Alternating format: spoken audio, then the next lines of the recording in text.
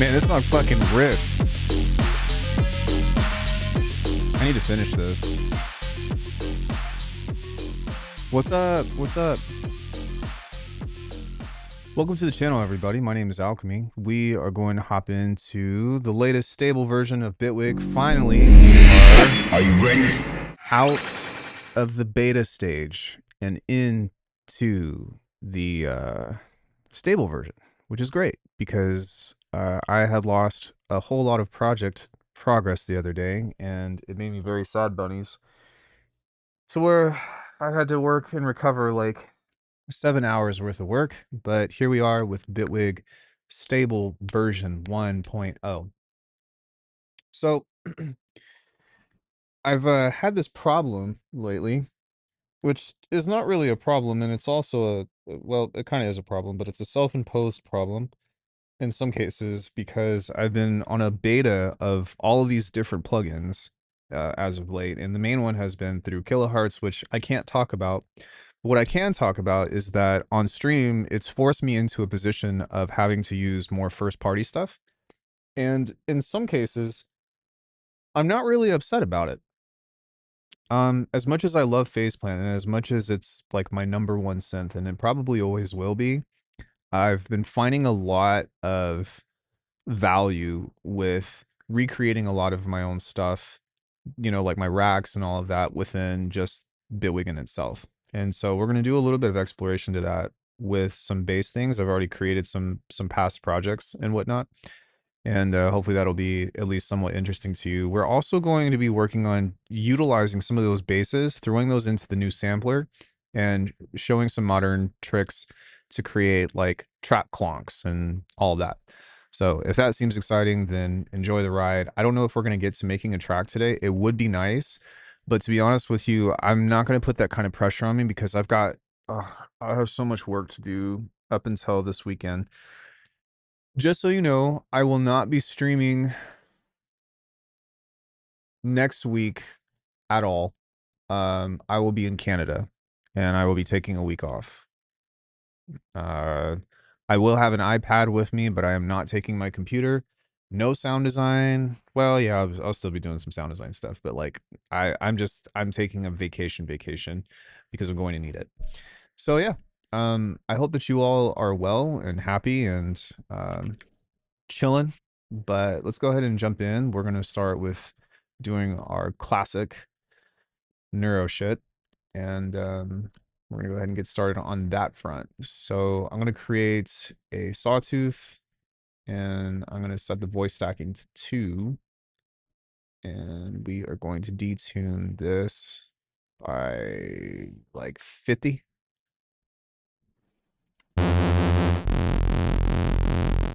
And we'll start there. Let's add a filter. I'm going to back off the distortion just a bit because we don't need that much off the beginning. And then we're going to start doing our vowel shaping. And one thing that I've learned with the vowel shaping here is that the graph that this represents is a very different behavior than anything else that I've used, so to speak. And one thing that I hope that Bitwig still, that they go back to introduce is, well, sorry, let me reset. My mind is working way faster than my mouth apparently. But one thing that I hope that they fix is being able to adjust the resonance with the trackpad. That shit drives me crazy that I can't do that. And I think that you can do it with a mouse wheel, but it does not let me use it or let me do this with the trackpad, which it just drives me crazy. All right, so kind of like with what I was talking about, it's so finicky in the sense of like this needs to it's like super reactive, but it's also not.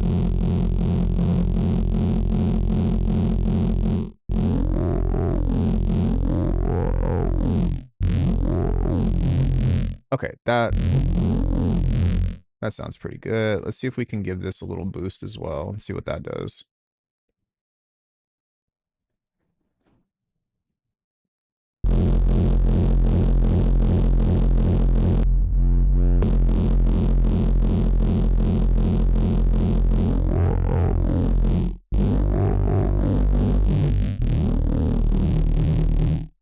And so this right here is, I'm already using 8 bands. 1, 2, 3, 4, 5, 6, 7. Yeah, pretty much.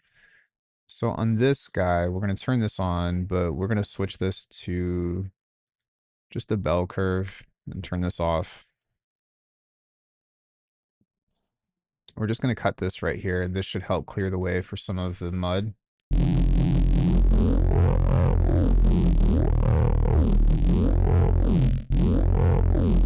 But the fact that we've already got that is a good sign. And so now we can map this to here. Set this to note. And this upward a bit. Turn this off.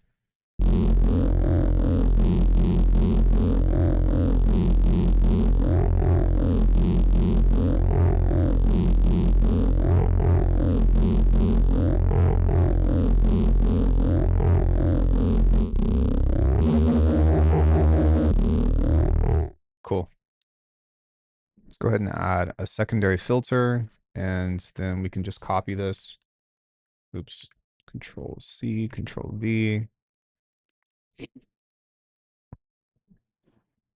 Let's see what this does.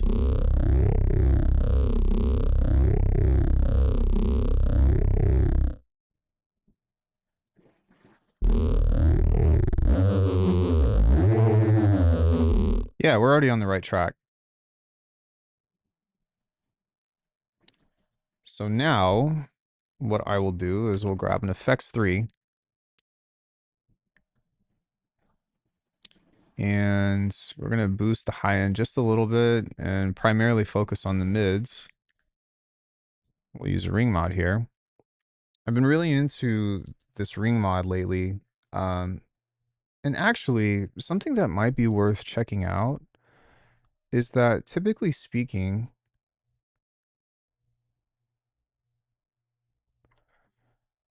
oh shit, hold on.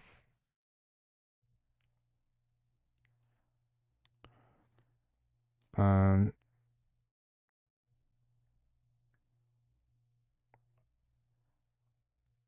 fuck. I'll have to do that later. Tomorrow, perhaps, but I need to call and reschedule because I am not going to be here. Sorry, my dentist just kind of called in, but okay. So something that I wanted to try with this is I wanted to see what would happen if we duplicated this and one of these would be a sine wave, kind of like so. And then we have a test tone here with this.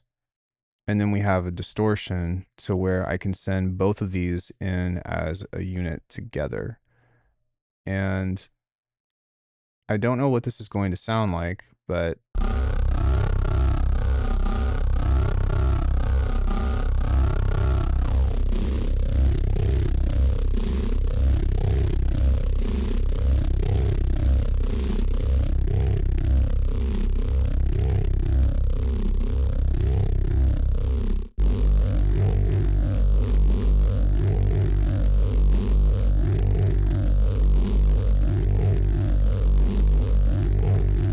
that is interesting.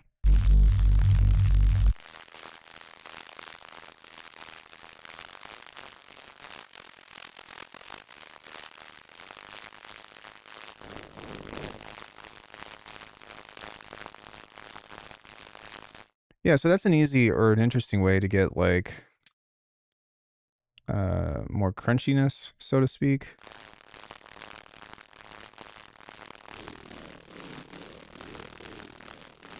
We just open that up just a little bit.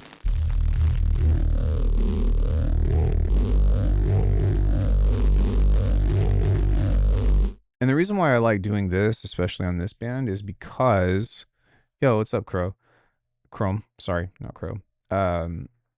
It helps fill in some of the gaps that this is creating. And so when we start doing the pitch bends and stuff, like it's already starting to have like that really cool, like, whoa, whoa, whoa, whoa, whoa, whoa, whoa. Sounds like The Rock. But within that, we can utilize another filter here. Actually, let's just take this one. and move that here. And we'll change the direction of where this is going and see what we can do with that. Give it a little bit more of this. Hey, Ara, what's up?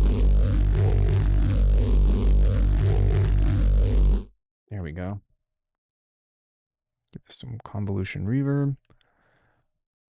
Yeah, well, I mean, it's not a new update, but it's a stable. We're out of the beta finally.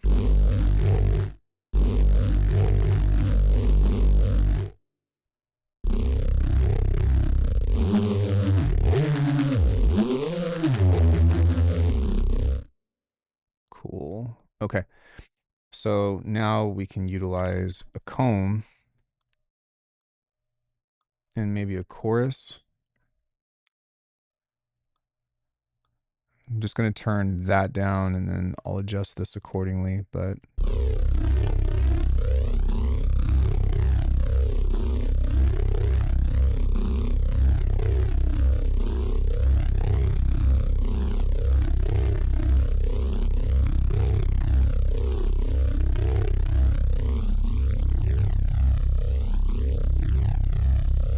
you subbed to Cheese Patreon? Dope.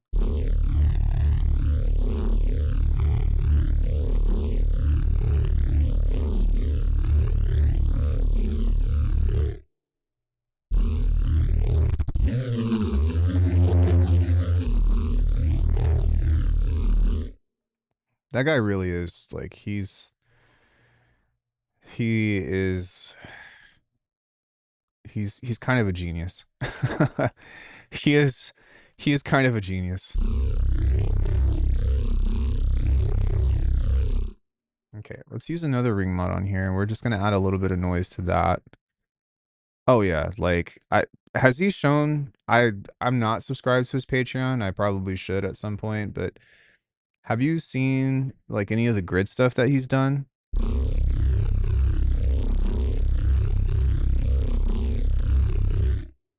And ask him. If not, be like, "Hey, would you mind like showing us some grid stuff?"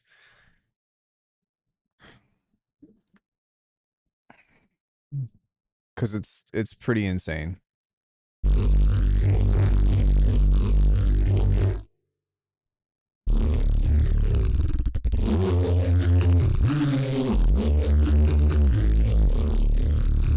The track breakdowns.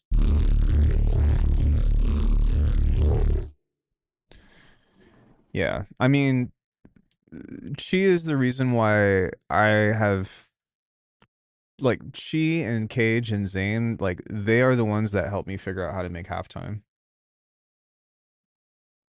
Chi. Chee. We'll say how. Chi. I haven't talked to him in a while. Actually, he hit me up on Discord the other day. Yeah. And then I responded and then I hadn't heard from him since, but he's a very elusive.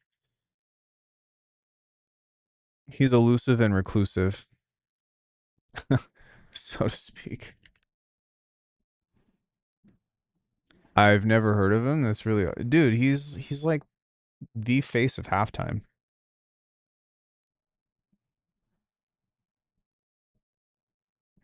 Well, now he's doing different shit, but I mean, yeah, like the guy is just so fucking good at everything he does.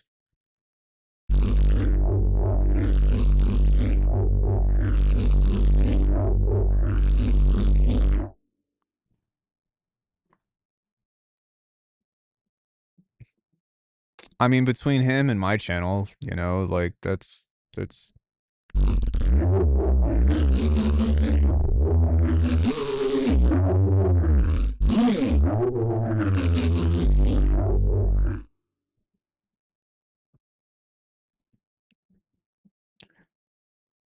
what do you use to make your beats in? Uh Bitwig. I'm not into halftime. Maybe that's why I'm here for sound design, because it's cool to see workflows of people who make totally different things than me. But I've tried finding out about everyone using the grid. I am not the person for the grid, for sure. I'll be the first to tell you that.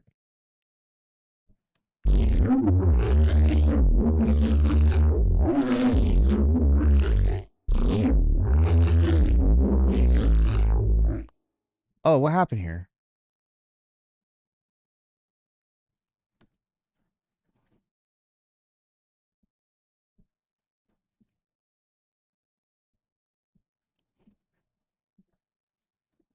Well, I mean, I know how to use the grid. I just don't. It's super inefficient. Oh. No, I can't stand the grid.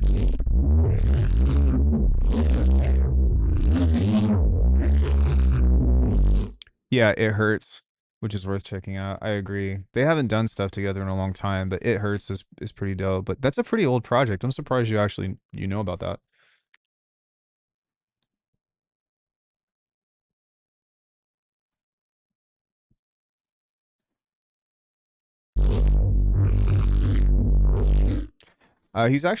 She has actually been over here at the house.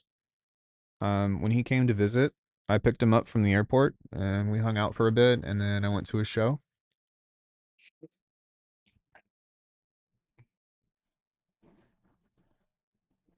And he got a chance to see my studio.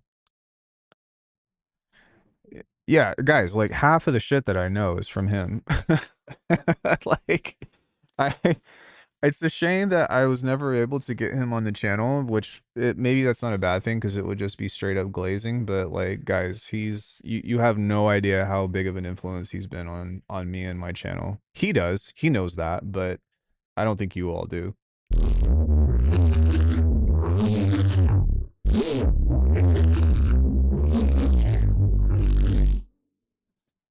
I tried Nasco's plug data plugins. They're great combined with Faceplant.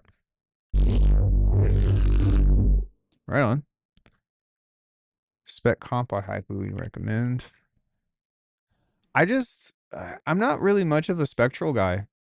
I think that Nasco is also somebody that I would consider to be like genius level. Just like the way that he thinks about stuff is pretty insane, and the stuff that he's created is awesome. But it's not my kind of sound. You didn't know that he was at my house? Hold on. Here, let me show you something.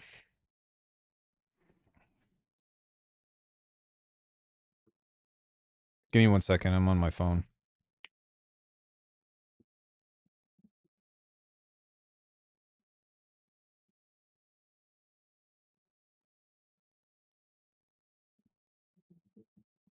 One second.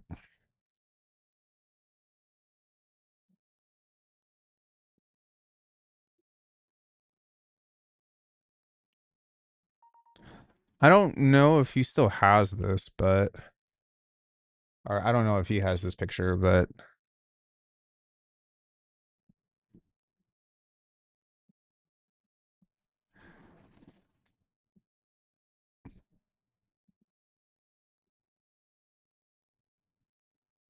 holy computer taking a shit. Yeah, it's great to get to know someone behind the scenes and on the Bitwig channel. LOL, HTF. Did I miss that? Yeah.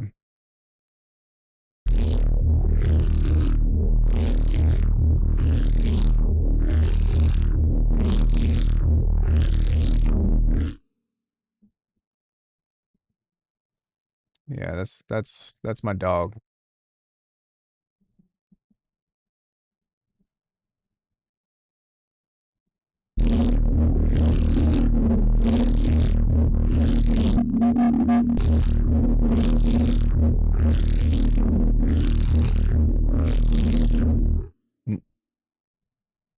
You can ask him, but I've been trying to get him on for years now, and I just don't think that he's interested.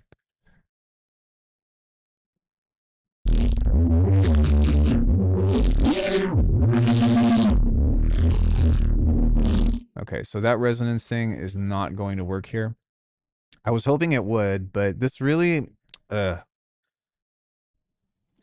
I don't know. Maybe I can try just a bit of upwards compression, but I'm really trying to avoid OTT.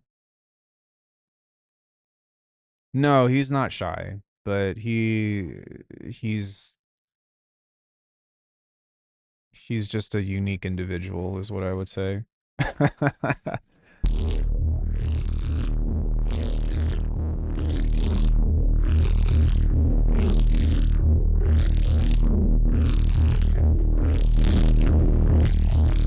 Nah, he's not shy. He's just he's just peculiar.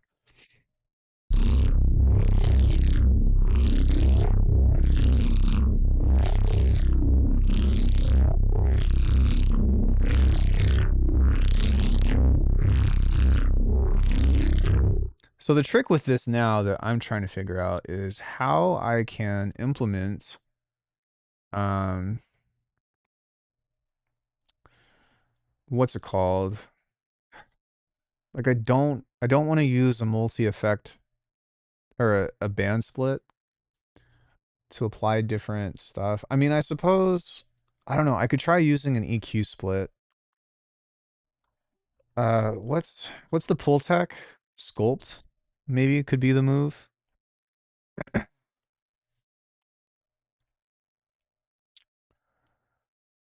No, that's not the move. Uh, what are the other EQs? A lot of people are showing Bitwig love lately. It's about fucking time, man. Like I almost like well, my channel is already cooked, but back in 2019, I pretty much like sacrificed.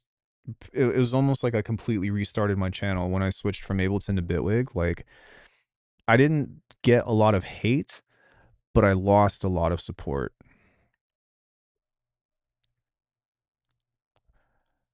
How is it cooked? Oh, dude, like my metrics are fucking awful now. What is there? What are the new EQs? There's Sculpt, not the new EQs, I guess, but like the latest. There's Sculpt, and then let me just look at the devices for Bitwig. But I heard that's happening to everybody. Um, I mean, yeah, but it's hitting me hard. I might try. Okay, so there's Sculpt, Focus, and I was not here back then. I know you for Bitwig. I think the video I found you though was Bitwig versus Ableton. Yeah, a lot of people didn't like that.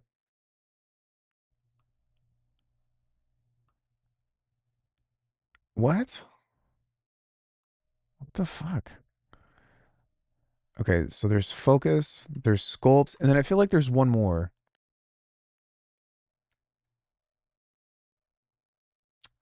Uh, devices. Micro pitch, multiband, over, polygrid, replacer, reverb, rotary, sweep, test tone, time shift, transient. Ugh. Is there only two? I thought there was three.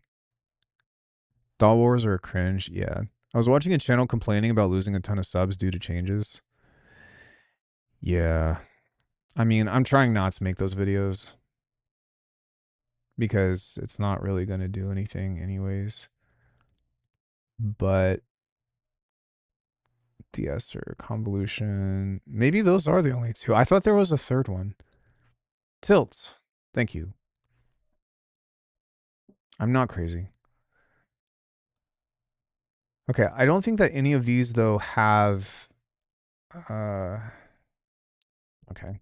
Yeah, none of these have like isolation, so I'm not going to be able to use that, but I was hoping that there was maybe something akin to like a a 3 EQ band or whatever that you could just like isolate these two. But I think the best way to do this is through a DJ EQ.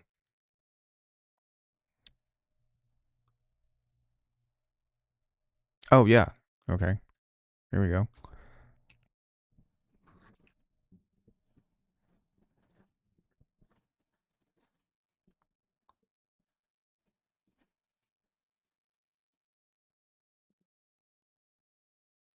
Okay, cool. Yeah, so we'll do that. But before I do that, I'm going to set this up to set the crossovers to where they're supposed to be. Thanks, Outlet. I appreciate it. No, Ableton, yeah, Ableton is great. I just prefer this.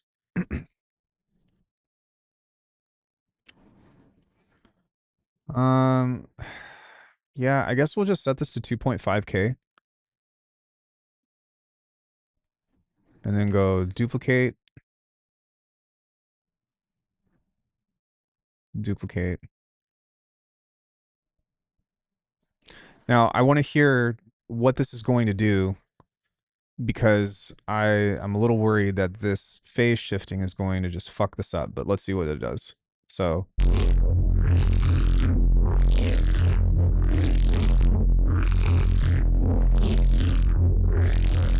wow, I actually can't tell the difference. Alchemy Bitwig compared to other beat makers, why is it better? What's so good about it? I'm asking because I'm looking for a beat maker software. Are you like just getting into beat production?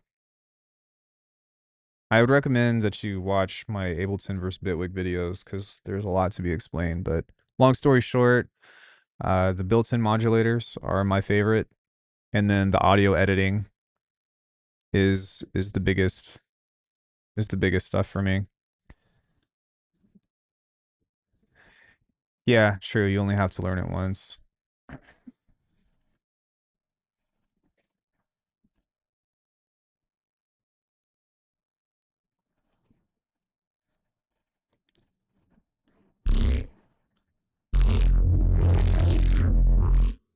Okay, so let me do this. Let me do this. Let me do this. It's really just preference of what you got used to. Yeah, I mean, every DAW is good, and that's the kind of thing that you have to consider with it. It's like no DAW is better than the other, and like the thing that I would want to sway people away from the most is be careful about getting a DAW where people are like, "Oh, what DAW does this artist use?" or "What DAW does this artist use?" You know, that's like the last thing that you want to focus on because just because they use it doesn't mean that it's going to apply to you. You're competing with a bunch of new AI music channels. AI music is supposed to be unmonetized soon. You think getting into beat making? I've always liked beat making. Just always too broke to afford tools for my music career. Do you have an iPhone or like a iOS device?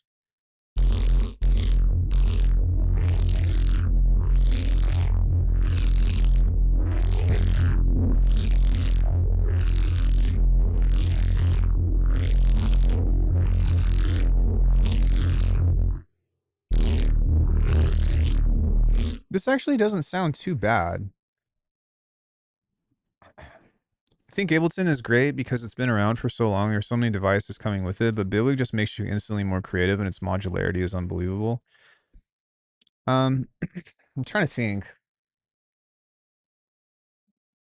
I mean, Ableton and Bitwig are so hey Neon are so similar now that like it's like if you know one, you know the other one, and that's really what it comes down to. Like they're so similar. But yeah, my favorite features are really just the audio editing. Like you're to be honest with you, bro, like you're not even gonna notice what's different. If you were trying to choose between Ableton and Bitwig, you really wouldn't notice until you become an advanced. I think Android still has a koala sampler, if I'm not mistaken, but I would start with that, dude. Like, especially if you're brand new, just get koala sampler. It's $14. And if you're trying to do like hip hop and stuff, it's so much easier to fuck with. We've got Android and iOS under the same roof. Yeah, just like as an entry point to getting into making music, I I cannot recommend koala sampler enough.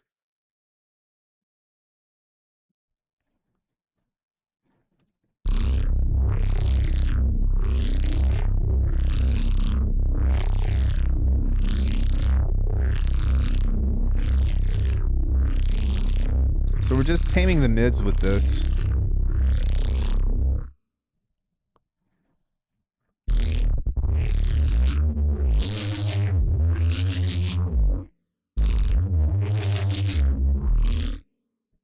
Ableton has Max, which is important because the community is huge. Bitwig would benefit from a bigger community, but I've never looked back after switching to Bitwig. Been an Ableton user for 18 years.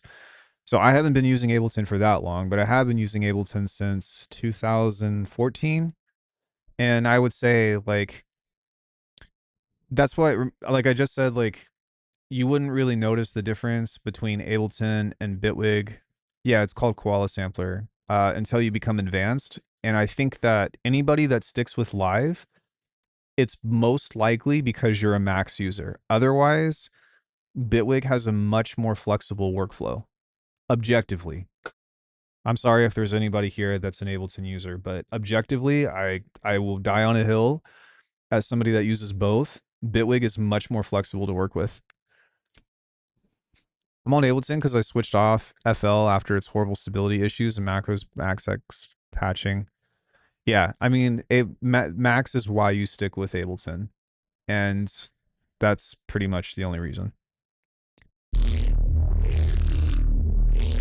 So you still work. I only work with Ableton when I do collabs or when I'm teaching. Max is CPU hungry and can be buggy, and Bitwig is like 100 times more stable. Yeah. If you're not using a beta, that is. If you're not using a beta, then it's cool. It's chill.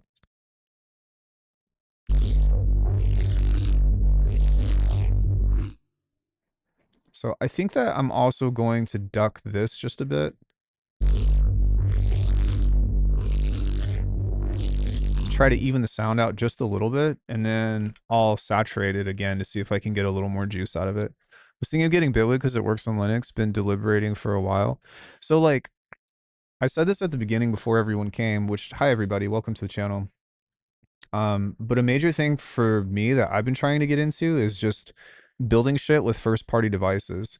And I actually think for the first time that the DJ EQ setup with the dynamics actually is not terrible as a means of setting up an OTT. I was able to leave FL once I got my hands on FL VSTs like Harmor. Yeah, I would say if you get FL, like the best thing about that is the piano roll and first party effects. I still think that FL has the best first party effects.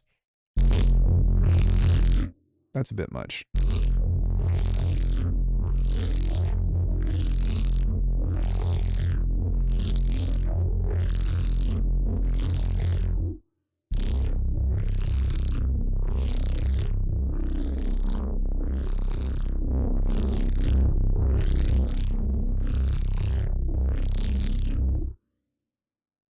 Yeah, true. That would be cool.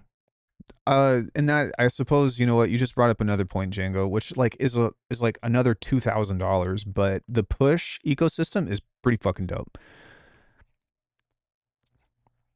I think that the crossover of this is a little cleaner for the. I think that the crossover is cleaner as for the phase shifting. I could be wrong, but I think like okay, let me save this, but let's do a little test here, and we'll see what that sounds like. Actually, I don't need to do that. I can just copy this. So I want something that has phasing in it already with like harmonically rich stuff. So we'll just use this maybe with a filter. There we go. Let me turn this down a little bit. And then let me pull up the DJ OTT. And then let me get rid of the dynamics.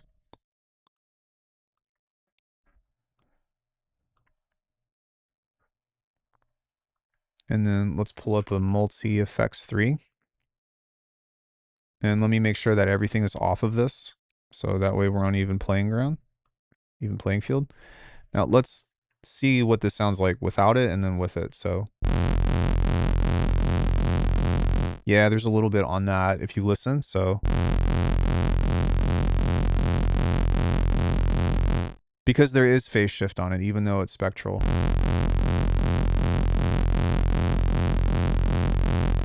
Yeah, there's definitely a change to the waveform on both of them.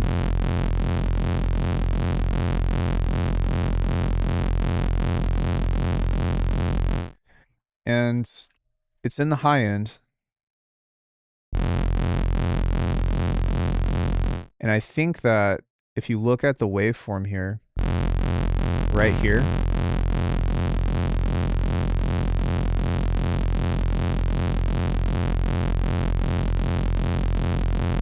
you hear that? Yeah, I do too, but I was just trying to build an OTT within within Bitwig. But yeah, like that high end is definitely evident on both. So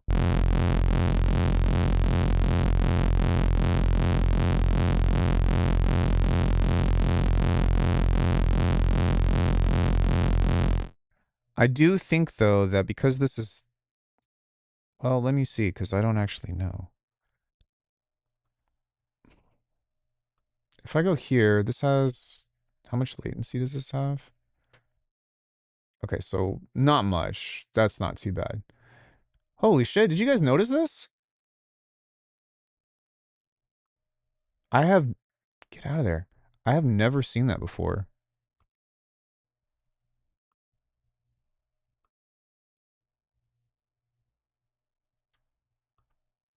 What? That's crazy. It doesn't do anything, but I have never noticed that.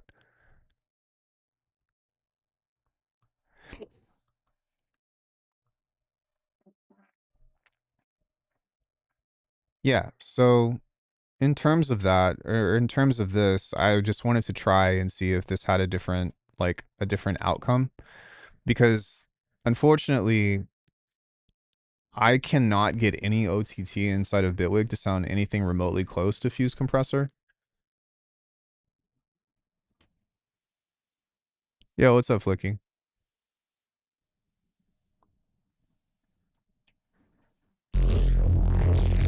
Like that sounds, yeah, that sounds 10 times better. Fuck.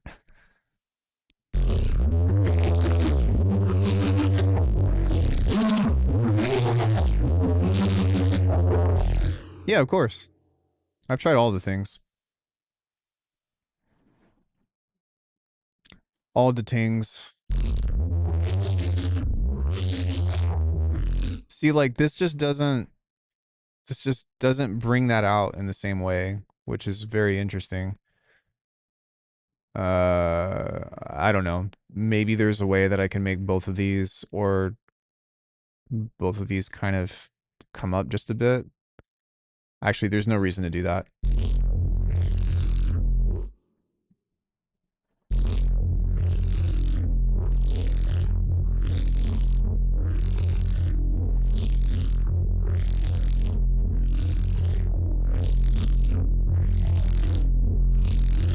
Well, let's see, because I don't think it does.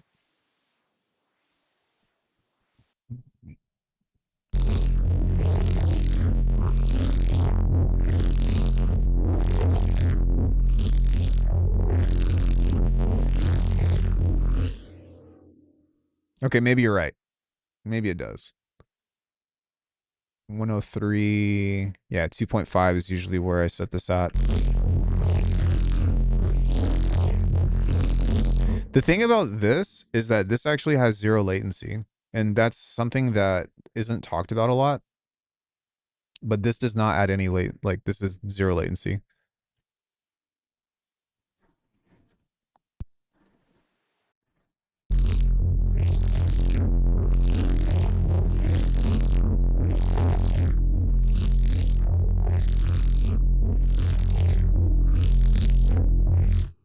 Yeah, I'm really just trying to get this to sing. That's really what I want out of this, to be honest.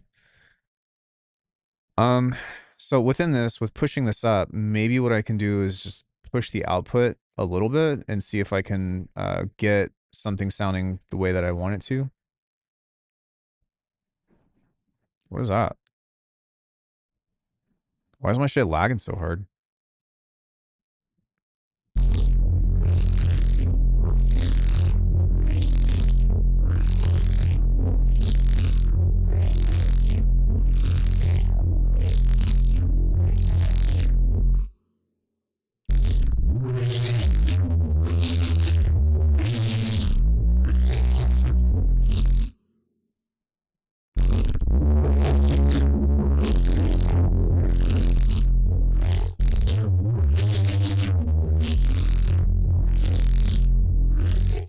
Yeah, it sounds a little better. It's still not as clean as I want it to be, though. But perhaps with like some EQ shaping, you know, or something of the sort. There's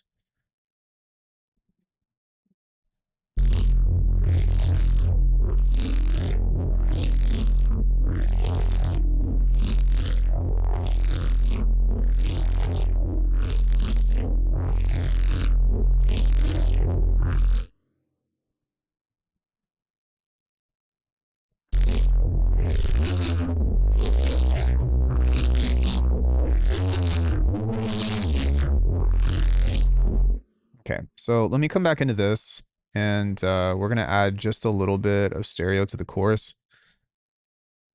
It doesn't sound bad by any means. It just is not quite where I want it. Oh, also that wasn't supposed to be at 100%. Maybe it should be at 100% now that I think about it.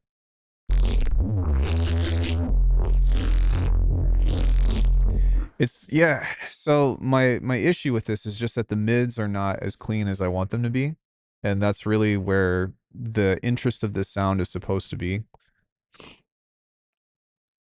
Um, so sometimes it's just a matter of like trying to fuck with this and get that right.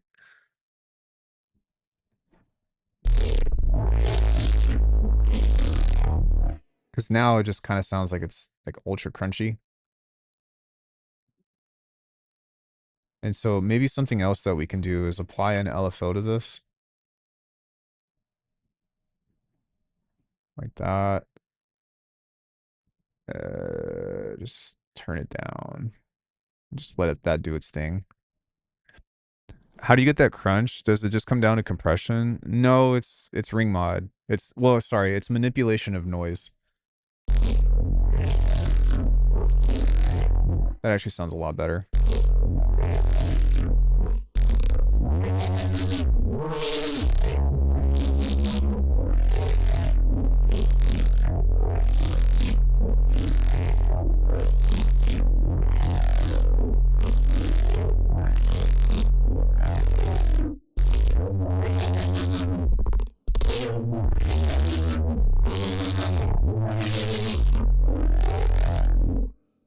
So what I might be able to do is utilize another one of these EQs toward the end of the chain, which is what I usually do anyways. Before the filter. So yeah, or on the mids, either or. And so what I'm going to do is I'm just going to back off of this for now.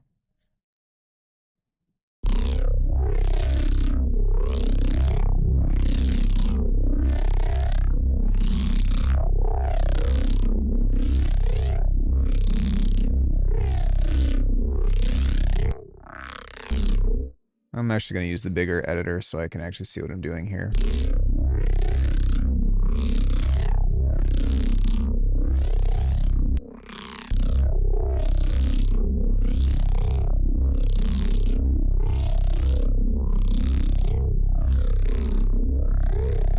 There we go.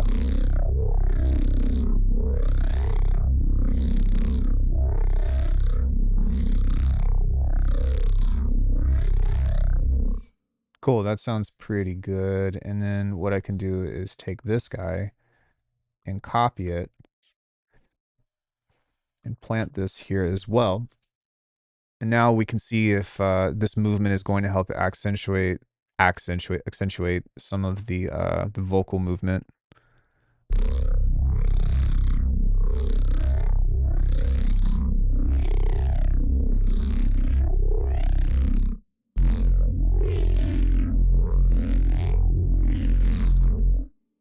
And I might need to back off of this just a little bit, but we're trying to find a sweet spot within this.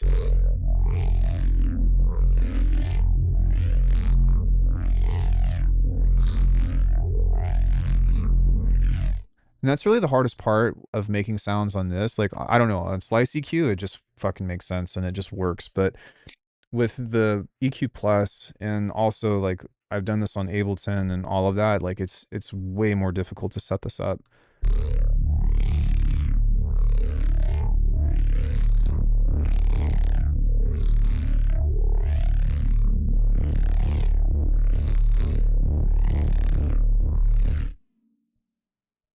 Oh, that's supposed to be here.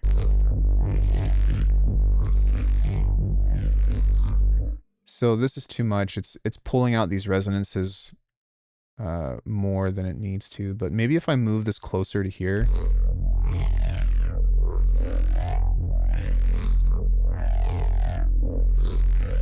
Yeah, that helps kind of clean that up just a little bit. So we can.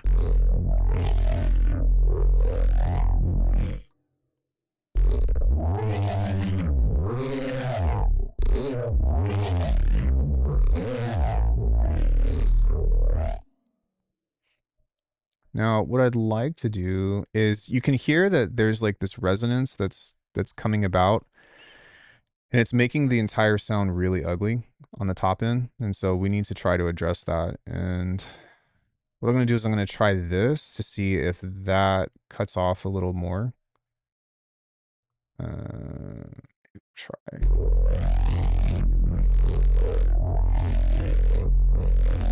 Yeah, you see how the softer slope on that kind of took out the squelchiness? That's kind of what we're going for here.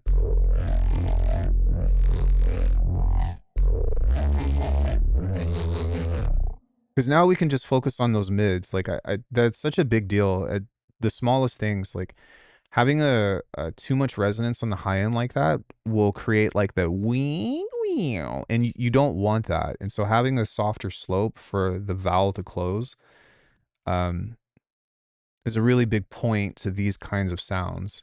For me, anyways, for what I'm usually going for.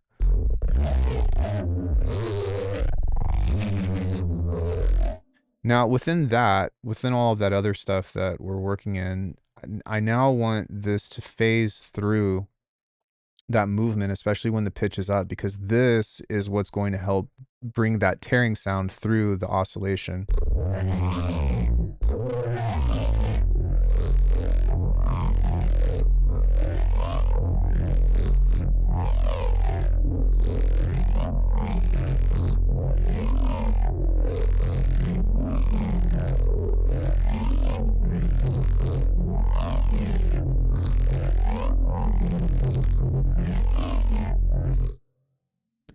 And that's really the hardest part with making these basses inside of this, is that like getting the EQ right has definitely provided probably the biggest challenge of how to do all this shit.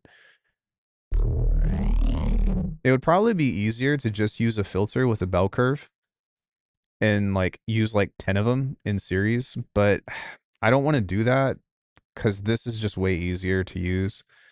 So like as an alternative, what you can do is just grab the, I don't know, let's just use an LFO just because it'd be easier, but you go like this and you have this sweep up and down kind of like so at a low percentage. Wait, does this have a bell curve? Fuck. Okay. So what you would do is you'd use filter plus because this has a bell curve. You just have to find the right one. You would find a peak. I think it's an XP. There you go. The only thing with this is I don't know the slope of this. And so that's kind of an issue. But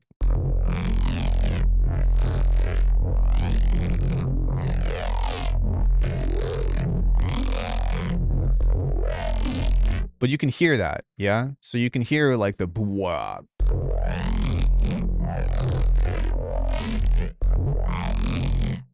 And so because of that, you can use like 5 of these in different frequency ranges. But the reason why I don't like doing this is because one, I can't see where this is on the frequency spectrum.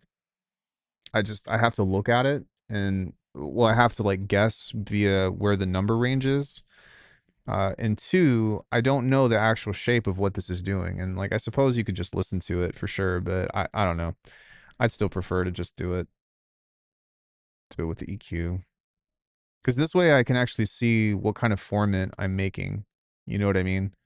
And I can also adjust it. And really, like, before all of this other stuff comes into play, so if we were to just not get rid of, but turn all of this off and just start from here. Yeah, sort of.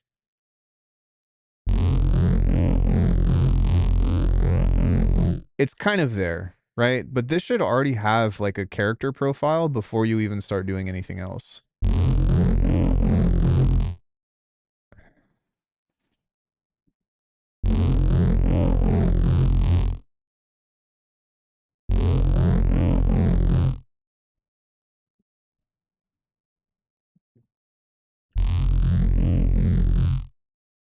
And so now what I'm doing is just going back to the beginning and making these shapes and just listening to this and being like, okay, what is this doing?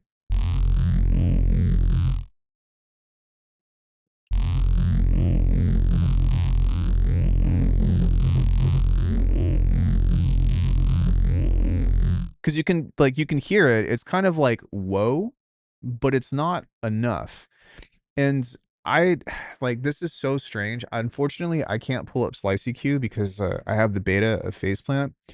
But this frequency range right here from 100 to 1K, I feel like does not accurately represent, or it's one or the other. Either it doesn't accurately represent here, or it doesn't accurately represent um, inside of Faceplant.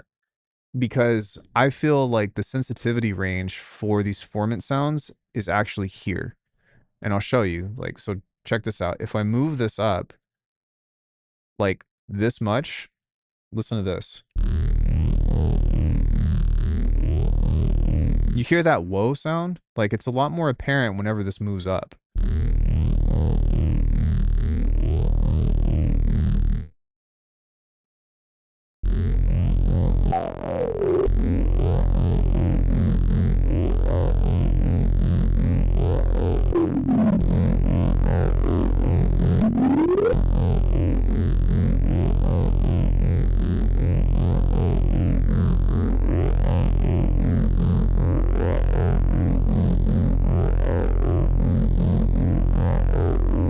And that's kind of what we're looking for. So does that make sense? Because like moving it back over, if we place it back here, I don't think it's gonna have the same impact.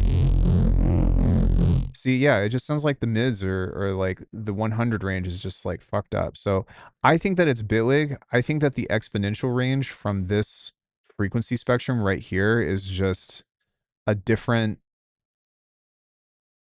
layout.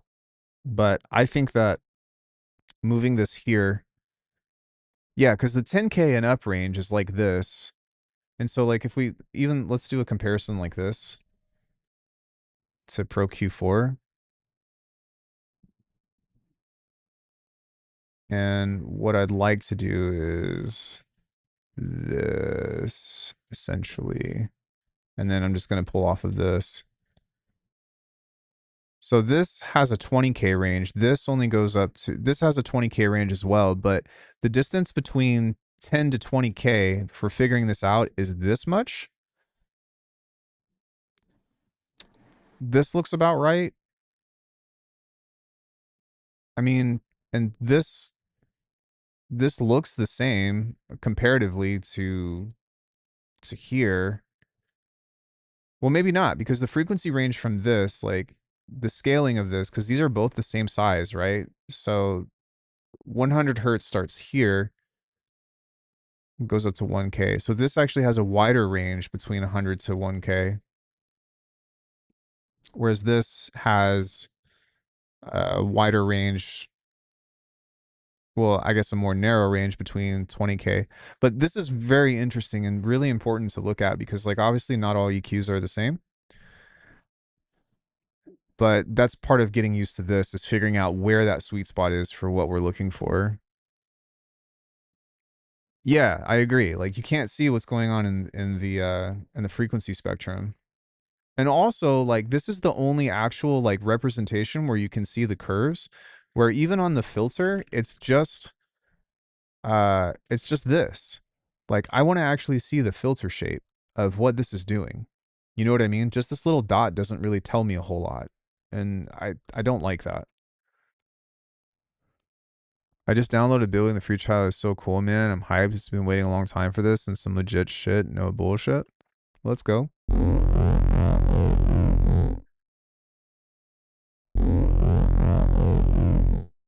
Yeah, sure.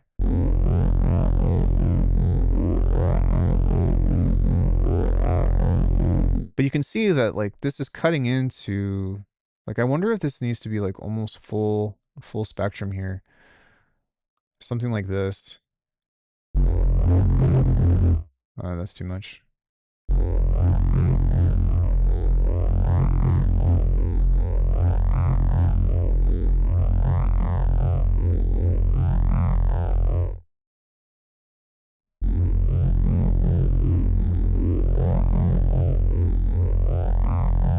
once I figure this out, then everything else is gonna become a lot easier, but yeah, it's very interesting how, like, you have to create different shapes to shape this formant.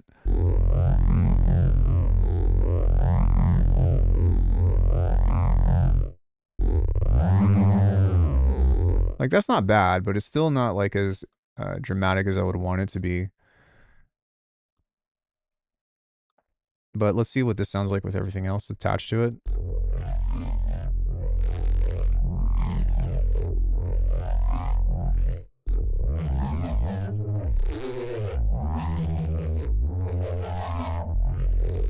Okay, that sounds a little better, so maybe I can push back off of this just a bit.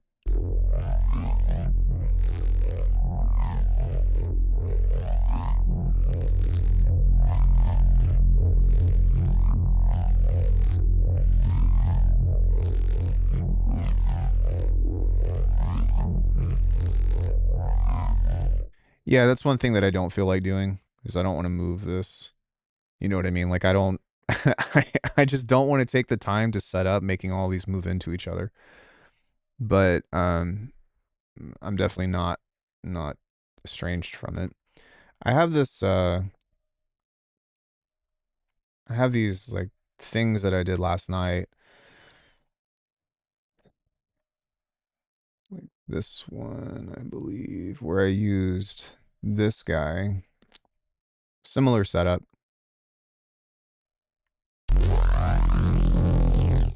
Yeah, this one's kinda nice. This one does have a little bit of a different motion in it, because I'm utilizing what I call the disprove rack, but this just makes it, like, super thick.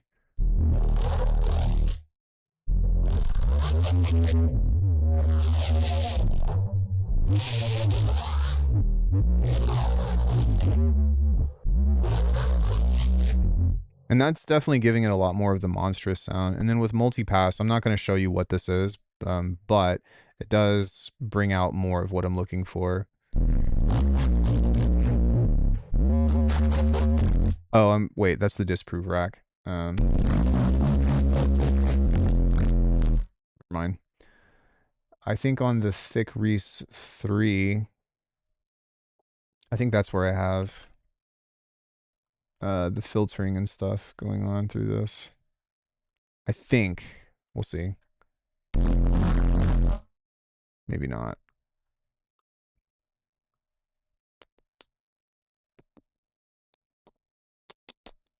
Yeah, unfortunately, I can't pull this up, but that's kind of just what I'm doing, is trying to replace some of that stuff with the formant stuff. And if I can figure that out, then I think that this will be in good shape. But that's really all I'm trying to do today, is just figure out some of this stuff. One thing that we can also try, because I'm not really like too attached to this, I've actually already saved this, is instead of using a formant, we can isolate this to its most basic form. So if we just took all this off and we use sweep, we can set this to a parallel chain. And on this one, we have a notch. And on this one, we can use, let's do SFV with a bandpass. And then this one can also be an SFV with a notch. So that way, this is essentially like a EQ or whatever. Not an EQ, but some other shit. But we can set this to be in that same frequency range with that. Just make that move a little slower. And then we can set the notch to go in opposition of this and see if this will give us some kind of formant sound.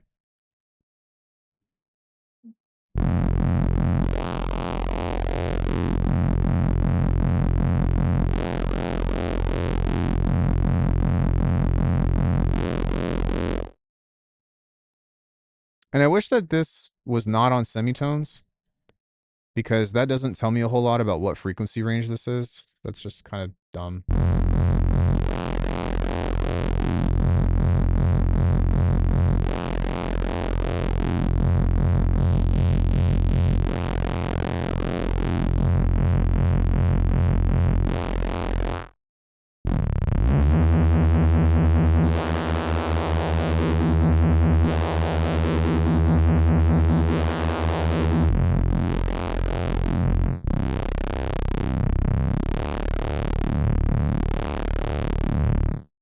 So I mean, by stacking a few notches or like even just doing this a couple of times, you can get some stuff, but I don't know. That's just what I'm exploring right now. I still think this is the answer. It's just weird. See, like that's so like odd.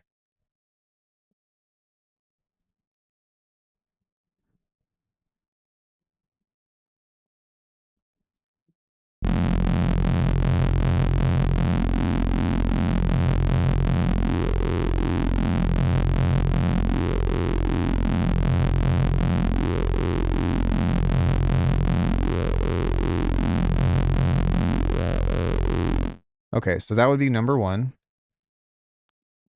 And maybe that's the way that we need to do this, is to just build it like that.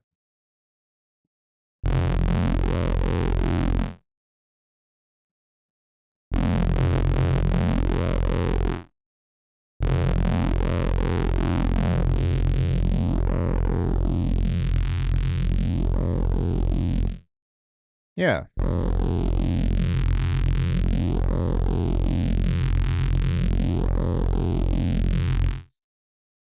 Okay.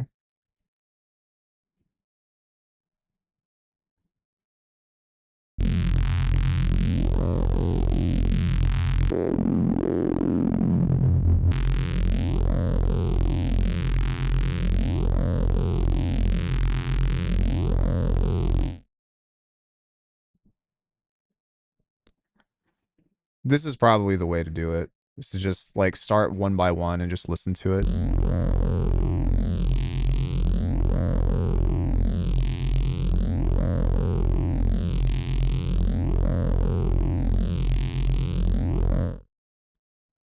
Um okay, let's grab a bell out of this, turn this off. And we'll just play with different placements of this and see what happens.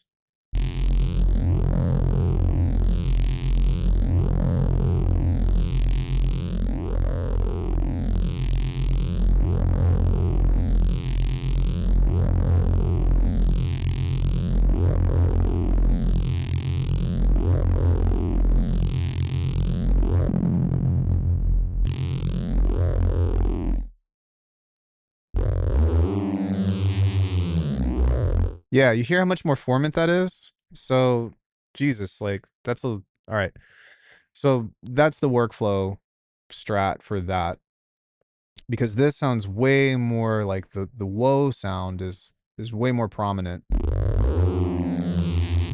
That's what you should already be able to hear when you first start doing this.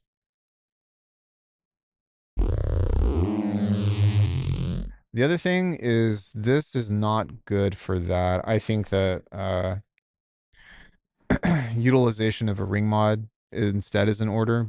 And what I've done with the ring mod is uh, I've thrown a test tone in here along with the distortion, because this is essentially an overdrive. But with something like erosion or even kilohertz ring mod, there's what's called bandpass noise. And this allows you to have bandpass noise. So we can isolate a frequency range of where we want to introduce that. The only problem with this is that sometimes it's not crunchy enough.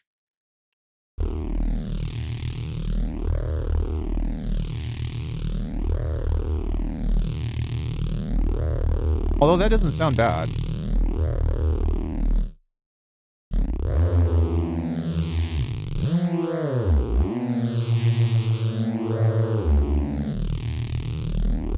Cool. Let's change the shape of this.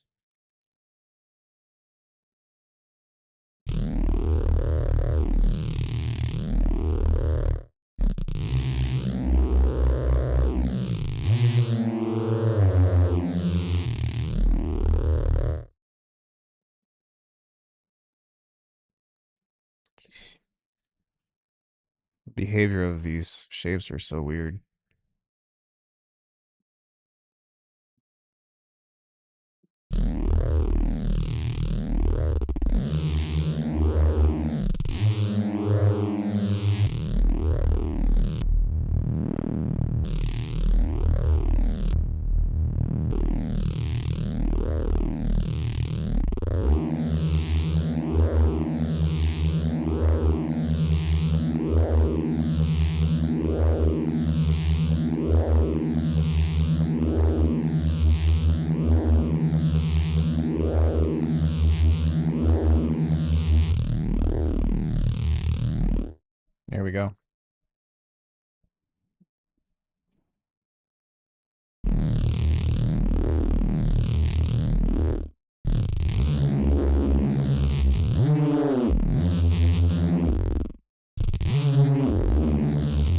Yeah, so now whenever this oscillates, it's actually doing a lot more interesting stuff.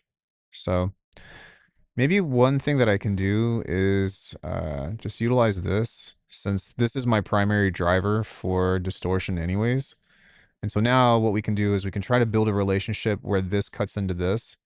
Um, and this would be like what you were talking about, Al, with moving resonances closer and further from each other. But this is what I usually do on most of these.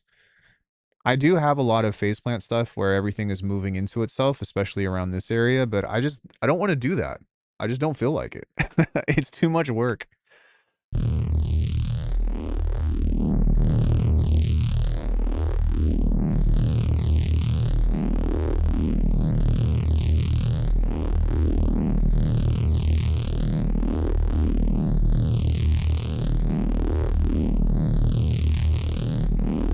Oh, okay. I was like, why is it doing that? And that's because it's bipolar and I don't want bipolar.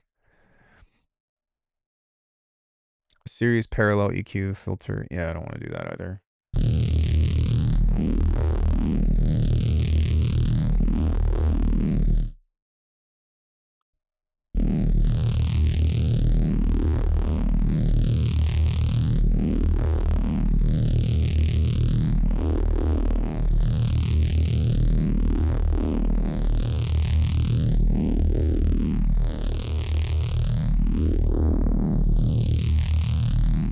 I think that's what I'm looking for right there. So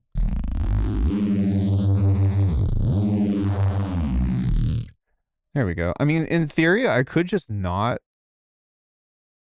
I could no. I almost never add a sub. Like what I would do instead is have just a sub play on its own, as opposed to try to put a sub under this. There's an automatic saver for Bitwig that you can turn on.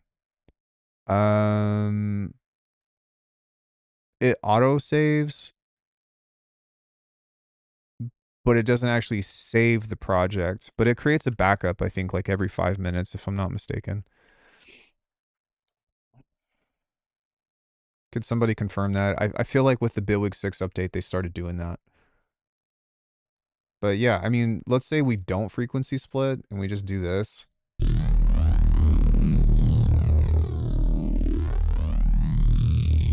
Yeah, this is affecting the low end, so that's not going to work.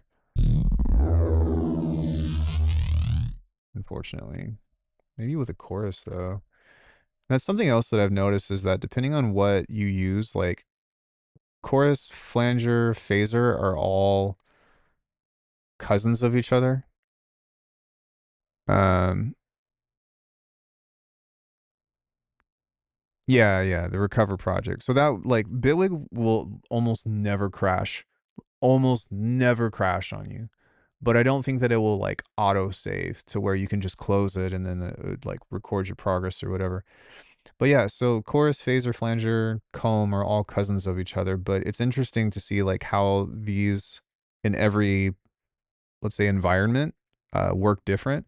So for example, um, the combing or the jet flanging and stuff has a different like sounds different like this compared to phase plant or whatever. But check this out.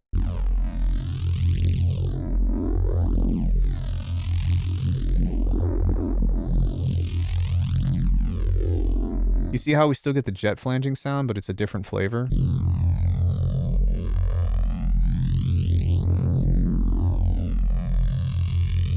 Which is very interesting to me.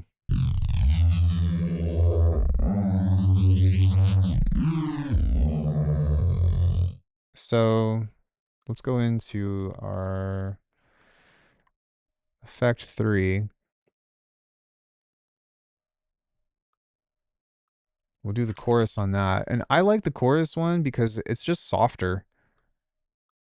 Um, whereas like the comb and the flanger itself have like a very harsh tone. This has the jet flanging, but it's like I said, just a much more easier. Yeah, I guess everything is a delay, sure, but when you build off like if we accept that, then everything else starts to like gain its relevance.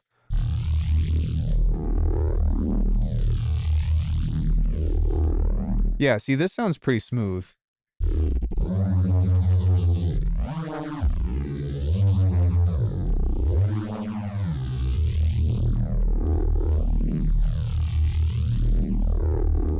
which might not be what we want, to be honest, but I don't know. We'll see.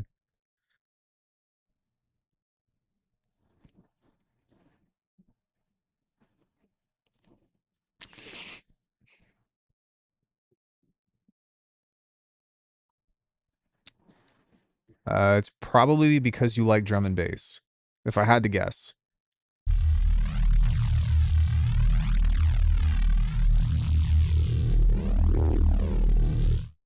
Could be a hunch, but if I had to guess, it's because you like drum and bass.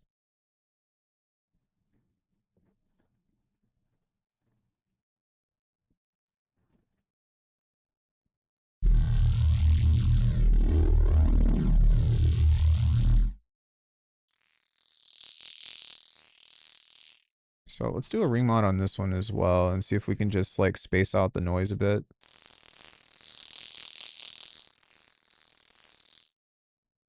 The other thing that I like doing with this is using the transfer curve to create custom shapes, which if you're familiar with trash or anything like that, that's kind of where this comes from. I like to do it in phase plant the most, but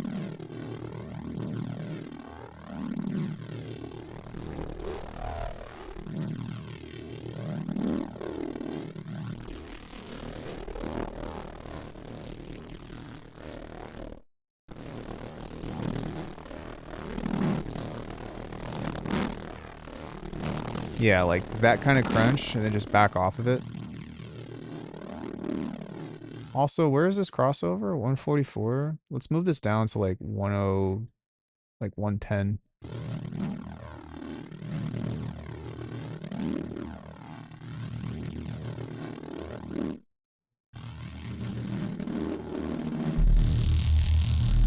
Oh yeah, that sounds so much nicer.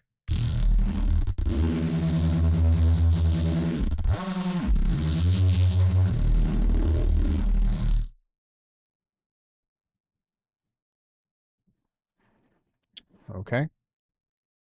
So we're going to do the EQ plus again and try to create another foreman out of this. Actually, what I will do is just this. And then I'll modify it.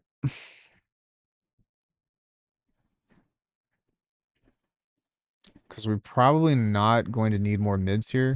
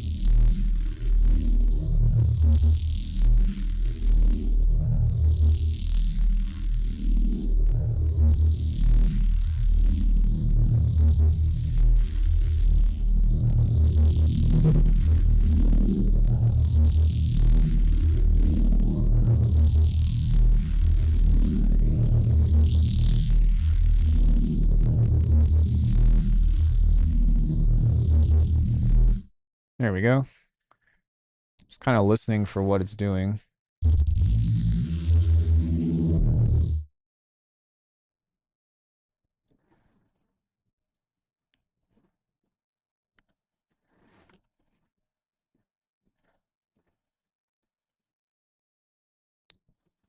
Actually, let's do like a curve.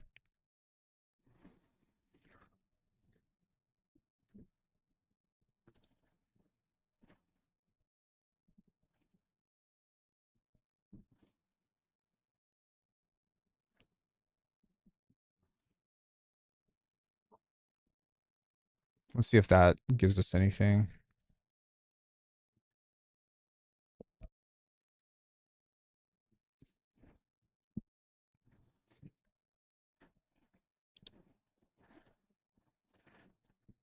Hey, what's up, bro? Thanks for popping in.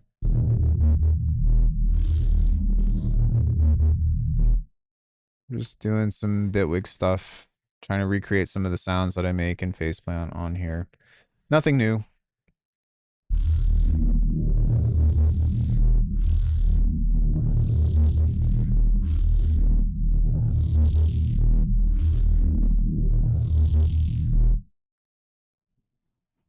Nothing new.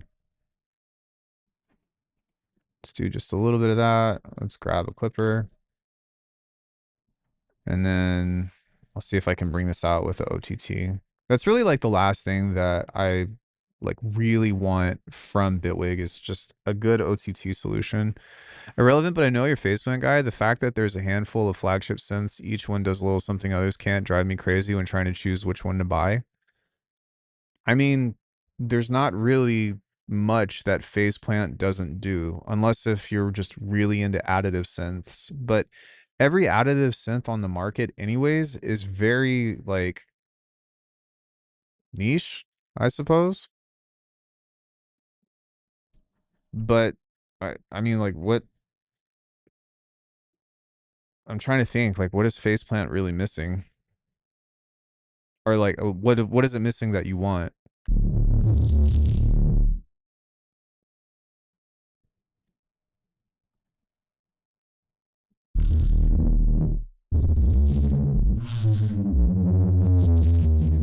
All right, so we're pushing the low end too hard.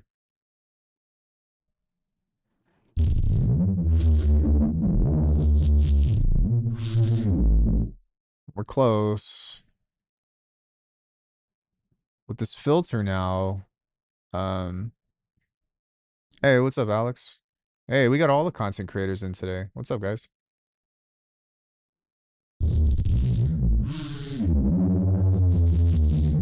Hey, ISO, what's up? You don't really need a synth that can do everything. It just has to do what you need it to do. Well, I mean, I see the value though in like a super synth. You know what I mean? Like, who wouldn't want a one fits all? I agree with you, but and especially I think most of you all can attest to this. Why use like 50 billion tools when you just need one, you know? And I think that everybody wants that.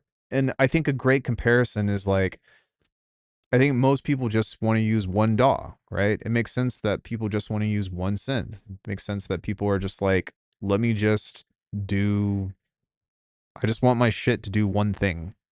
Or like, I want one thing to do everything. I totally resonate with that.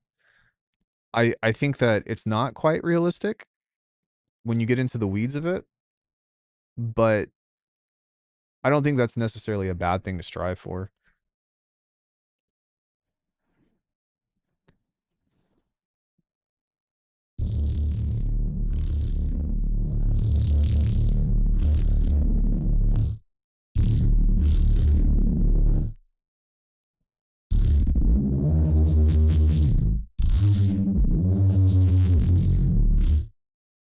Yeah, this doesn't really like do the whole like morphing thing, which is interesting.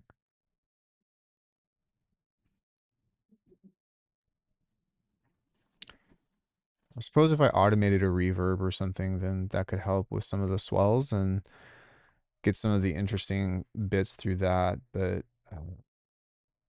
probably just use a convolution. Just do something like this.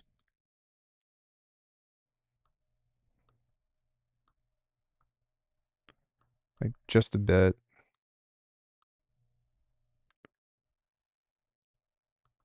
Maybe place it before the chorus. So yeah, I'm really convinced that most of this stuff is just dialing in the right effects for this. Or like the right, not the right effects because duh, but it's the right amount of everything. And that's really like what separates somebody that is really good at sound design versus somebody that's like trying to figure shit out is just how much of what.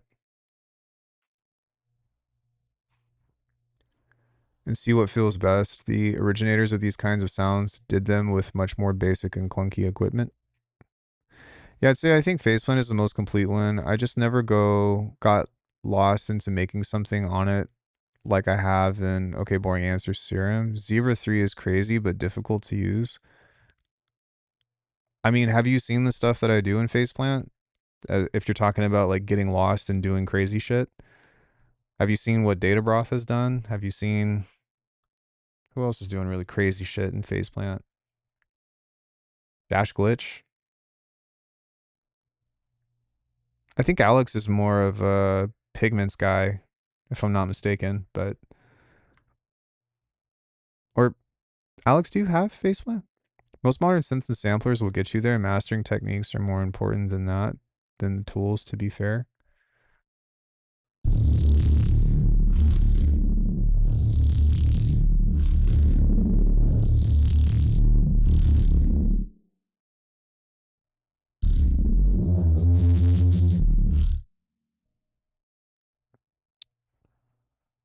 I'm gonna make this filter go all the way, like all the way down, and then make this open up more.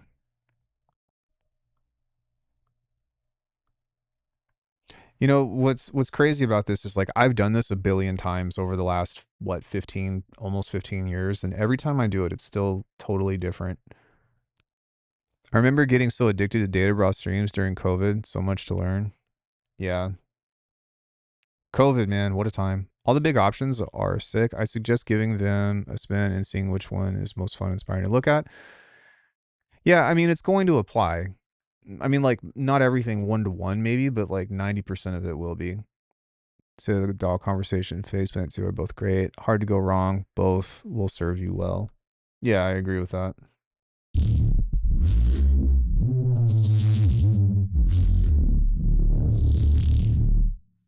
It sounds like we also lost our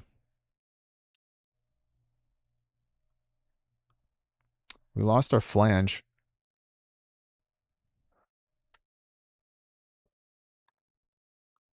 Just the flanger. Set this to plus. Remove the feedback. Turn the LFO up. Change this to like 20 something. Let's see what that does. I've seen what you could do. I didn't mean anything bad towards it, really. I was just talking about personal habit. No, no, no, no. I didn't mean it like that either. It was more of like the capabilities of it, right?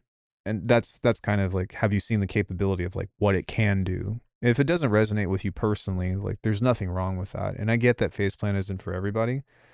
Um, I also think that the DSP from Faceplant is not the best. Like if you compare a Reese and Serum versus Faceplant, I'm like, Serum sounds better. That being said, just for me personally, like there's just no workflow like Faceplant. It just it nothing is as fast. I will die on a hill for that argument. And the biggest reason is that it's everything that you need to do is on a single tab.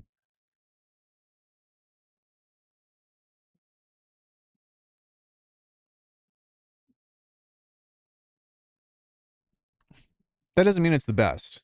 I'm not saying that, but from a means of like how accessible everything is in comparison, it's very difficult to do or to like argue against.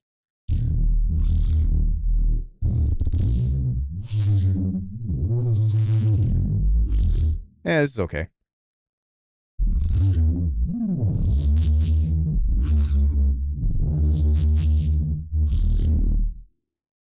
Yeah, so I like that you can get like the pulsing of this, but as far as getting these filters to morph, I'm struggling. I don't really know why these aren't doing what I want them to do. But I mean, even if you were to compare this to something like Mesh, with the way that these EQs and these filters and stuff work, I don't know. It's very strange. It's the same exact workflow that I've used on everything, but feedback, disprove, Arrow Monster 1. Let's try this one.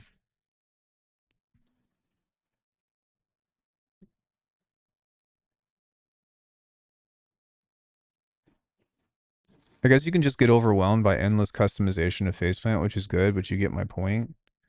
I I guess like just I mean the people that are like that are argumentative of over like oh Serum you just do one thing to another. I'm like you could always just set up a template and essentially rebuild Serum and use that. And I don't think that a lot of people think about that. Like you could literally just have what?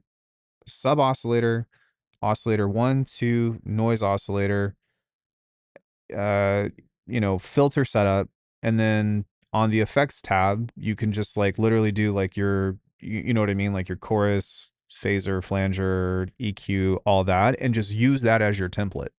Which I think I did a video on like maybe 3 or 4 years ago. But like, just give yourself limitations. You know what I mean?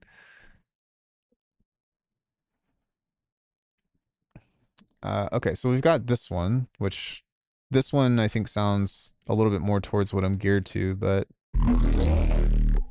yeah. Okay. See, like this makes a lot more sense to me, and I don't know why I'm having such a hard time pulling these kinds of resonances and stuff uh out of Bitwig's EQ, but I'm very interested to figure out why.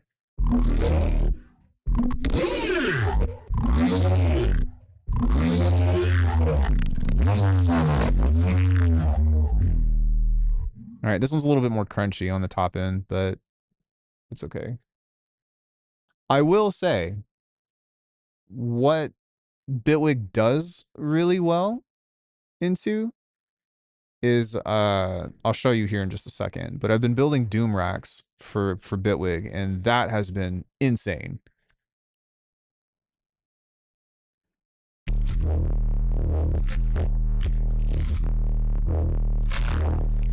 Yeah, like this is what I want this to do, or what I want Bitwig to do. Is that a new update to? No, this is Mesh.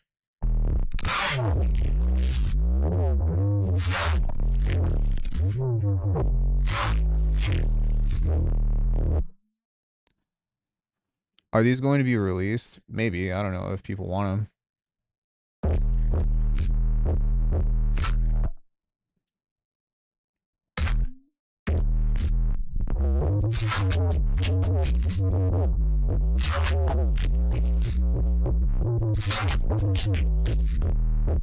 And maybe that's what I should try, is instead of trying to just keep everything uh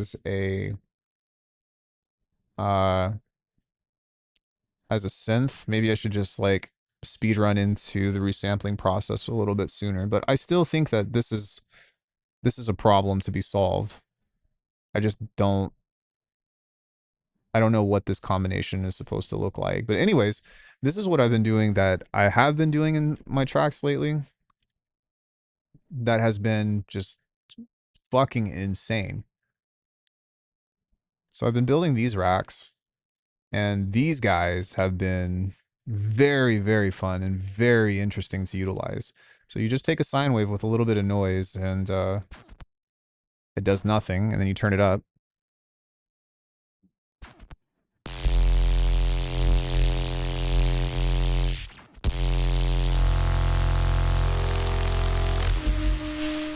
Yeah.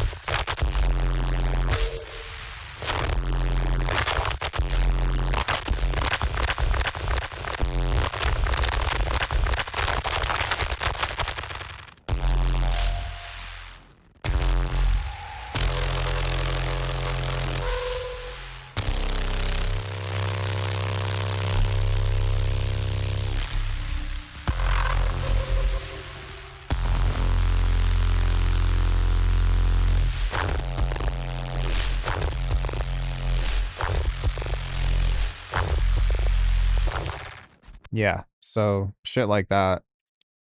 I've got another version that I did as well, Doom Rack 2. This one is cool because I have feedback coming from the entire rack as opposed to just this rack. But same setup pretty much. Oh, except this one I added a kill button in case if I needed it, but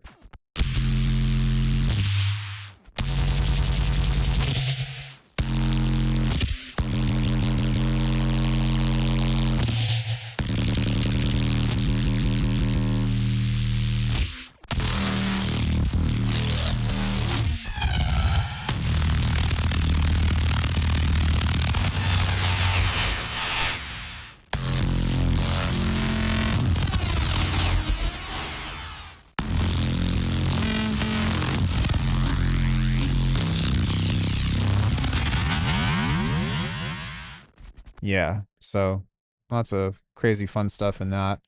I've been building these across every device though. So it hasn't just been Bitwig, but I've been doing it in Faceplant. I've been doing it in Mesh. You can't.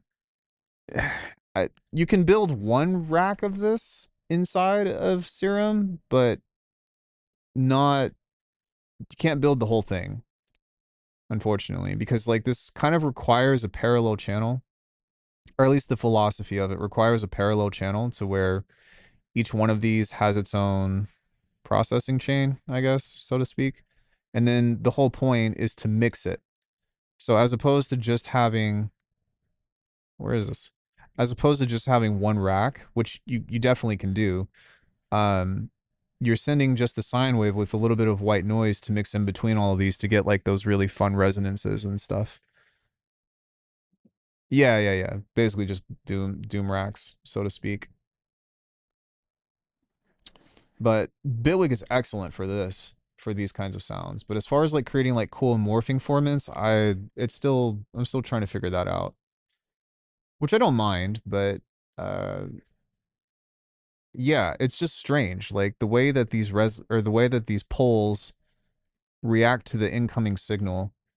Something else that might be the reason why is I might need to have a softer sound and then build up. So like this might just be giving it too much juice. And that's really like one of the biggest lessons that I've learned from doing bass design in general is what's it called? Is to saturate in stages. So what maybe a suspicion that I have is that I'm just making this too hot to begin with. So if it's like too harmonically rich, then maybe the EQ is like struggling to separate and pull those individual sounds out. So maybe if I back off of the input signal of this, it might help create a more definable, discernible sound between that. Maybe not, but let's continue to try to see if that's going to do anything or not.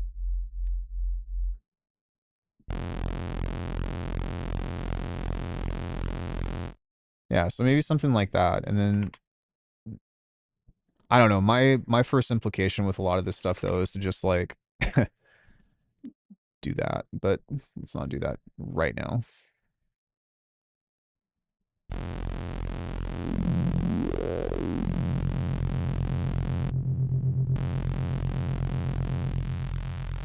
Yeah, see, this seems to have a little bit more of an impact on shaping this in the way that we might want it to. And maybe that's part of the problem is we're just cooking it too hard. I mean, Bitwig filters are always like overdriven. Yeah, and that's what I'm saying is like maybe it needs to be like turn the signal down so that way this can actually cut through the rest of the signal. If that makes sense.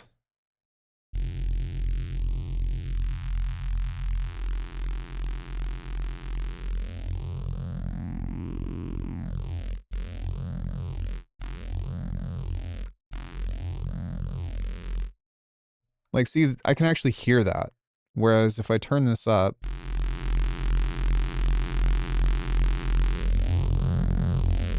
yeah, I mean, I can still hear that too, but I imagine that the low end is being pushed too hard.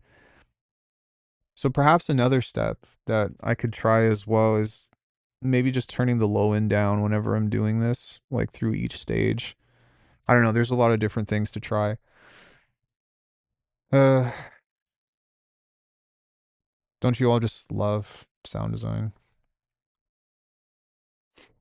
I'm gonna grab a curve.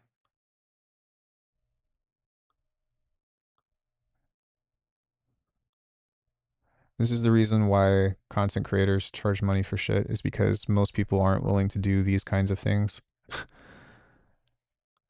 They're like, oh, it's so easy. And you're like, nah, man, the shit I had to go through in order to figure this out.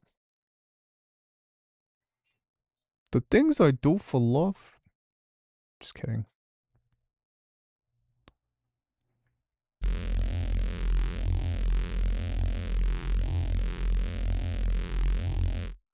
Let's try changing this into a notch and see what that does.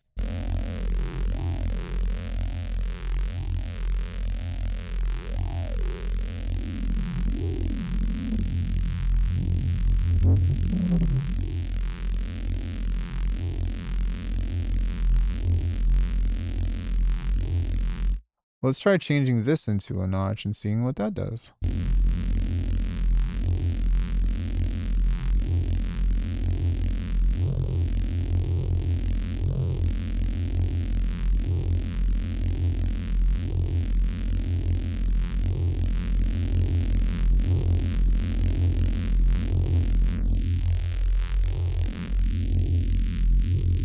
Okay.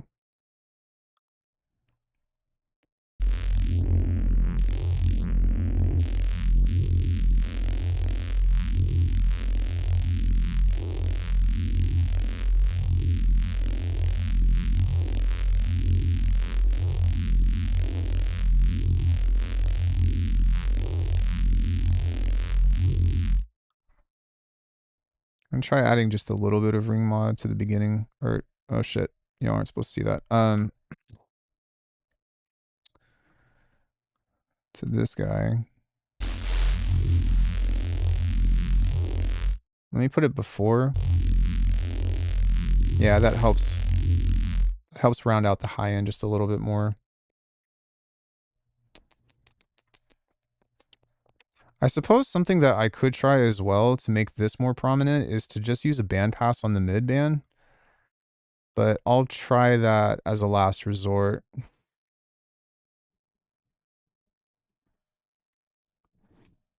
Maybe we could also try a phaser as well. Oh, but this doesn't have stereo control. Does the Phaser Plus have stereo control? Yes, it does. Okay, so that might be the move on that. Grab a modulator here.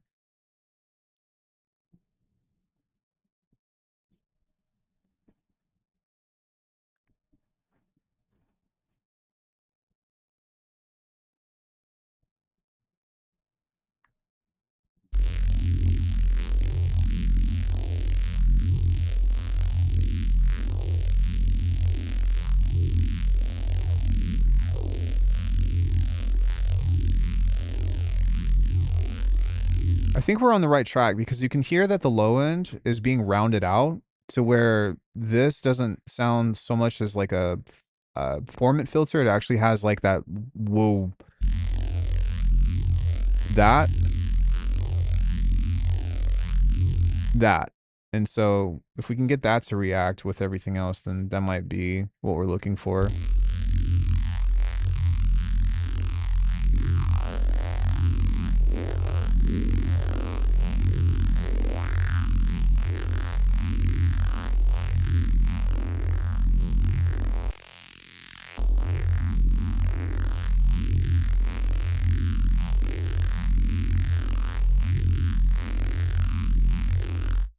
Huh.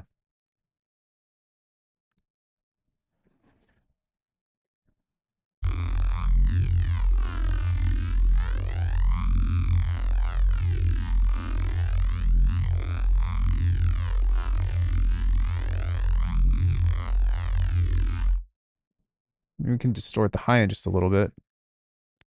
It's okay. It's not my favorite, but it's not terrible.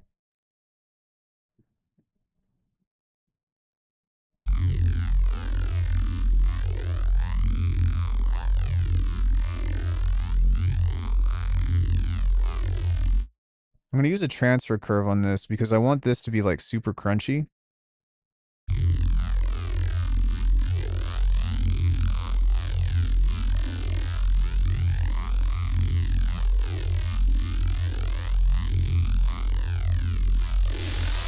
Yeah, it's too much.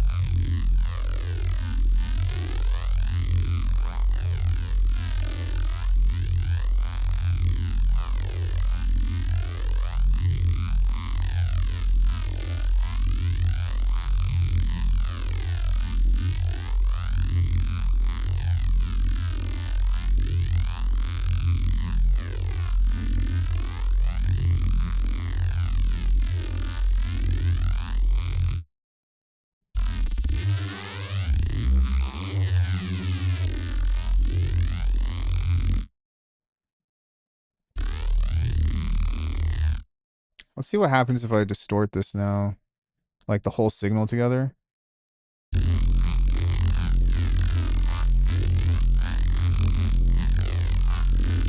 Sounds pretty good.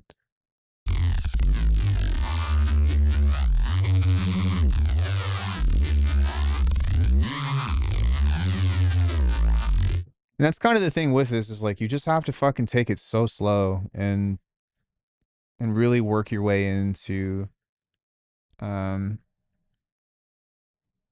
each step.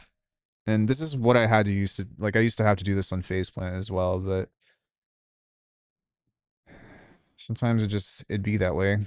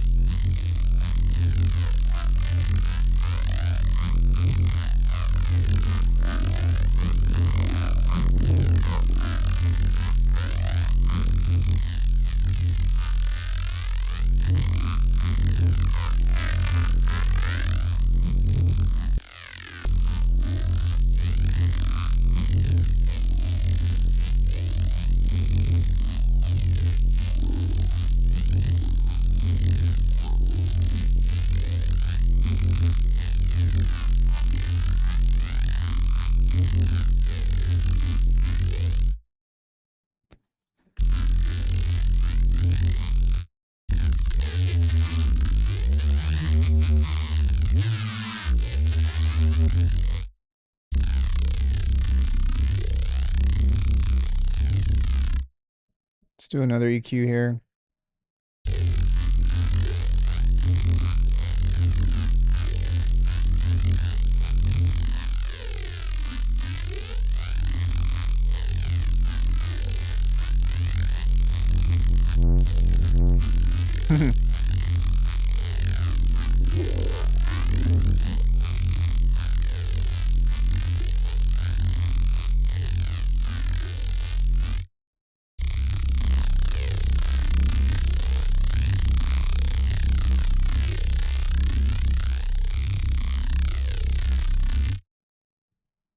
It just still sounds so weird.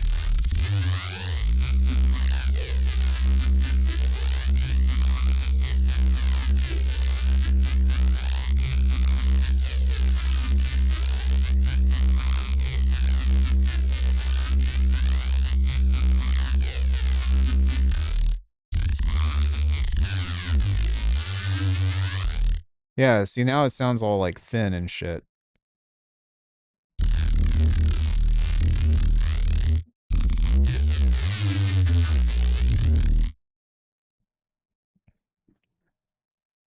Let's see what this does.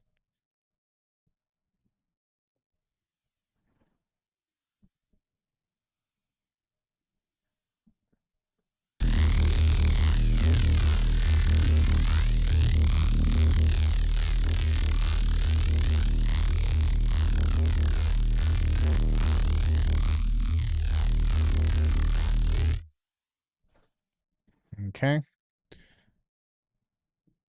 All right. Um, let's try this. Maybe something else that I can do. Am I using all 8? 1, 2, 3, 4, 5, 6. No, I could still use this one. So I'll set this one to a high cut and turn this off.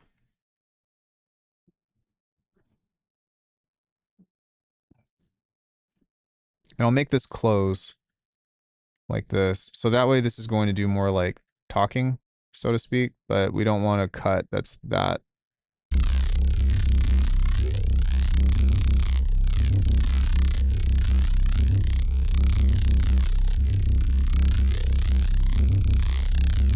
And then now we'll do another one that will open and close off of this. Just copy this.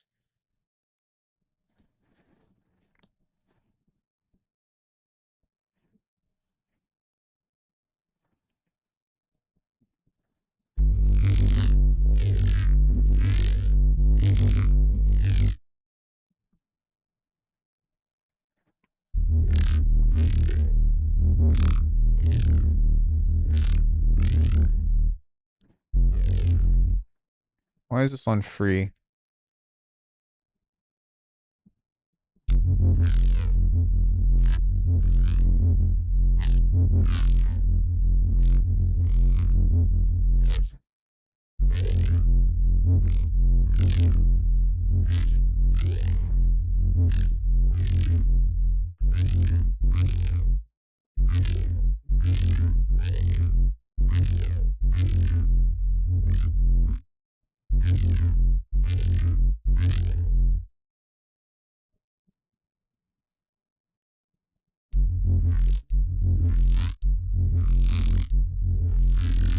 Oh, okay.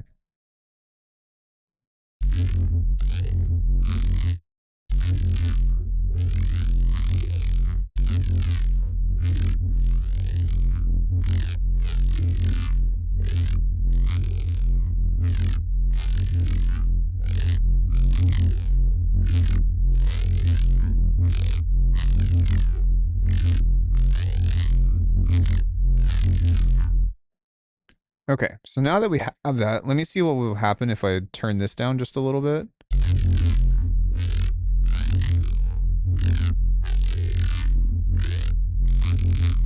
Because I'm trying to balance the sound out now. And as you can hear, the low end of this is like overpowering everything else. And the mids are like extremely muddy.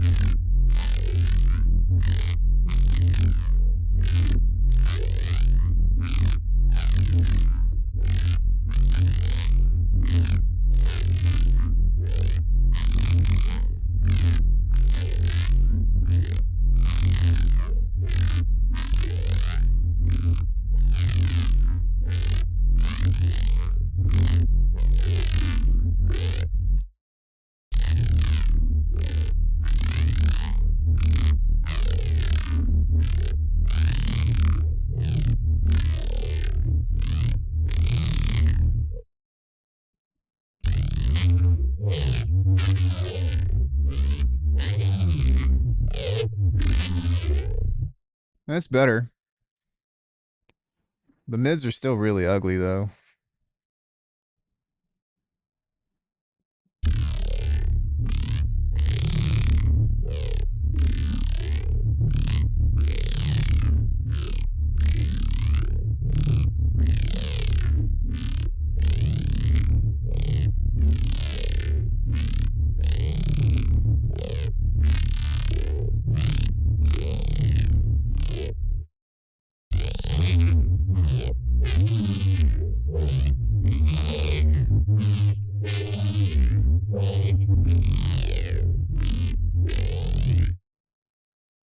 Yeah, interesting.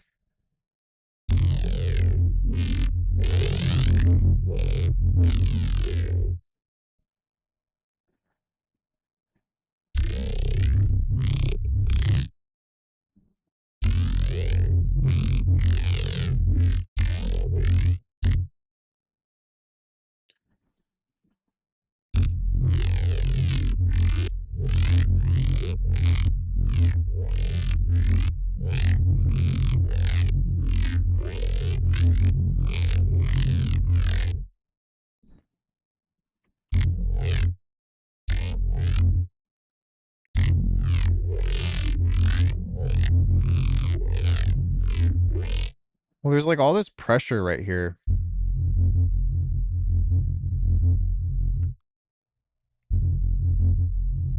And that's like pulling away from a lot of the interest of the sound.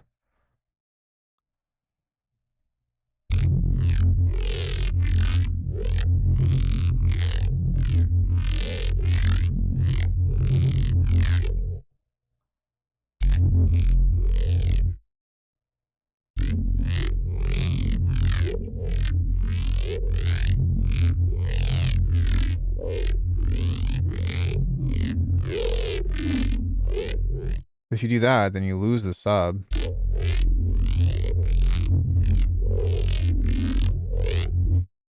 Yeah, this is just like the strangest behavior. I don't know.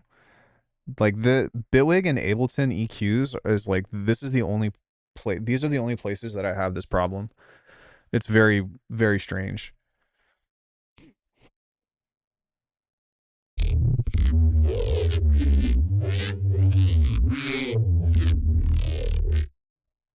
Um yeah, like I don't know. I mean, at the end of the day, I'm perfectly fine with accepting that like this is just not the best apparatus to make these kinds of sounds. Um, but it's nice to revisit every once in a while just to try and be like, okay, can I do something? And I still have other ideas to try. I don't want you all to get bored either. But yeah, I don't know. It's just interesting to do this. Something else that I can do is I can try the Cohen sound approach and let's see what that looks like. So let's just grab an LFO and we're going to set this to do this pretty much. And then, oops, we'll do this, but we're going to do the opposite here and at a different speed. Ever modulate the band splits? I do on multipass, but I don't do it on I don't really want to do that on an OTT because of the crossover. It just creates ugly sounds that I don't really like, to be honest. It just makes it sound super phasey and in a way that's like more squelchy, and I don't really like that.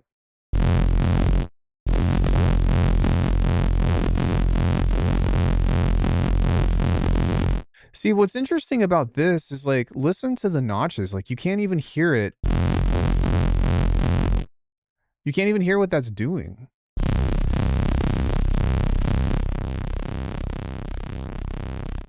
That's yeah, I guess it's just overcooked.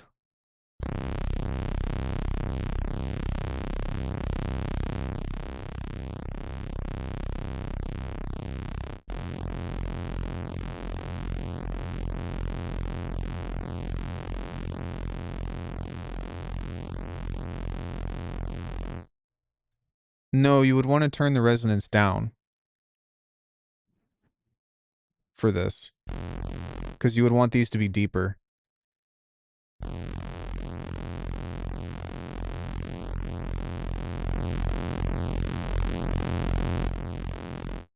Yeah, interesting. Okay. So we're going to use an effects 2 on this. Yeah, that's what I'm about to do. So, uh, on this, we're basically going to use a low pass filter and then duplicate this into a high pass filter. kind of like so. And then these will have their own independent movements. And so on this, what we can play with is the resonance on the low end or on the low mids and see if we can get some formants. So, which you can kind of hear it, but again, this is just like a really strange behavior. Like that should be like, wow, wow, or whatever. That's so odd. It's okay.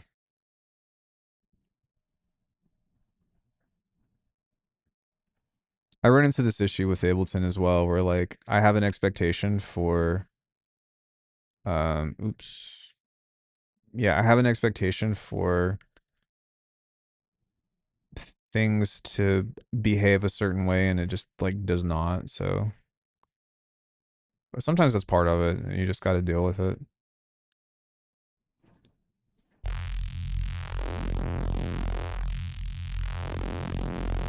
See, that's a little better.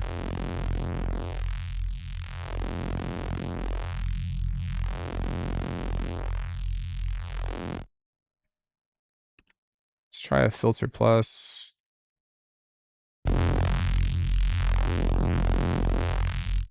Do the same thing here.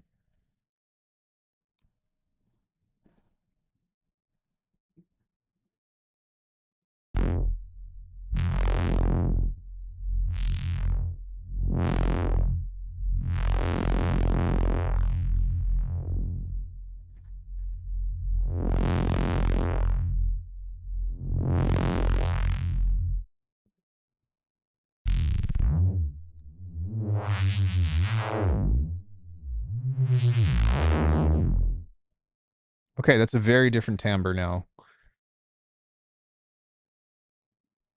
which is interesting.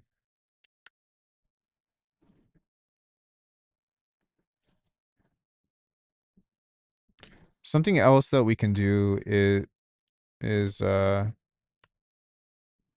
we can play with the resonance to be in opposition. So the resonance can go up when it does this.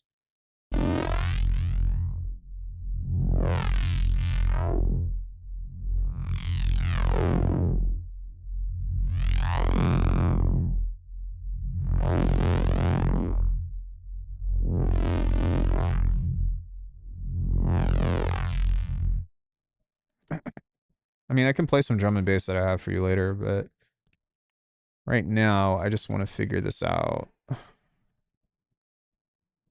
4 poles. I suppose something that I can do is just use a tool to put this in mono.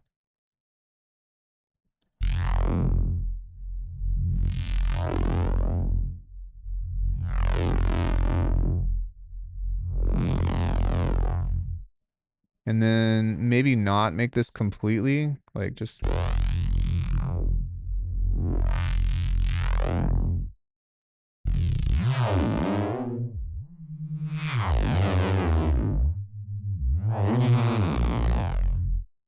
Okay, this actually sounds like it's doing things that I like a little bit more.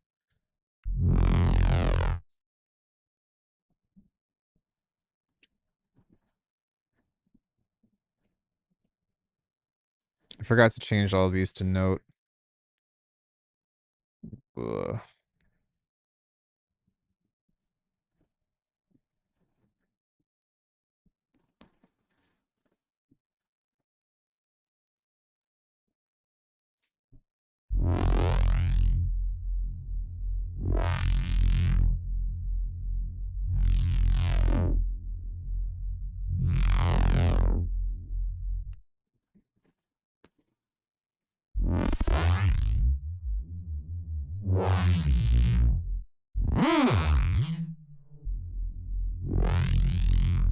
Okay, so I think that we can build off of this. It's a good start. That's so interesting how much of a difference this sounds like versus using the formant EQ. But yeah, what can you say? Maybe something that we can try is that I do often is we'll put this into a bandpass and we'll just have this float around this range.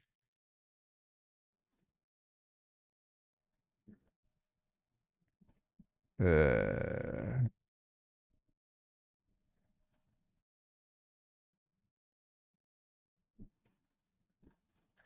and then we can try a ring mod on this.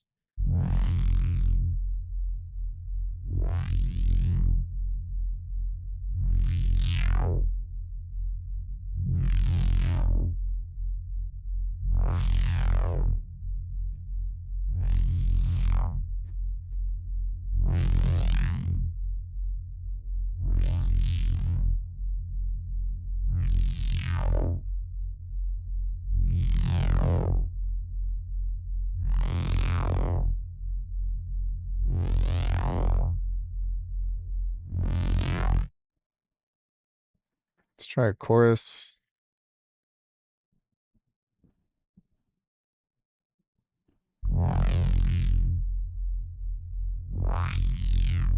Yeah, now that sounds super squelchy, and that's not really what I'm looking for, but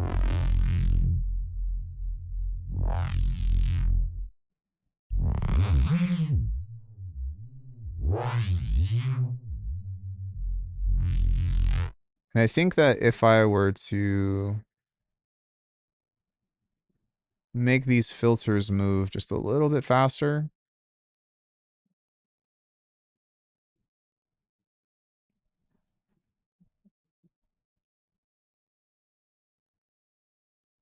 that might start to give us a little bit more interest with this interaction that is going on with each other.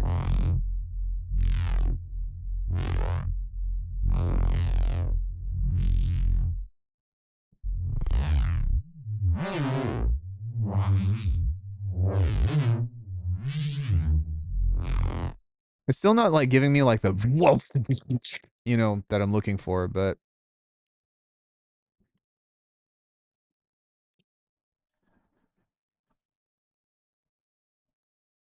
that's another thing to try is just building off of a bandpass, which could also be the move. But again, I'm just like trying these different approaches to see what these are going to respond to the best.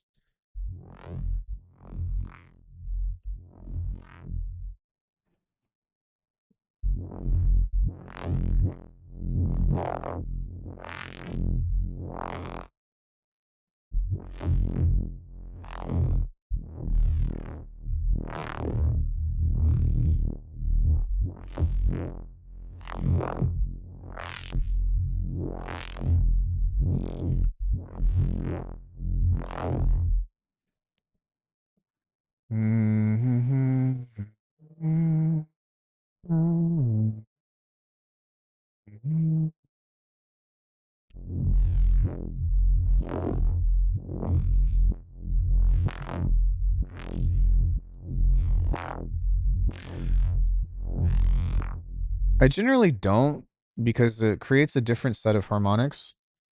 Um,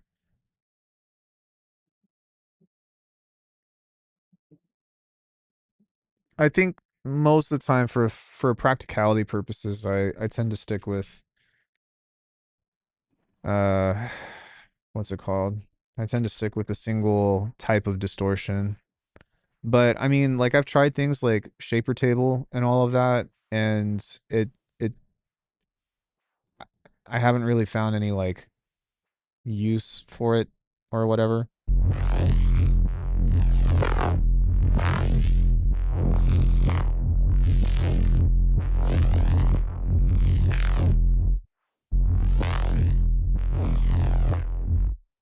That's interesting.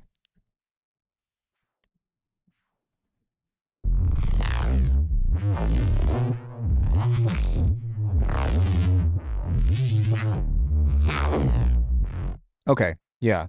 All right. Let's try the DJ OTT. See if we can get this to do anything fun. It's getting there.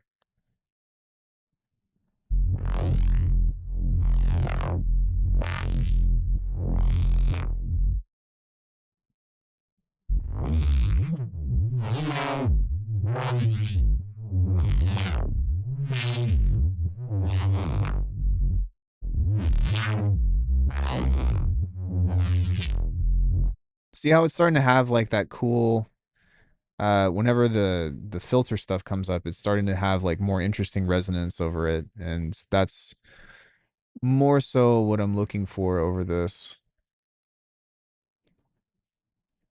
So what I'm gonna do with these is it's at 163. I'm gonna move this back just a little bit. I'm gonna push this just a little bit and see if I can get this to react with this.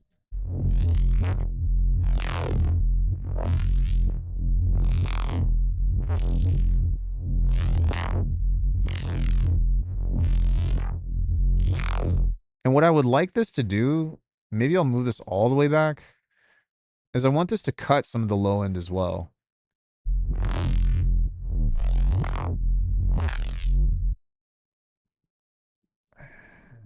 We'll just have to use another LFO on this to move this back. Or rather, move this up and pull back off of this so that way.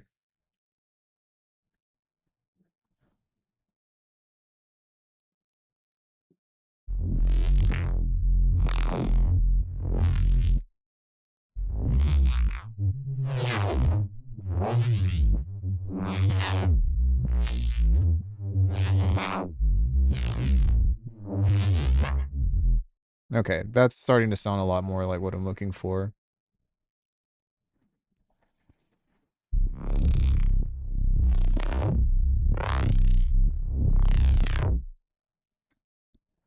Yeah, but isn't it so weird? It's like I'm not really doing anything different. It's just like what does Bitwig want me to do? You know what I mean?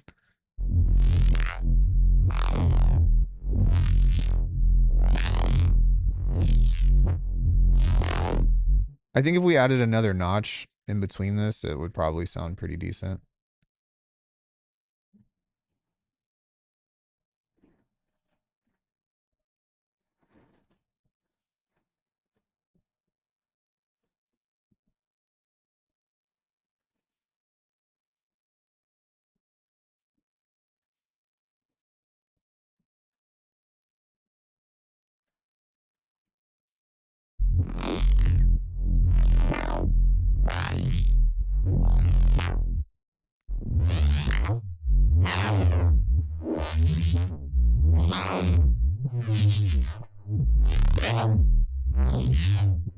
Fuck, finally. Jesus Christ, man.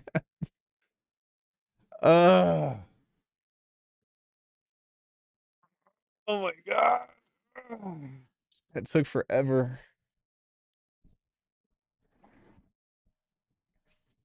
It took forever to figure that out.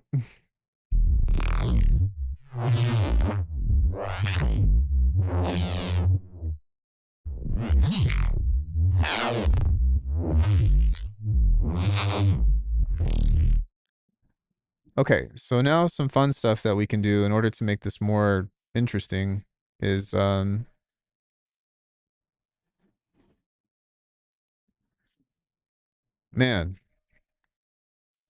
that took so long.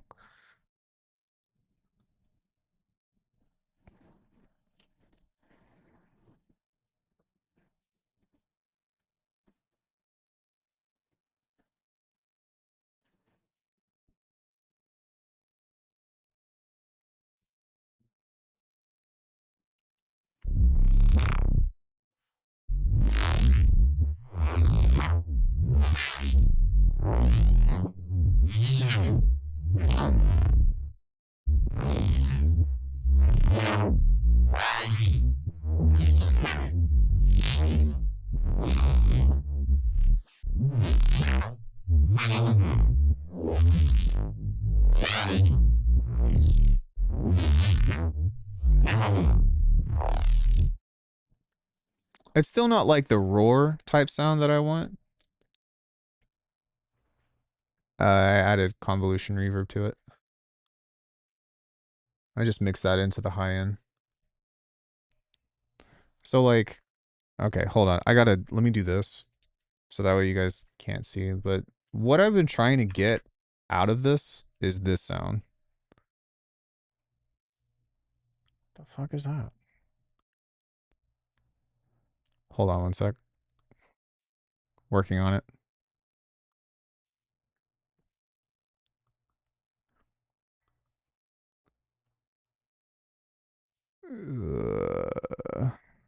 Working on it.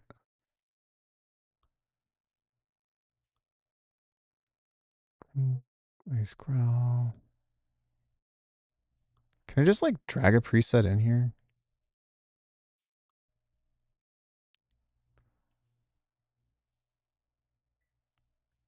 Sorry.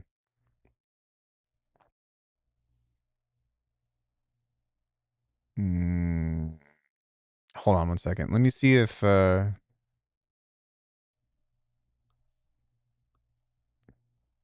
this is all fucked up. Like for whatever reason, Faceplanet just like totally demolished all of my library.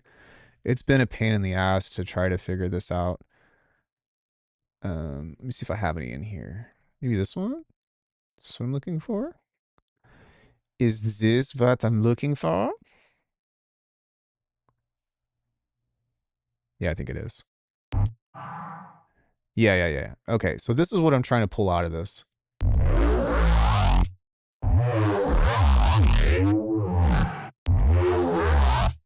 And I have not been successful. I have not been successful at pulling that out of Bitwig, and that's kind of what I'm going for here. But yeah, sorry, I can't show you I'm trying not to show you the beta of this, but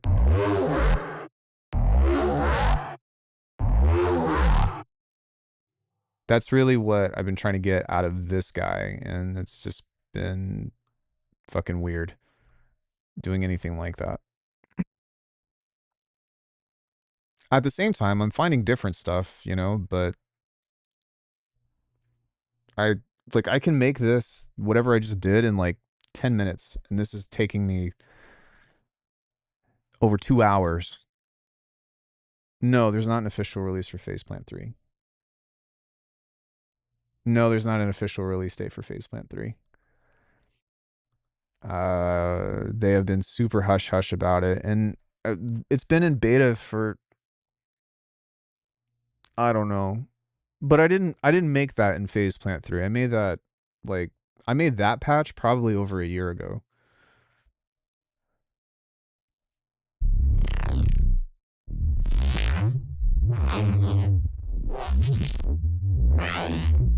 This is still like a pretty cool or pretty decent Cohen sound copy. What we can do here is we can throw this in.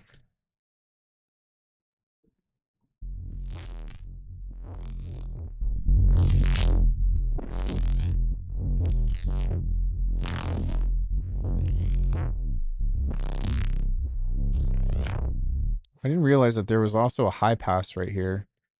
That's interesting.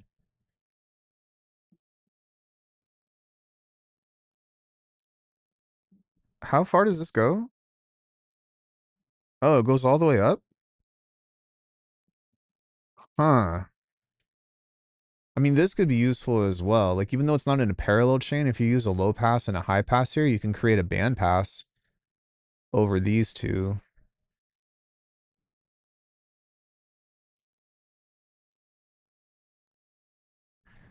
That's interesting. That might be worth checking out.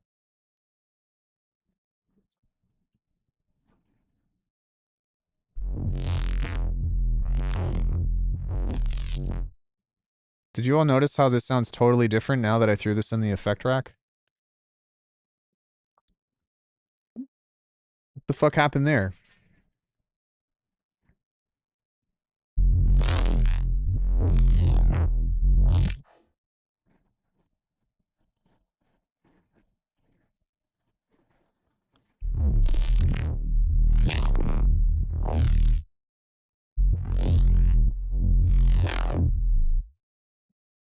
Okay.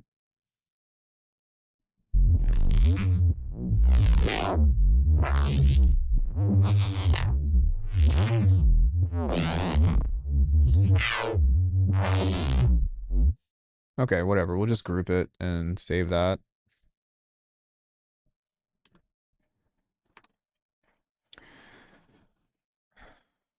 Save presets to library.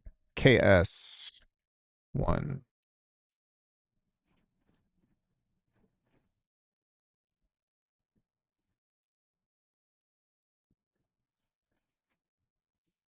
Base. Base.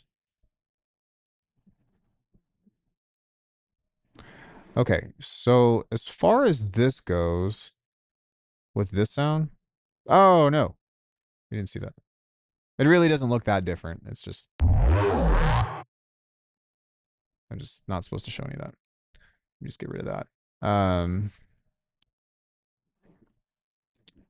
Yeah, there's not really, I think they've already shown glimpses of that, but still, I don't want them to be like, yo, dude. Um,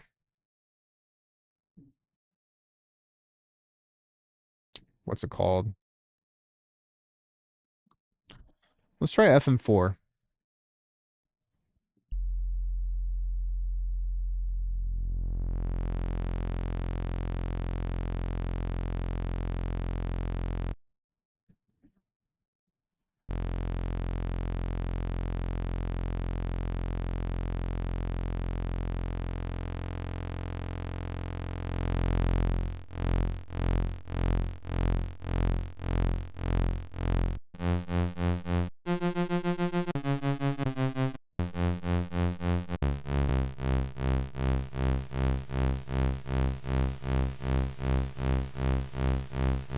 It's more of the formants.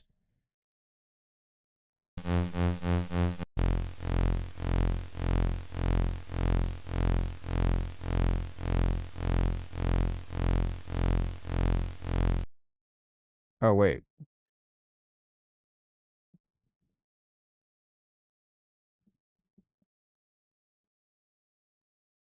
Wait.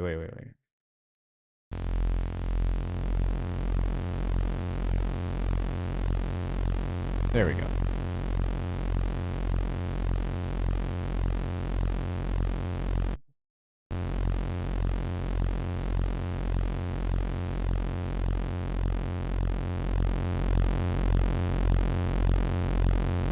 Well, that's what I was doing, if you recall. Like I was playing with both the chorus and the flanger and the comb filter.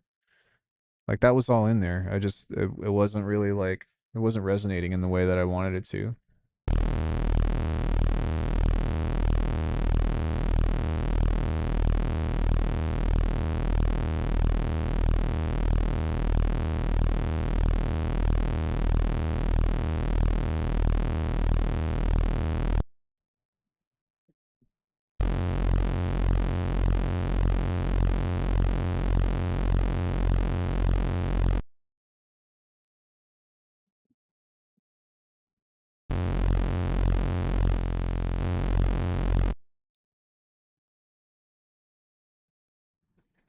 Yeah, I did.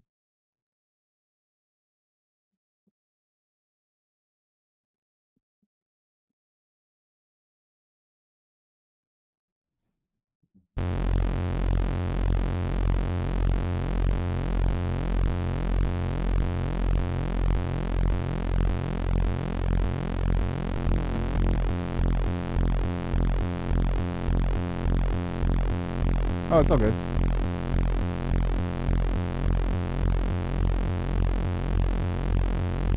So this would be the same sound that I started with on the other one, or on the faceplant patch. So let's see what we can do with that.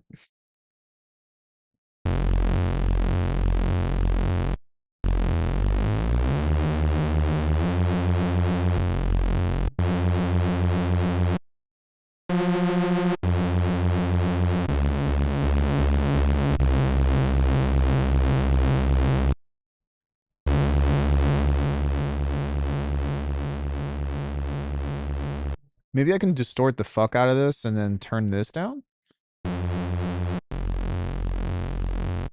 And then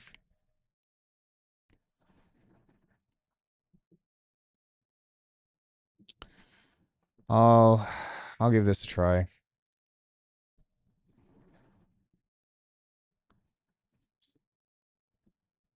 See if this does anything.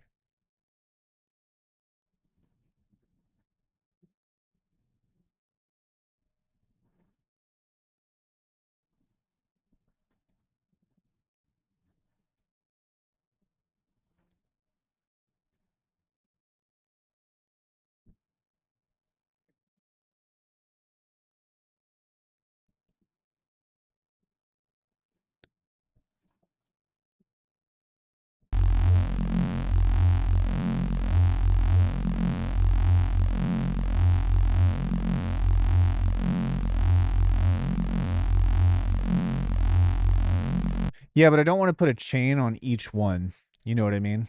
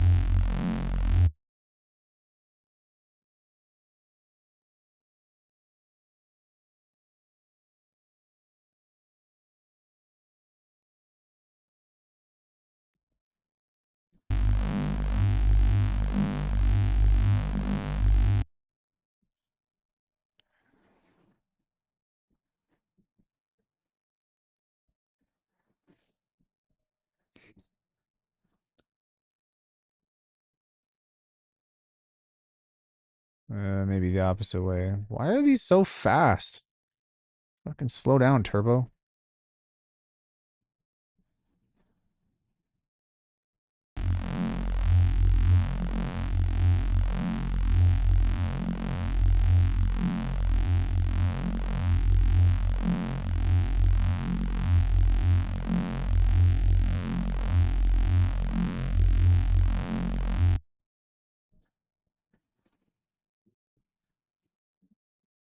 It needs parallel layering? What do you mean by that?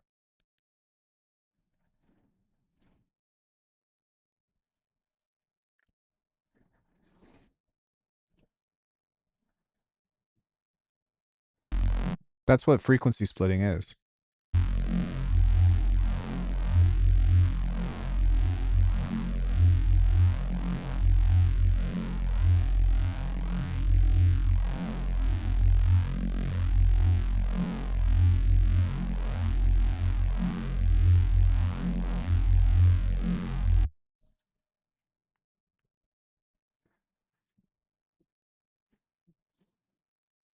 Wait, let me just copy this into here.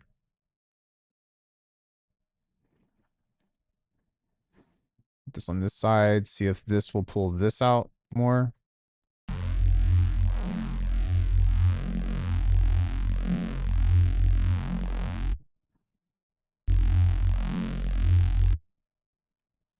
Try an amp.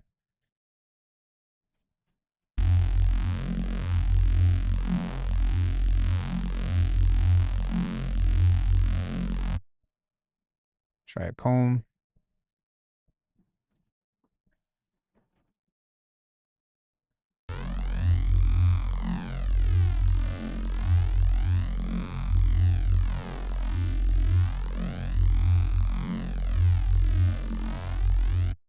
So what I'm going to do with this is I'm going to reset this.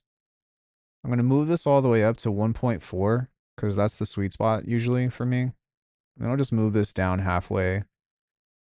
So that way that's going to get that range that I want.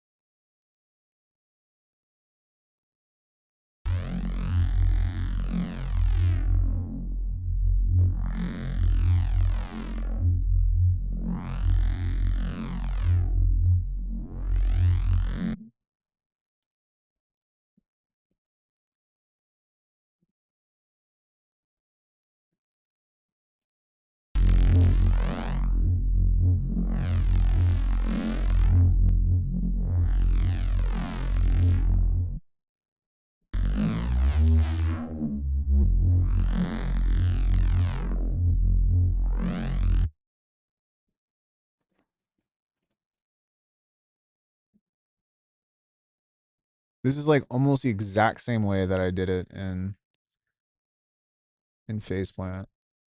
I like kind of have this patch memorized because I've done it so many times, but we'll see. Yeah, too much. I still wish that this had a scale feature. What does this do? Narrows each as the gain setting increases. Oh, that could be interesting. God damn it.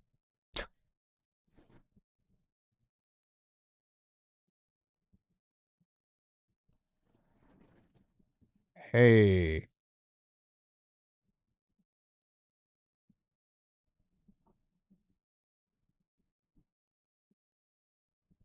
Okay. That's interesting.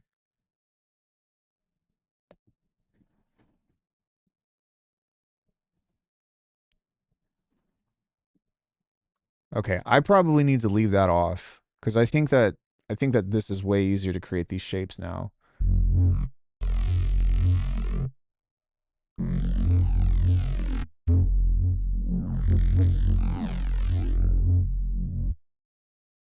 Hmm.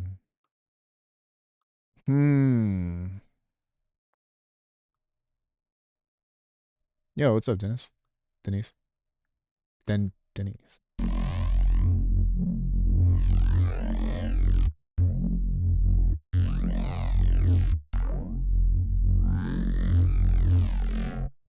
It does. It does sound a little better.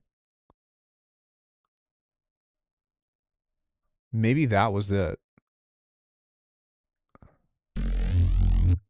Well, it's just picking the right range.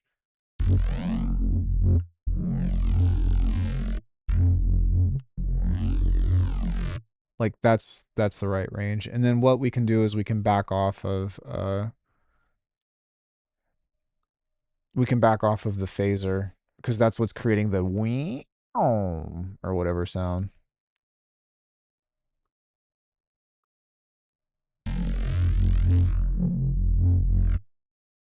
I think I forgot to do this as well.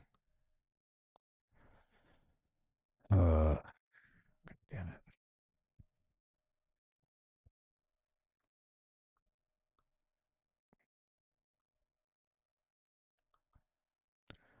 This needs to do the same thing every time.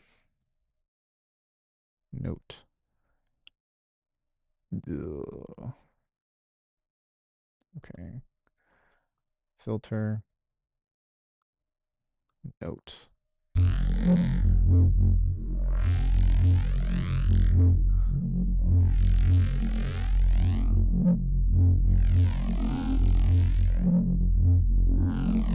There it is.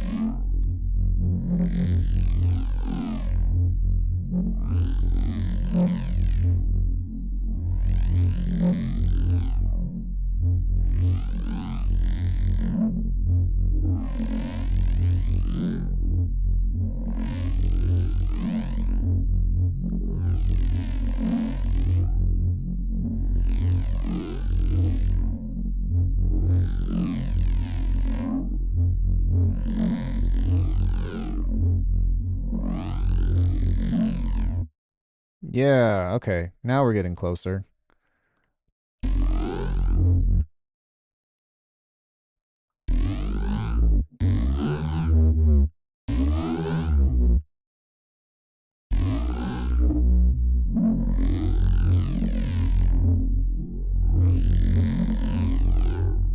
See, this is actually sounding the way that it's supposed to with the whoa type thing. So if we can get this to play nicely um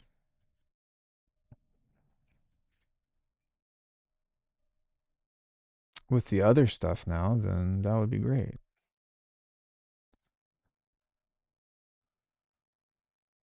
I'm gonna put this over here before this.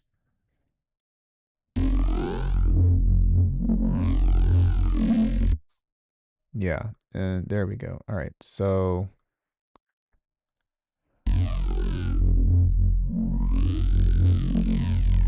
but now we need to utilize making this pop out a bit more. So let's see what we can do to get that to try to do that. So I'm going to play with some of the stereo effects here.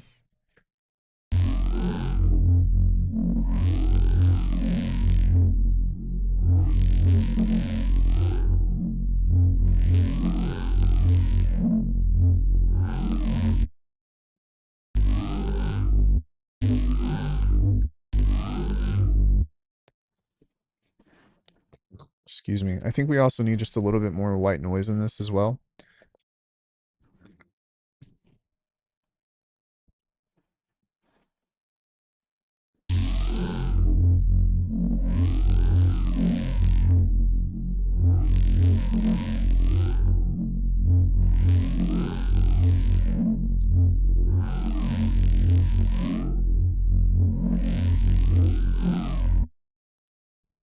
Let's just use a regular.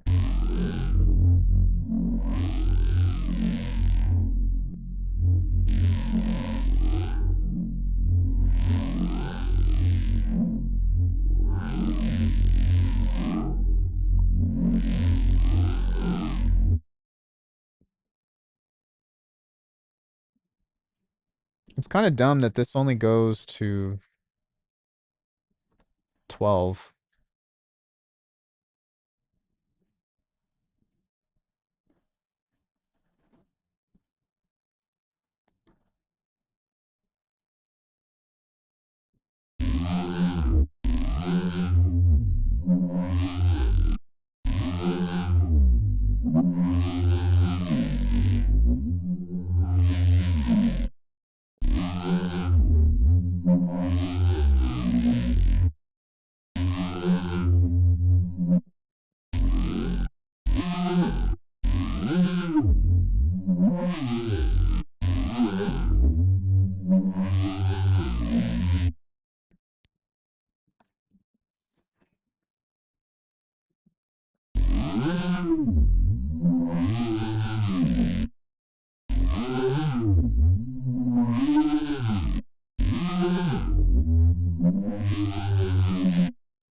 Okay, so I think that part of this is not making this as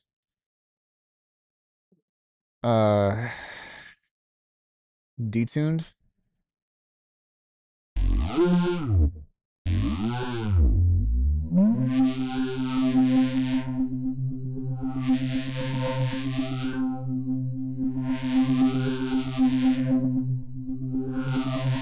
Okay, maybe just yeah.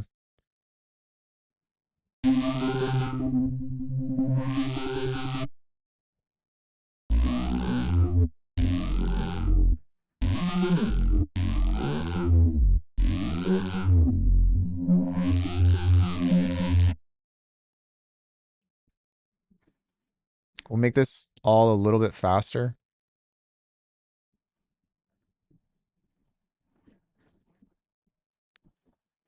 And we still need like some crunch distortion on the top end, or just like over on the mid highs.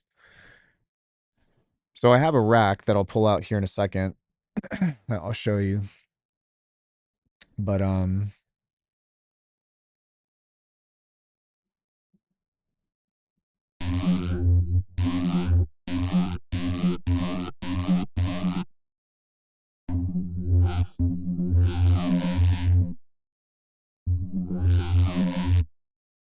yeah.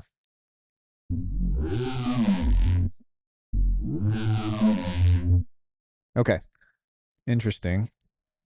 So let's keep working on the mids here because it's getting there. It's just not quite there.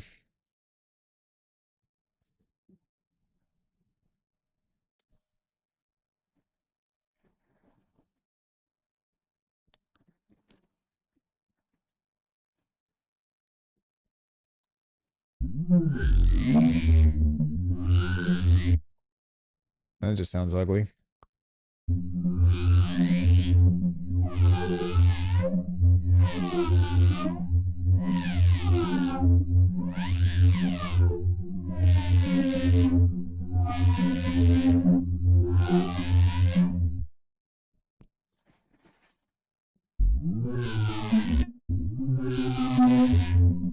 No, that doesn't quite sound right.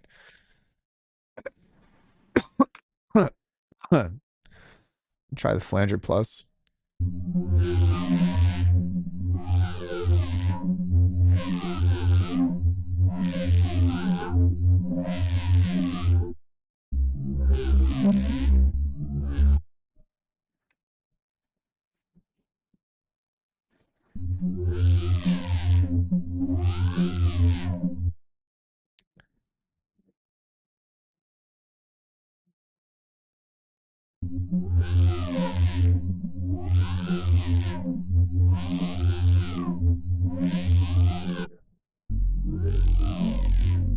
All right.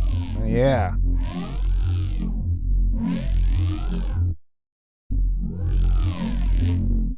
No, I'm not looking for that kind of sound.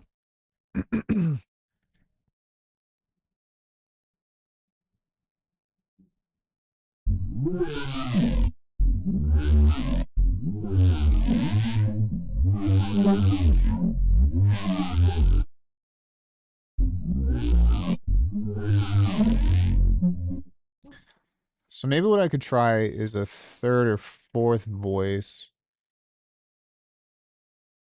So yeah, let's try a fourth voice that has just a little bit of detuning. Um, because this is exactly where it needs to be, I feel like. Now I just need to modify the Reese itself. And I'm gonna play around with different Reese tones. The reason why I chose the FM4 this time was because we can sort of FN a saw wave with a saw. Although it's annoying because you can do it with polymer, but you can't. I might have to use the polygrid for this, annoyingly. Now that I think about it, we'll see. This, God damn it.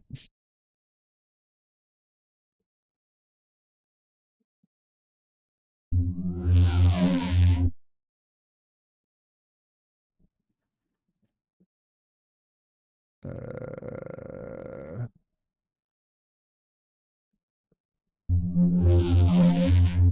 yeah. Okay. So we basically just need to create more of that buzzy sound with this. And that's kind of what I'm looking for here.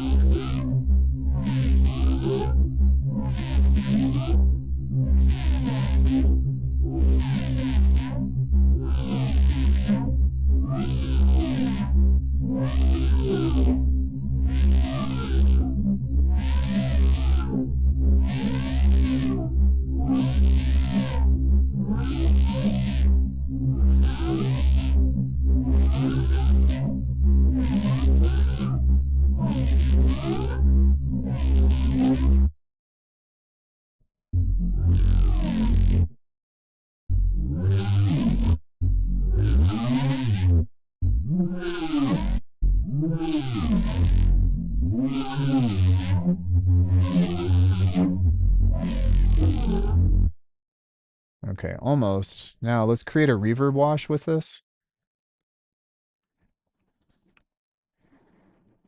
It just needs that bite.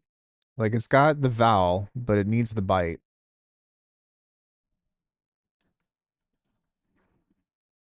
Uh,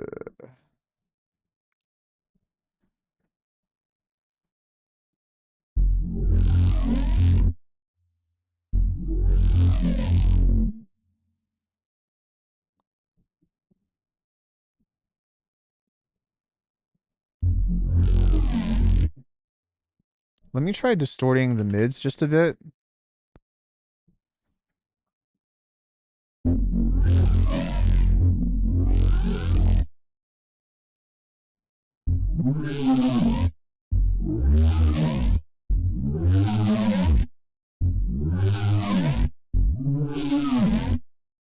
Okay, so now we don't want this to sound so transforming. So maybe backing off of this. Backing off of this. Oh, we're getting closer.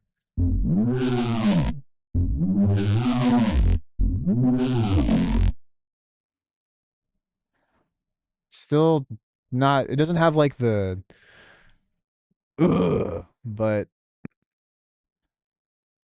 it's getting there.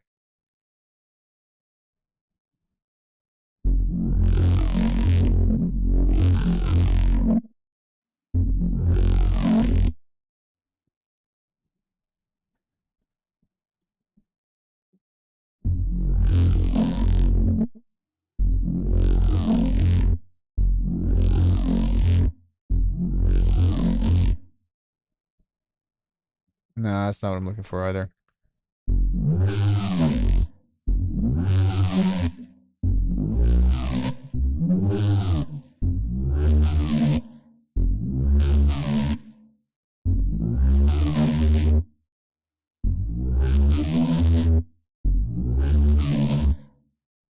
Okay. So I know what to do.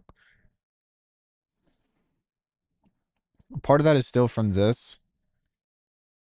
Uh, which is okay. But one, two, three. We still have a free one here. I think what I'm going to do is I'm going to add just a little bit of bump right here on the high end or on the mid highs. And wait, where is this? Okay, whatever.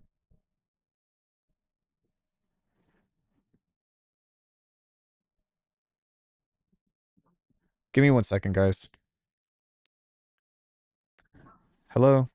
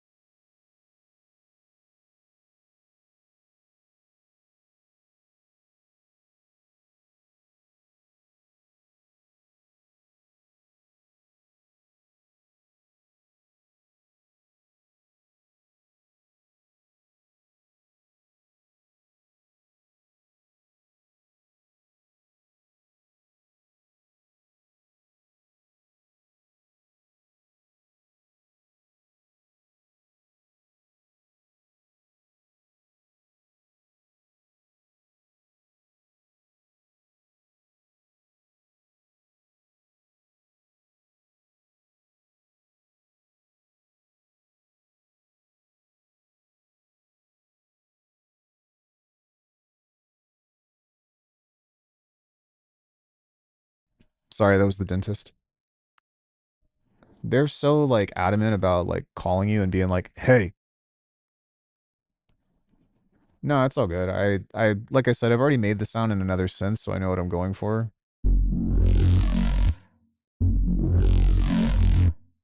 Oh yeah.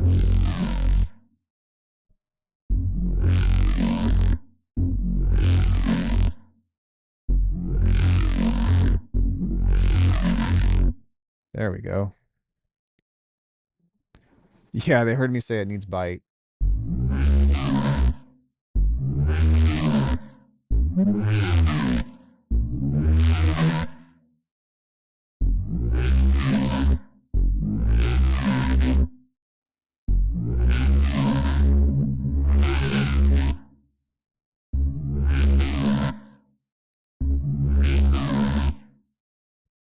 That sounds pretty close. So I think if I could just push this up a little bit more.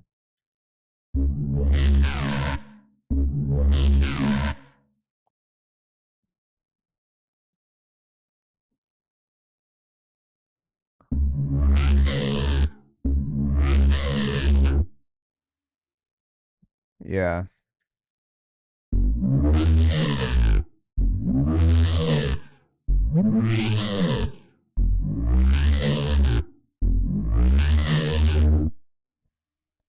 Just gotta dial this in.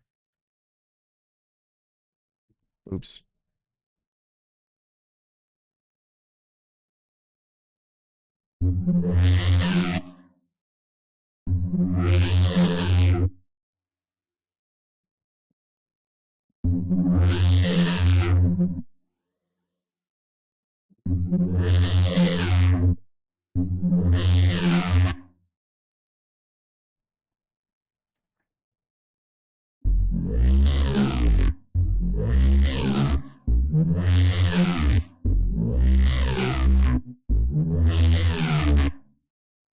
It's right here that's causing me the problem.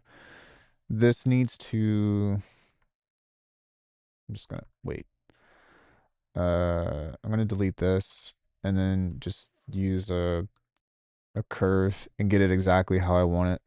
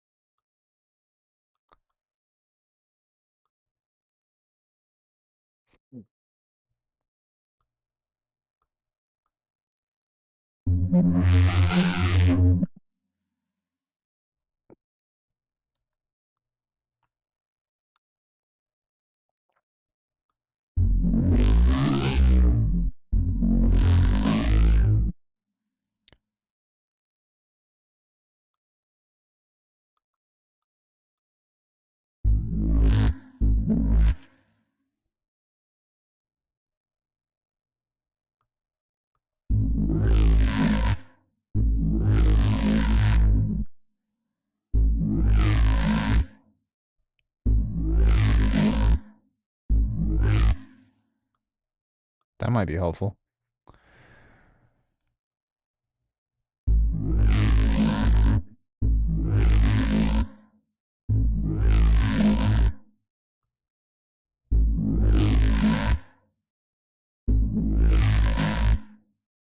What is this controlling? Is this a notch?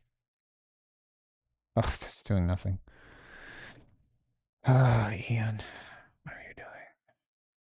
What are you doing?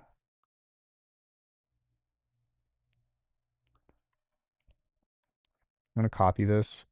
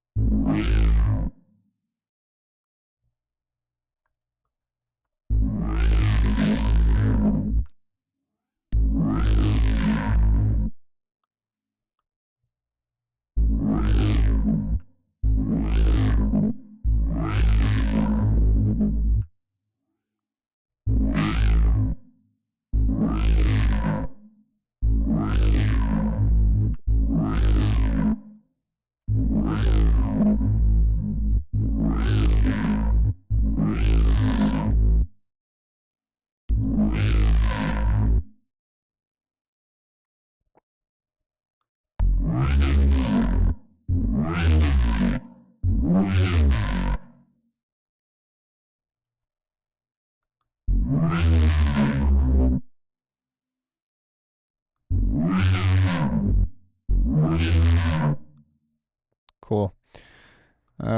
Let's make this bigger. Something a little larger.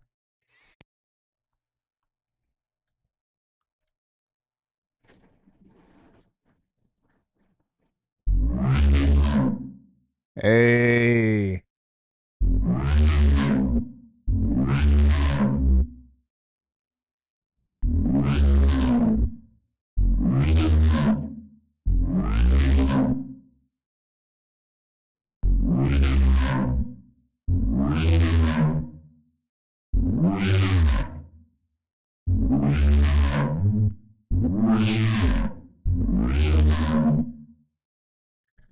Okay, we're in business. I would like this to be a little bit brighter and a little bit less like mid-heavy.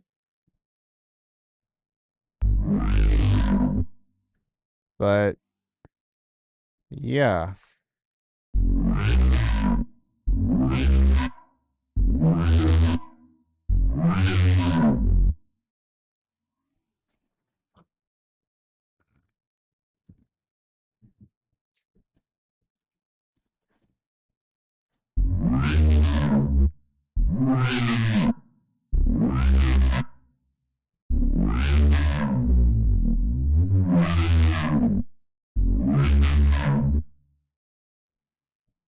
it's still not, yeah, still not exactly how I want it to be, but it's a big improvement for sure.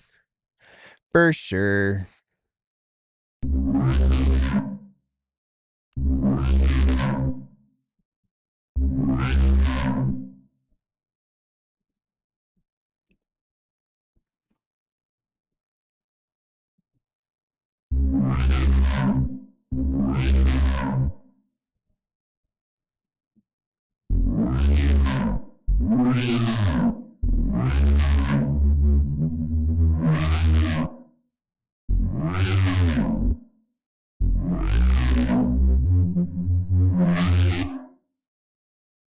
Cool. All right. So it took fucking forever, but we at least figured out how to get a little closer. And I think the key was to turn off uh, the adaptive ting. So if I do this, is this going to change this again as well?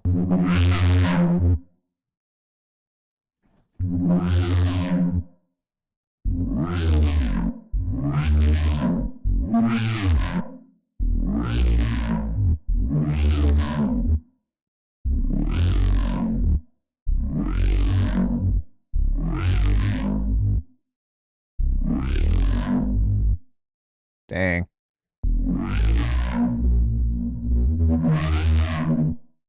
Uh,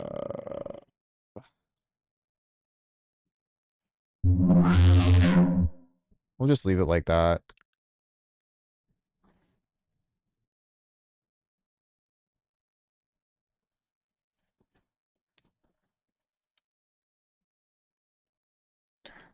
Okay. So that's interesting.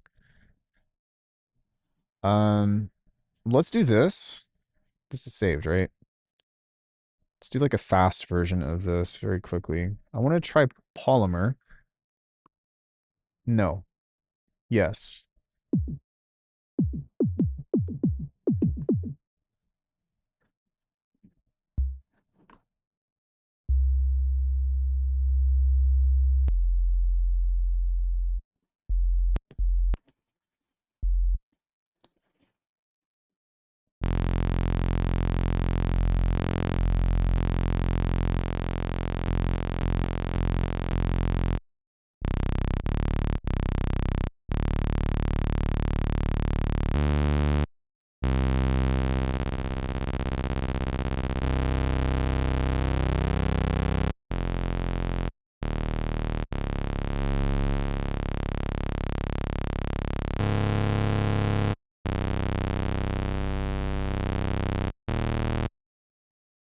Something like that.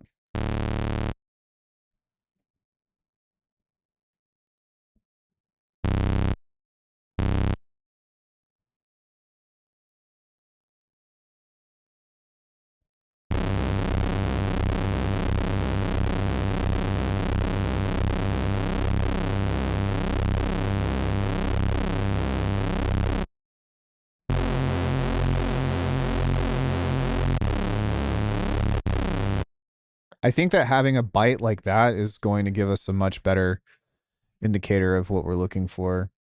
Something that sounds kind of syncy, whatever, if that's even a word. And what I'm going to do here is I'm going to leave that off.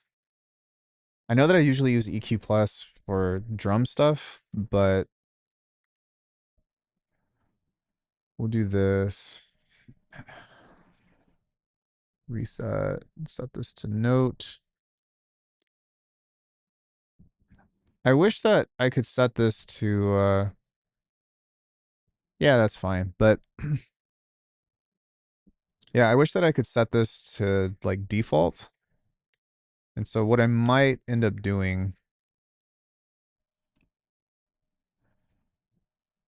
is just deleting this, pasting, device default, save as default.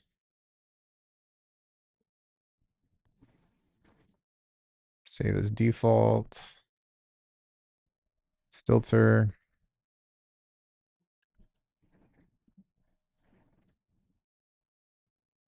Save as default. Yeah, exactly. It's like why is that not a thing? That it seems so like fundamental, right? Oh right, I gotta turn this off.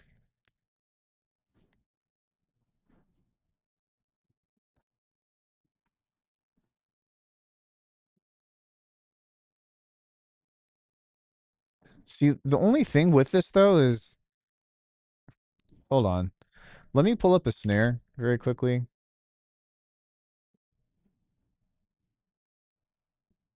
And I want to see if this is going to affect the sound in a negative way if I do this for saving this as a default.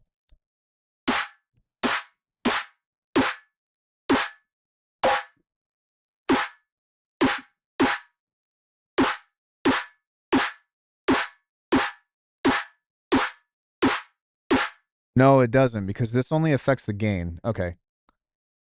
All right, so we're good. We're golden.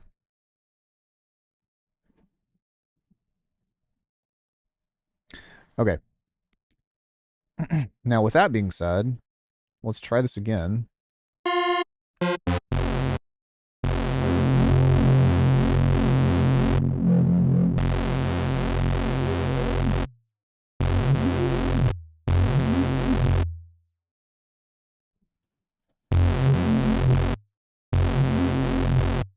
So what if I set this to like 20?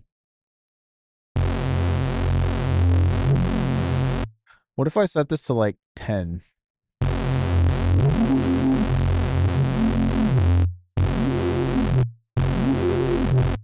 Okay.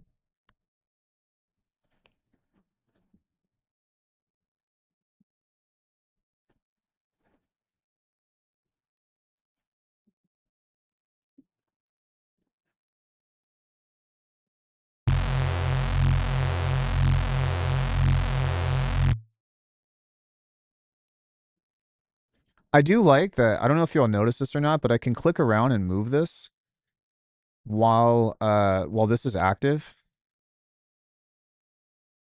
and be able to like manipulate that. That's pretty sick.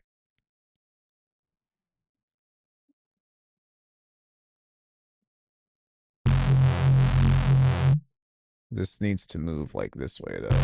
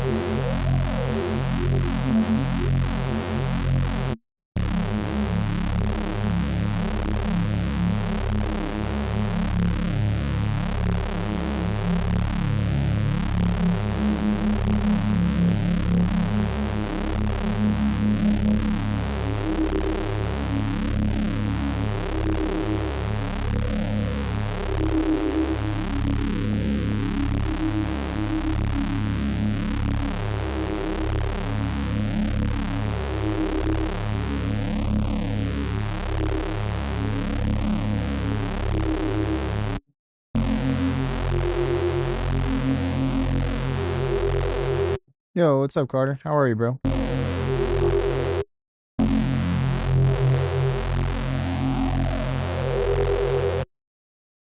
So really, I'm trying to get these to meet up like around here.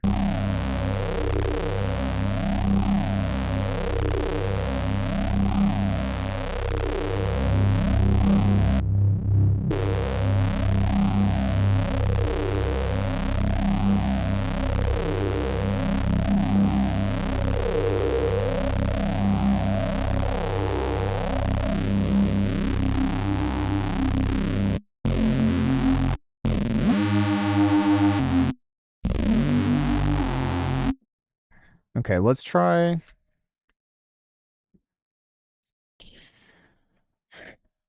a filter here. A little exhausted from work, about to cook dinner. What are you having for dinner tonight?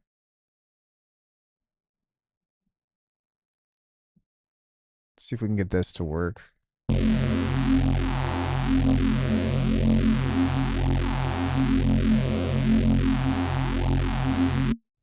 Okay, not bad. Ring mod.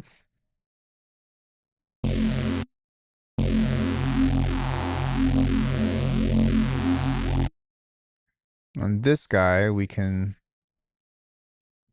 set number 6 as like a high shelf. Just do that. Make this light come downward.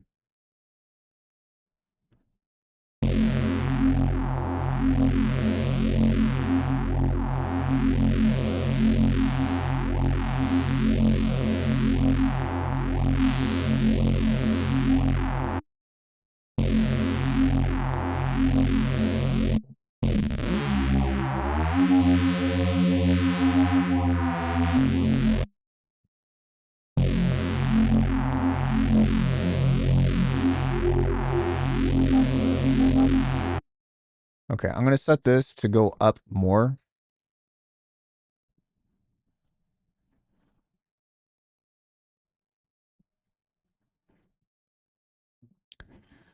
Ooh, that sounds good.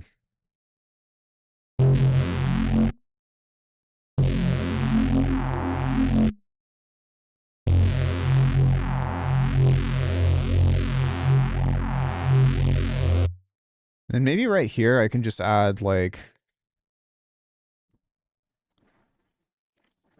Wait, did you all see that?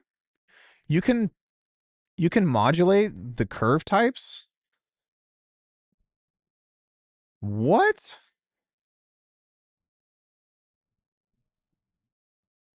Holy fuck, that's crazy.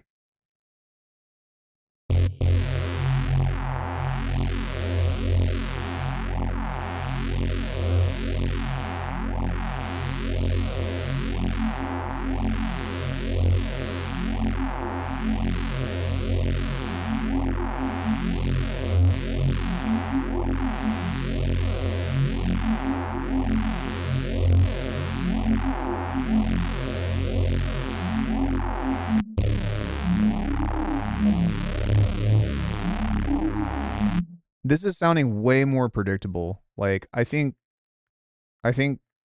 this was the answer, was to turn this off, because this actually sounds way more like it's supposed to.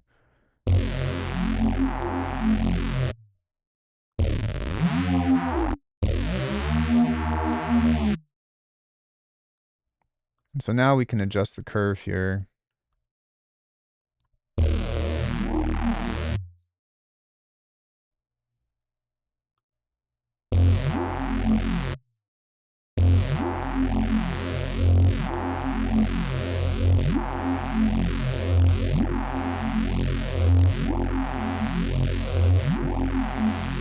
Yeah, that sounds way more like it's supposed to.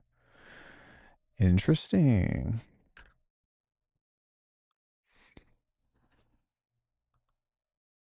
Does anybody know if Ableton has the same thing with the gain, with the gain resonance matching, where it narrows the EQ? Because I wonder if that has something to do with why. God damn it, dude! Stop pulling up that up. I wonder if that has anything to do with.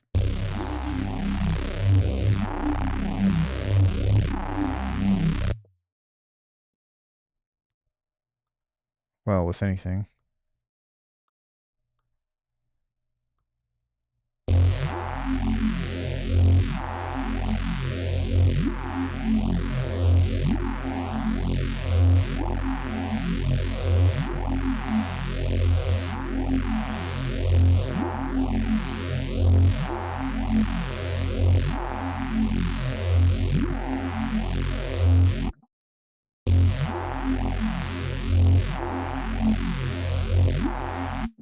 Cool. Let's go chorus.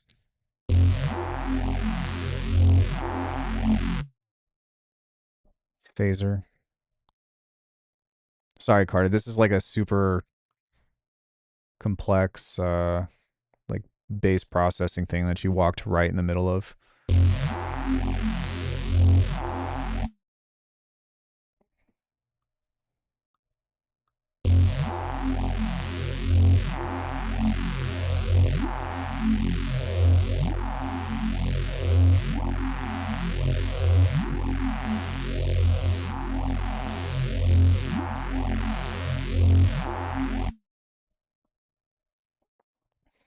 What did we use last time for the flanging? Was it the flanger plus or was it just the comb? I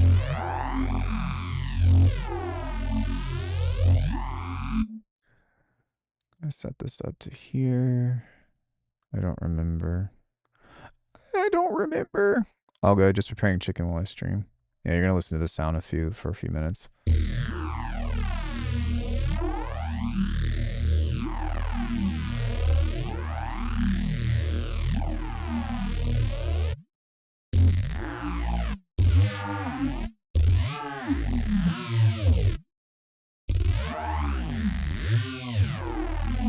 I think this is gonna sound much closer to what I was looking for, just based off of what I'm hearing. Because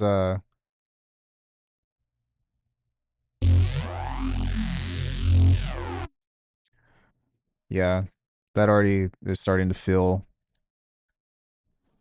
like what I'm trying to pull out of this. I'm gonna go like this and back off of this. Let's use an EQ, and then we can accentuate that whole shebang.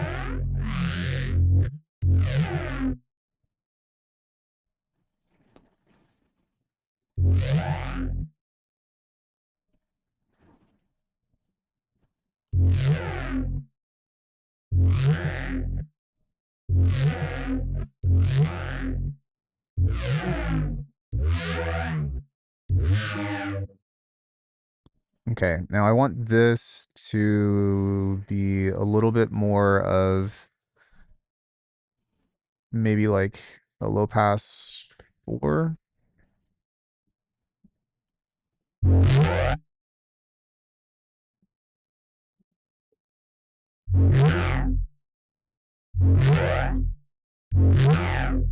But why is that resonance coming out like that?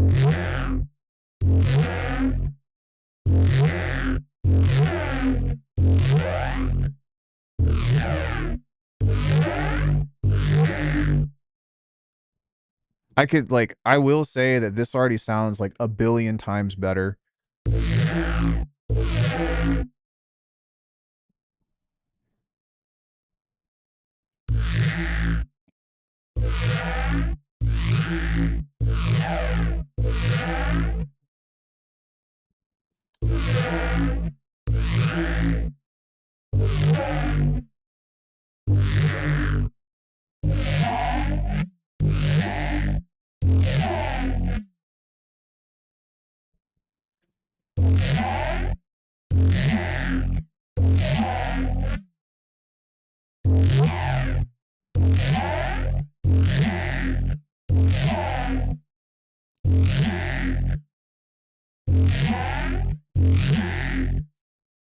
Just trying to get this right in the mids right here to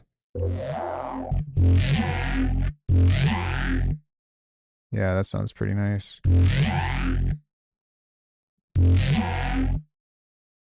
Just the bell.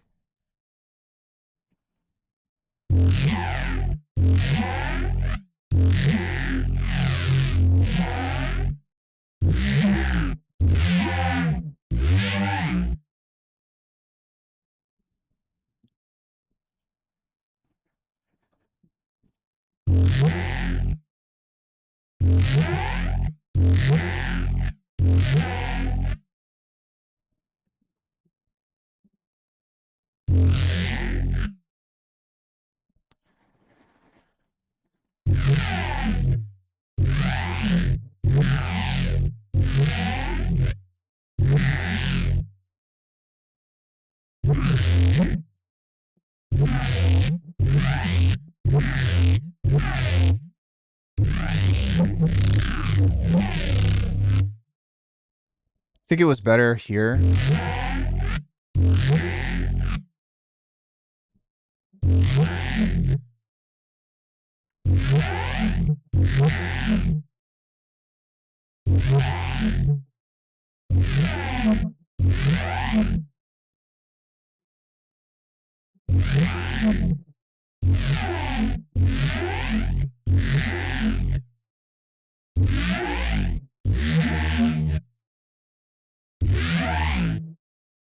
And then we can fix this.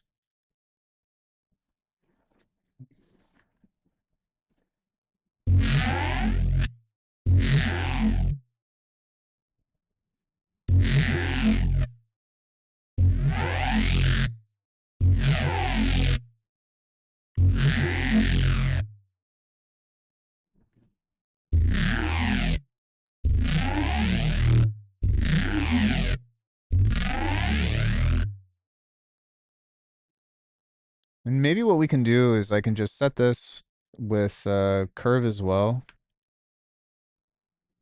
So that way I don't have to keep trying to like fuck with the pitch. I can just place it where I want it to be.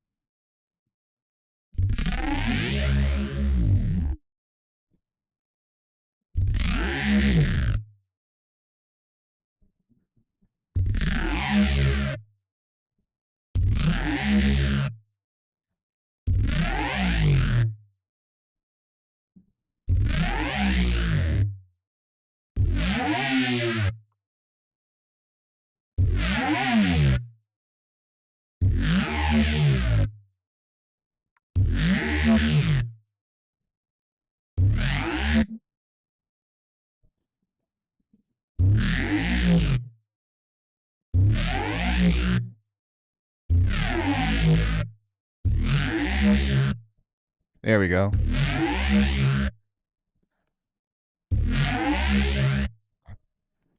Cool.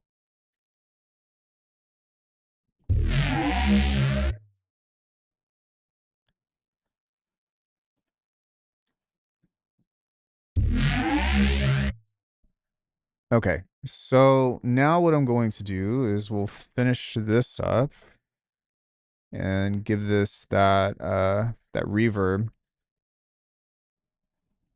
to help make it a little bit more, how would you say, interesting? I'm just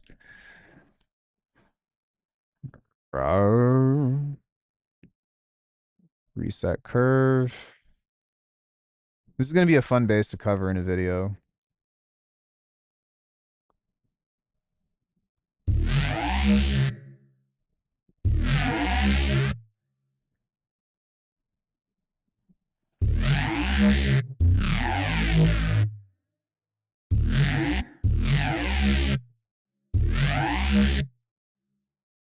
But this seems like it's not following the rules on this.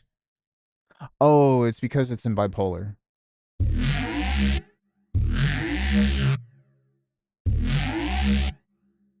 There we go.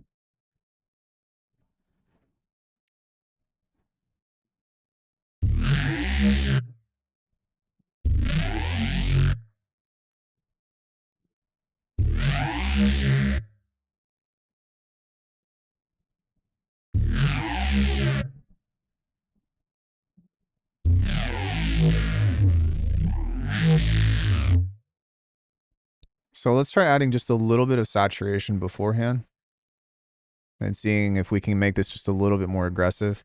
And what I might do is I might start to distort the mids even more just to see if I can pull out a more aggressive sound from that. Because it sounds okay. And I really like where this is going. But let's see if I can make this just a little bit cooler.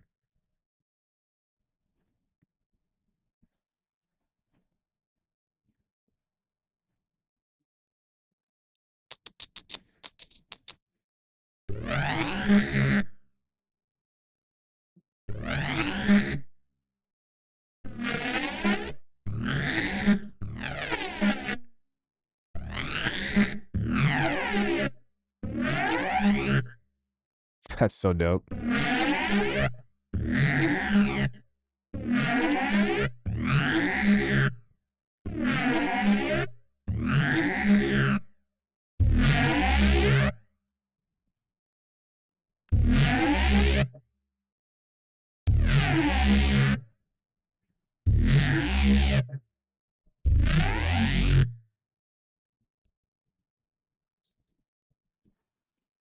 Okay, so maybe on band 3 now, we can turn this up just a little bit, or maybe even add some more ring mod to this.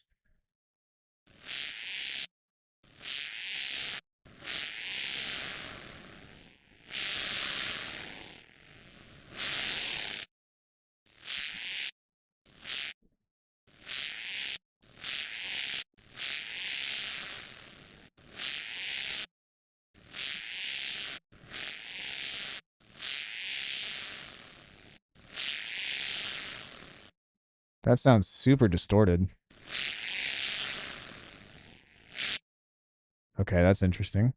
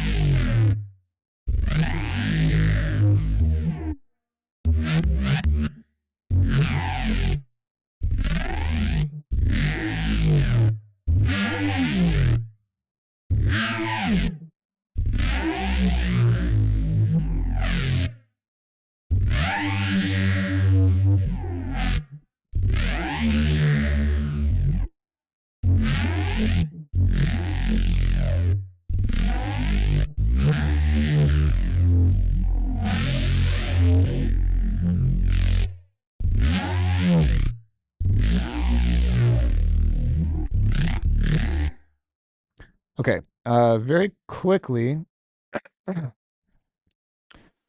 what I'm going to do is I'm going to go back into this because I can't show you this synth, but I'm going to pull up Phase Plant with what I usually do for this kind of sound, and I want to see if it's a timbre thing on this front or if it's the effects.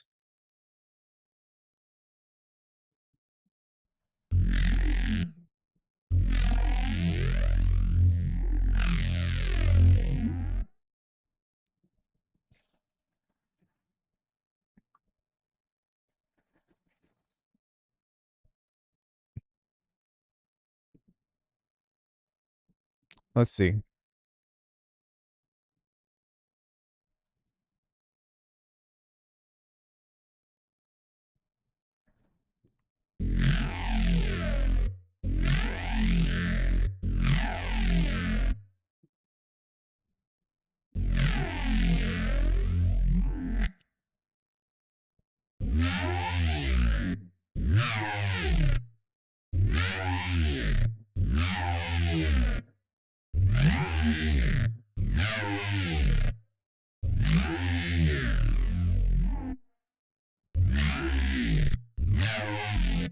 Yeah, it's pretty close.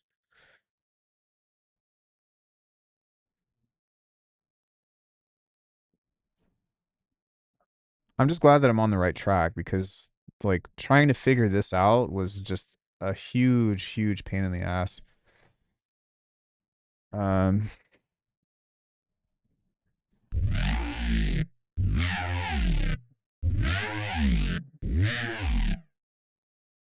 so I think that the OTT and stuff would help, but also just being mindful of what all this stuff is doing is really the main key to it. Which one is this? This one. Like closing that off could be a big deal.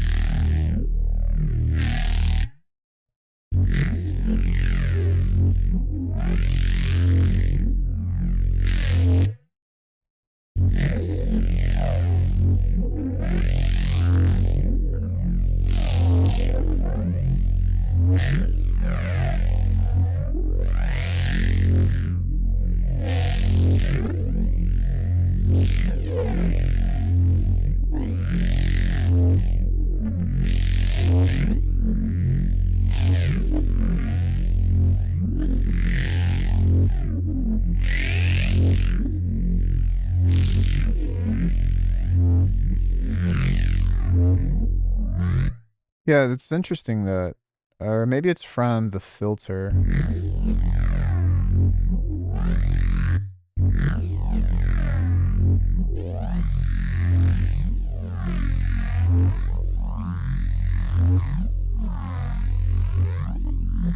But I'm really trying to like emphasize this.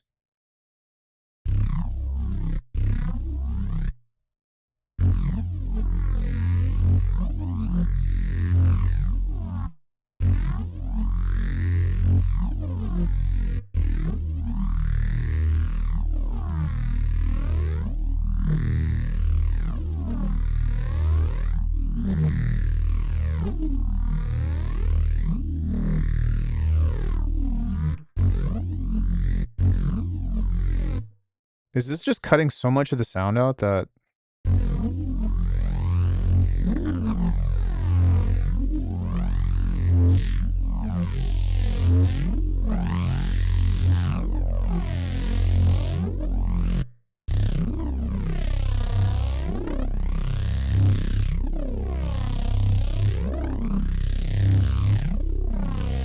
yeah, that's crazy.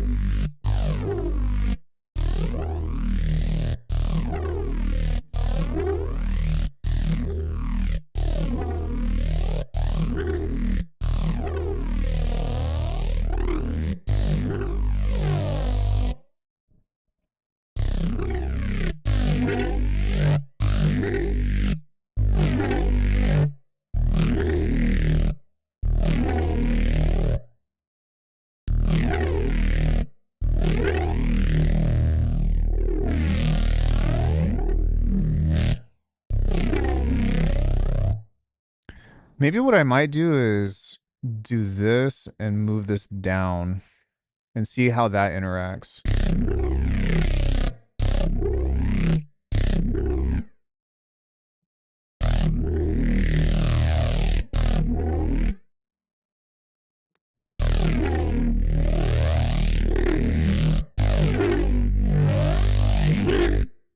Okay, cool. Now let's see what that sounds like with the pitch.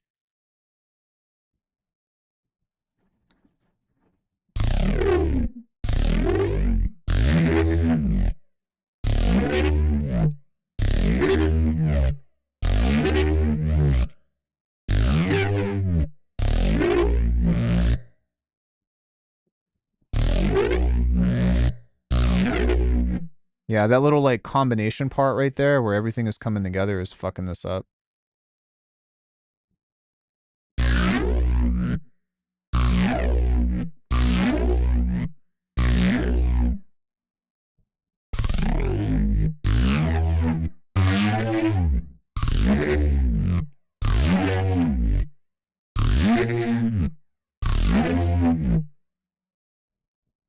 Let me just leave this on.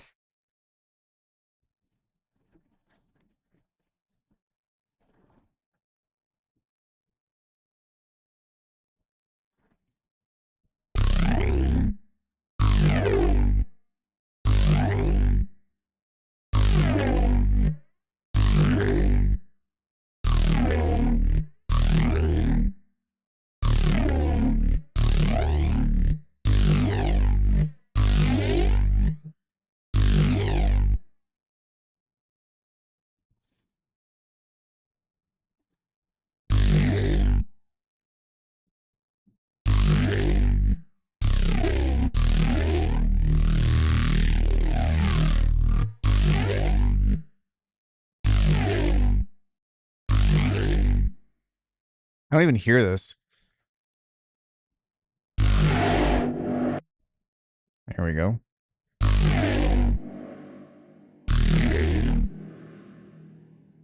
Yo, what's up, Steel?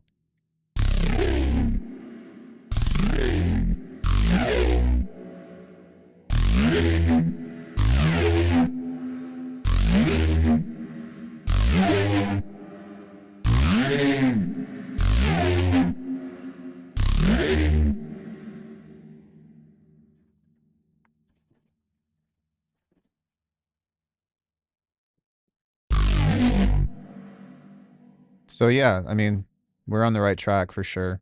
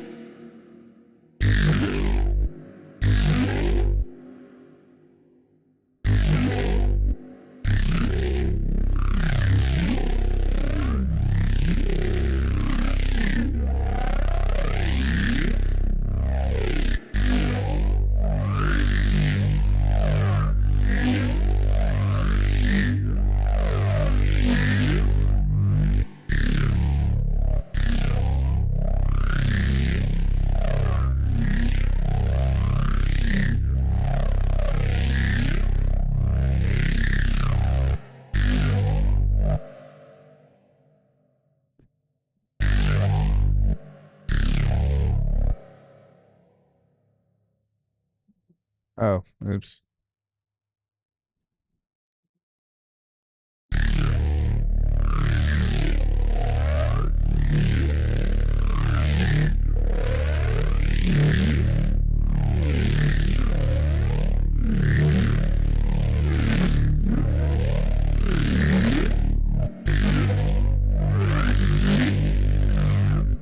It's kind of annoying because no matter what I'm doing, like nothing is bringing out this vowel. And it's really fucking annoying, but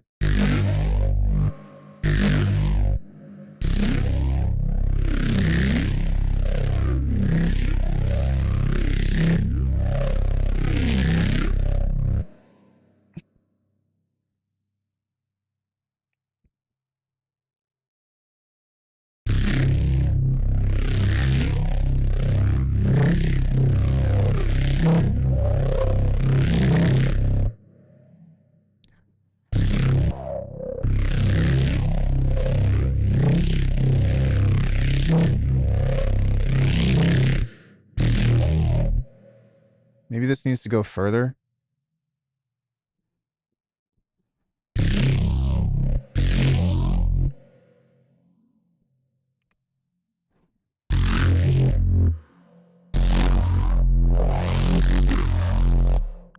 That might sound sick.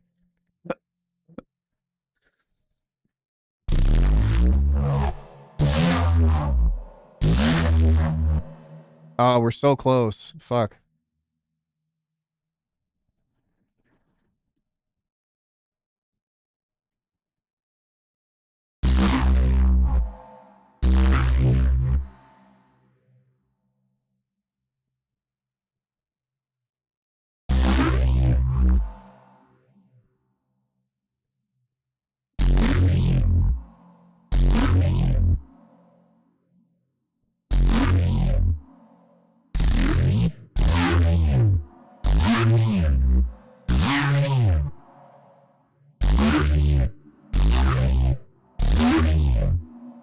Yeah.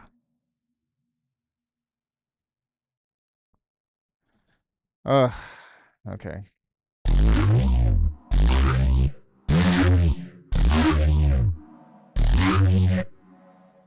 So with this, we are going to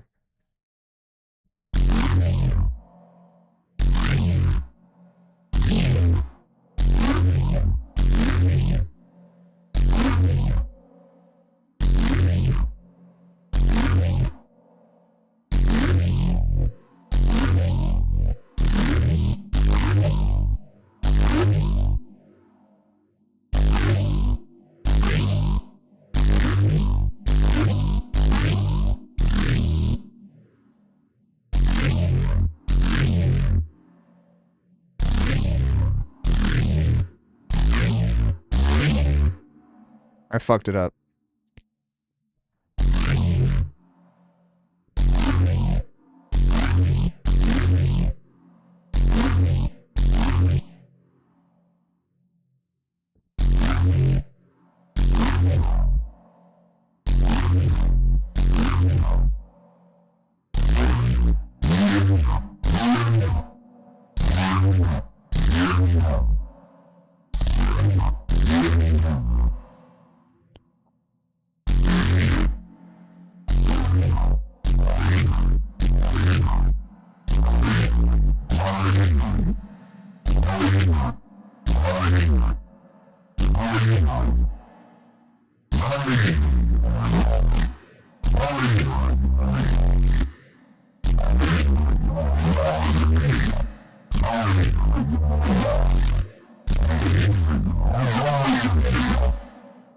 Yeah.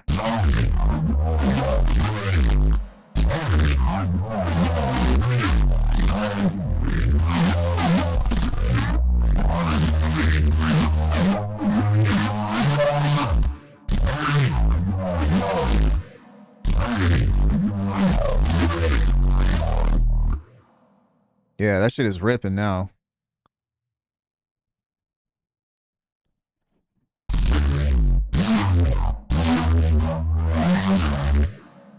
I still think that faster tempo is probably what we want.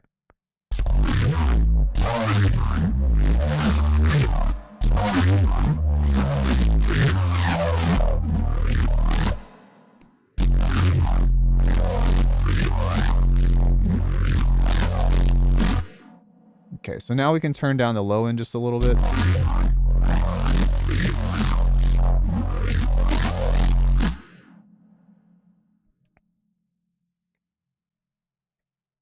God damn, that took forever.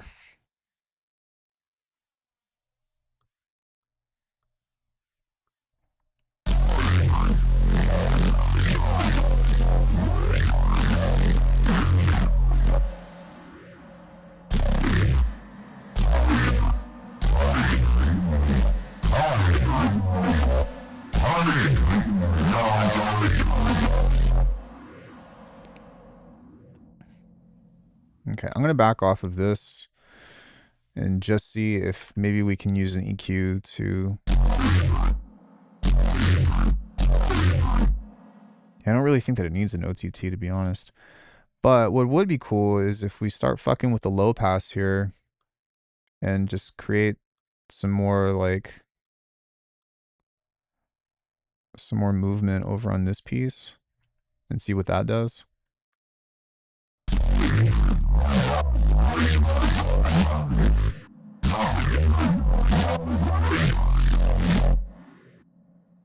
And then maybe we make this go down all the way. Just see if we can get some cool movement.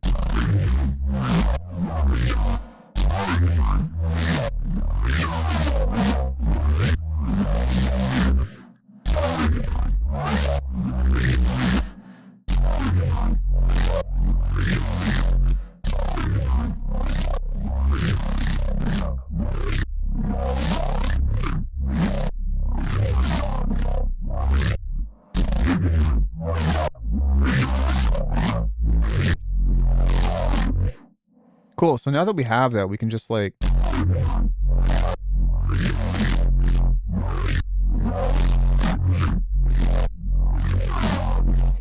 And actually, so I think what I'm gonna do is on this, I'm gonna leave this back up, but I'm gonna compress this. That's probably the smart thing to do. Because that pressure is creating like an annoyance with what we're doing. And so if I compress the low end, it might be a little bit more controllable.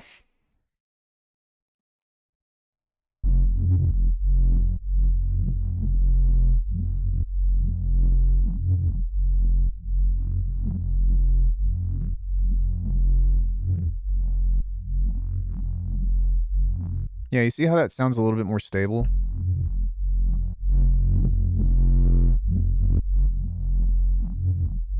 So let's see how that fares. And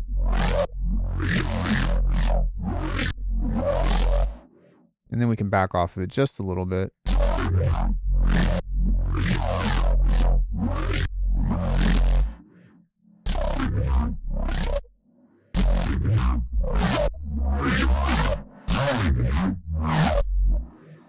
Now, because of that, we could probably even back off of that high end by just the hair.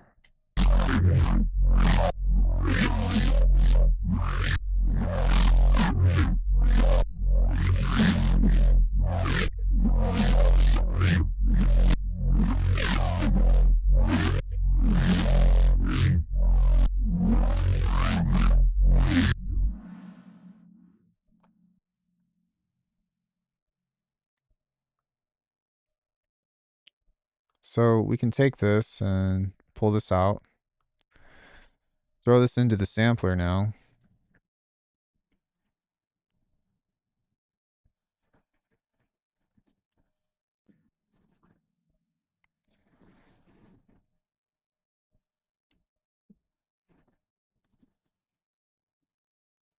Set this to loop by looping.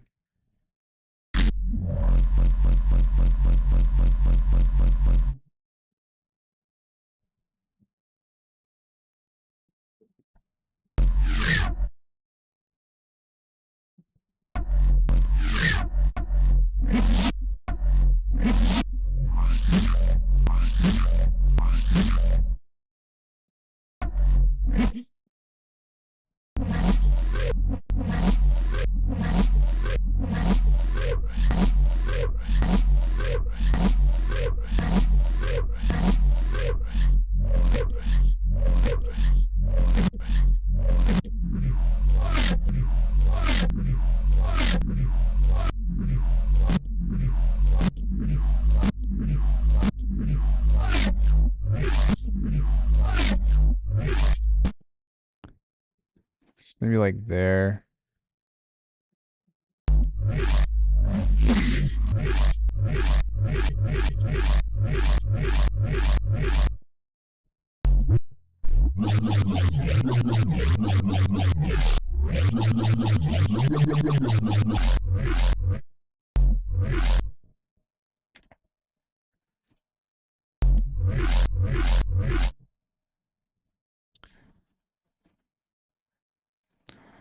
So now we can copy all of this shit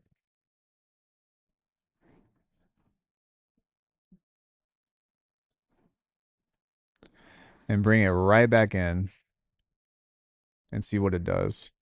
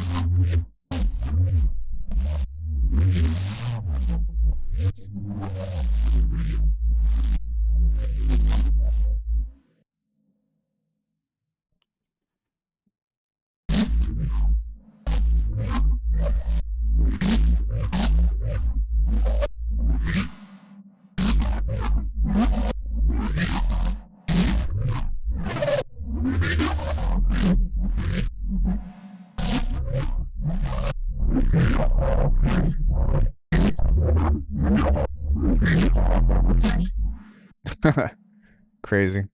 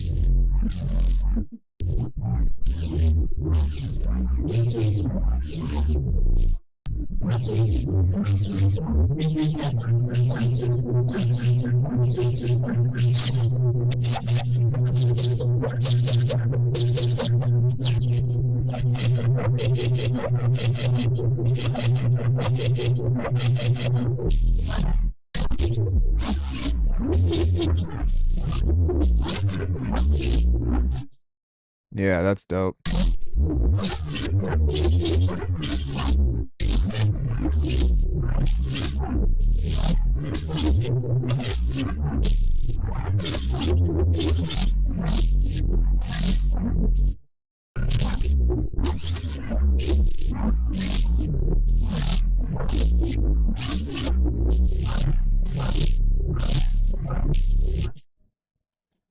Sweet.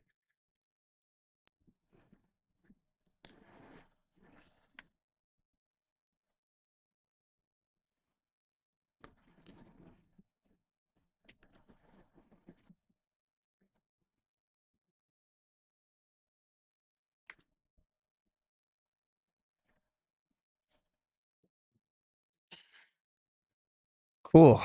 Um, yeah, I low key just want to do more. I want to see if I can figure this out and get exactly what I want. Interestingly, though, made this sound very different. I feel like we lost a lot of the low end,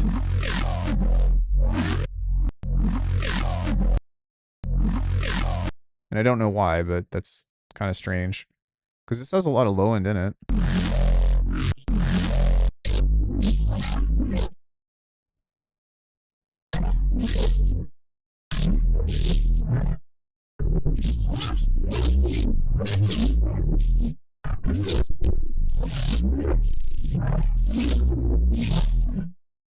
But I really like how that sounds. It's pretty fucking cool.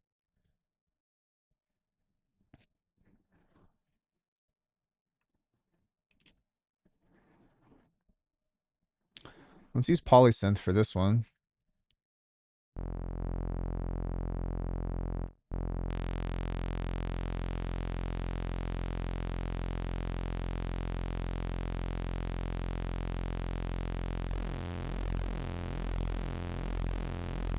Something that I like about polysynth is it has this drive.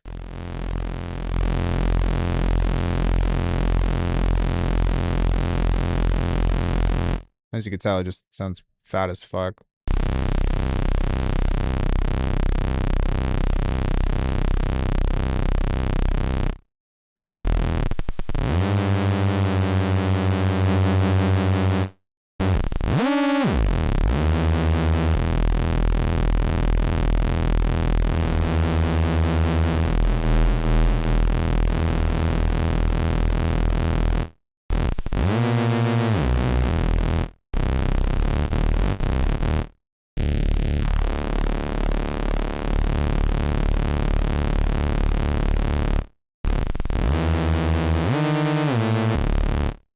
Okay. Okay.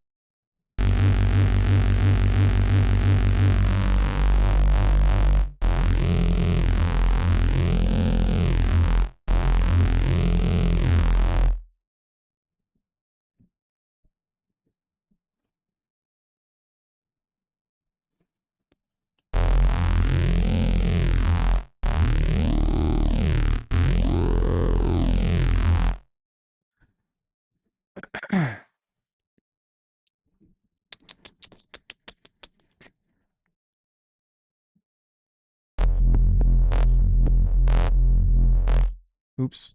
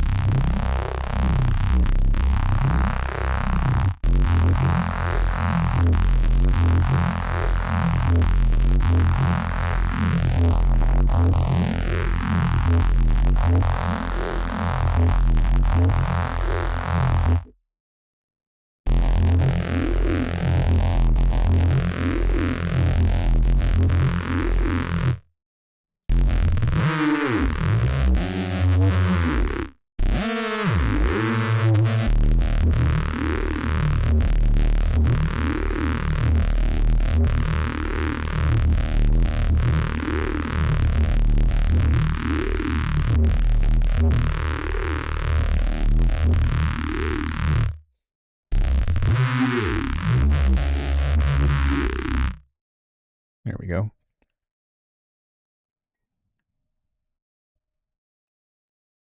Hey, Patsy.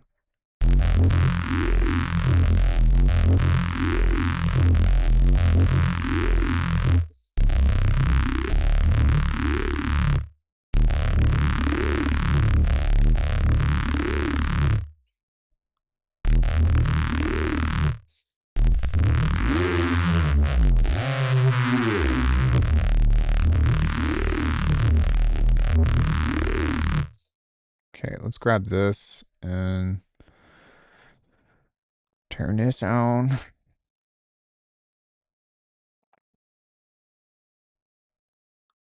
Give that some resonance and move this backwards.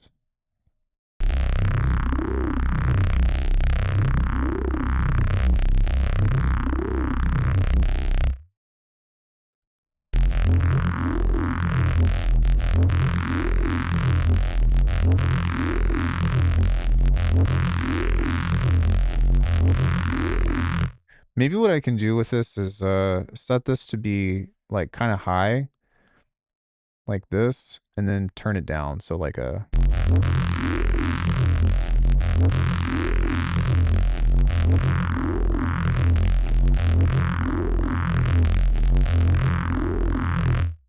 and now I can add the ring mod to that sound to help bring some of that back. So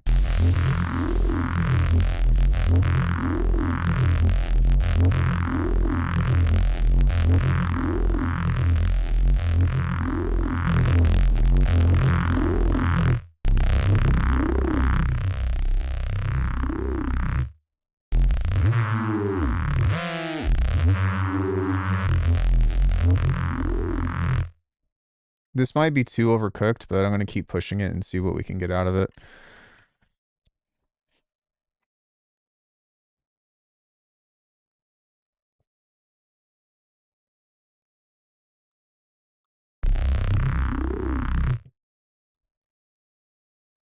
Let's try chorus plus.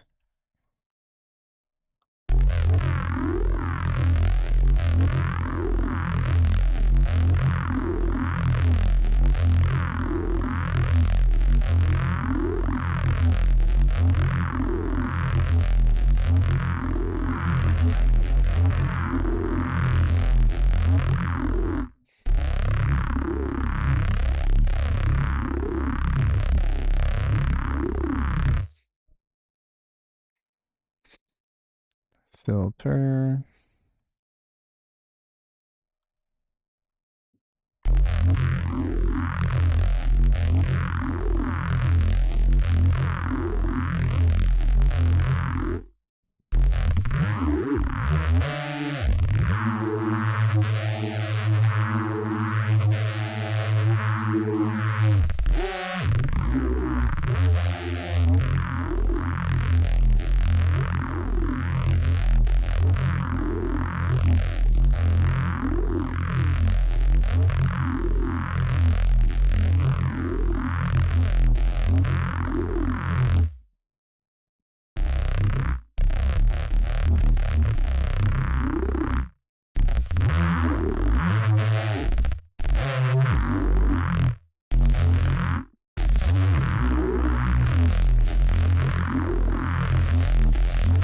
That's really cool, the way that it does that. So we might be able to use that to our advantage. That could be really sick. Let's grab a transfer here. Clear that.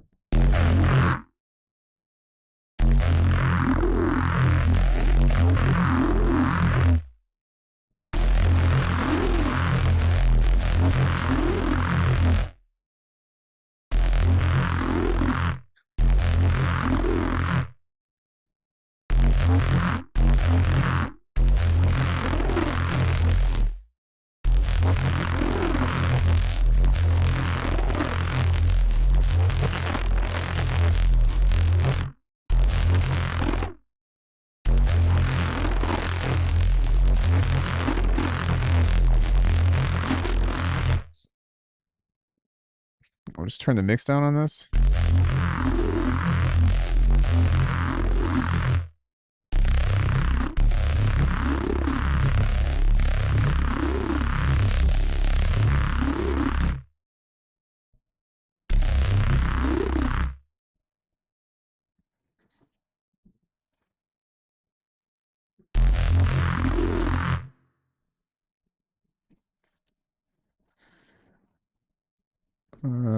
Sure. Ancient train station tower.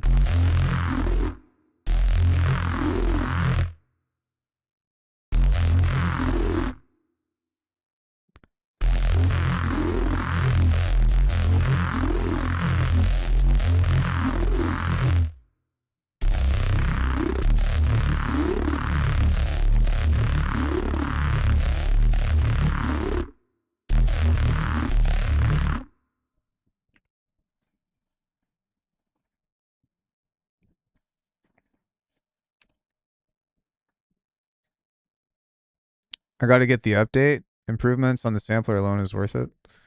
Yeah, the sampler's pretty dope.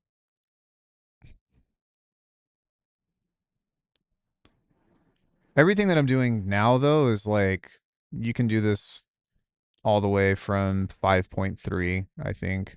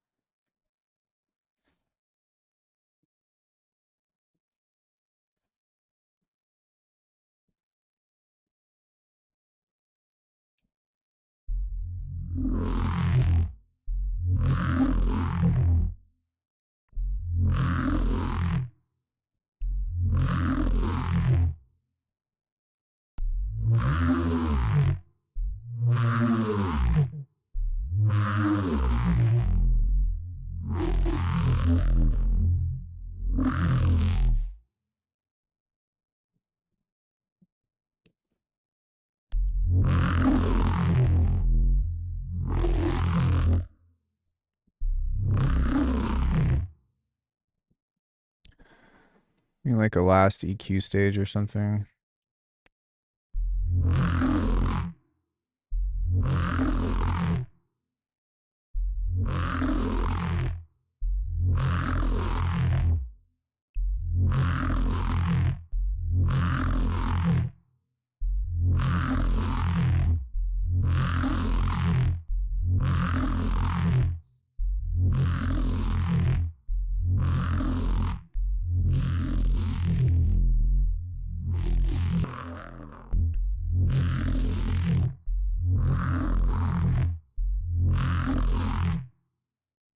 Just leave it in there.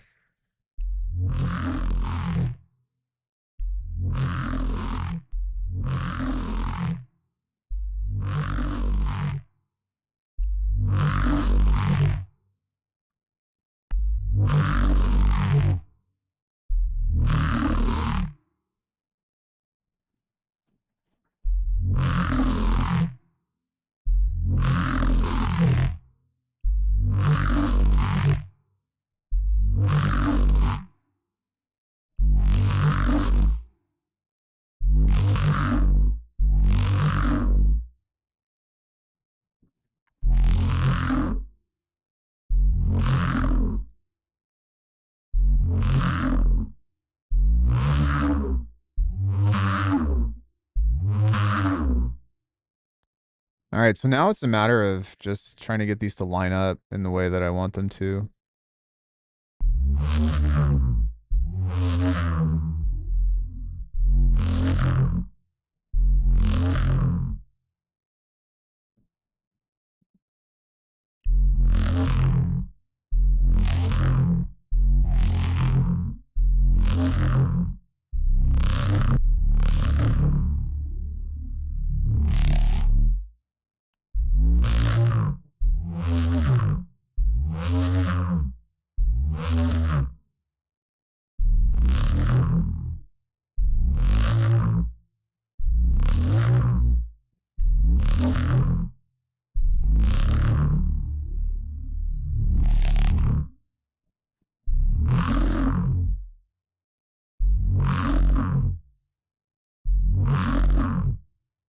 Like, that's pretty sick.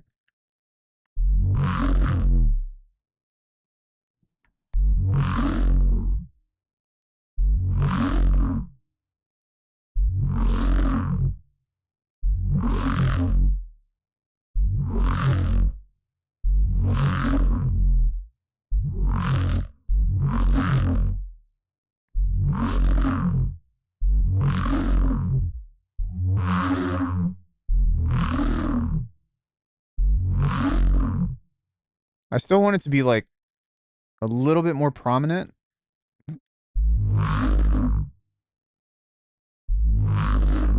Maybe something I can do is back off of the high shelf just a bit.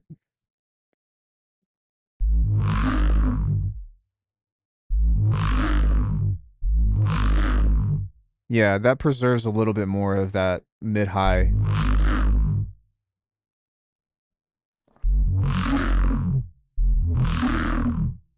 But now we need to mess with the other shit, so that way we can,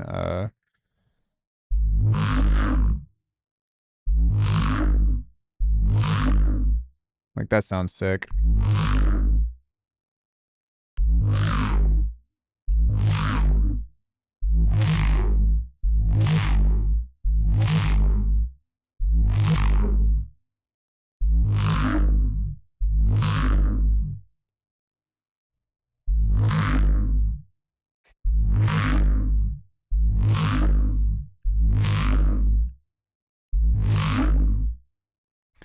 And maybe something else that I can do is not go up all the way, so just like here.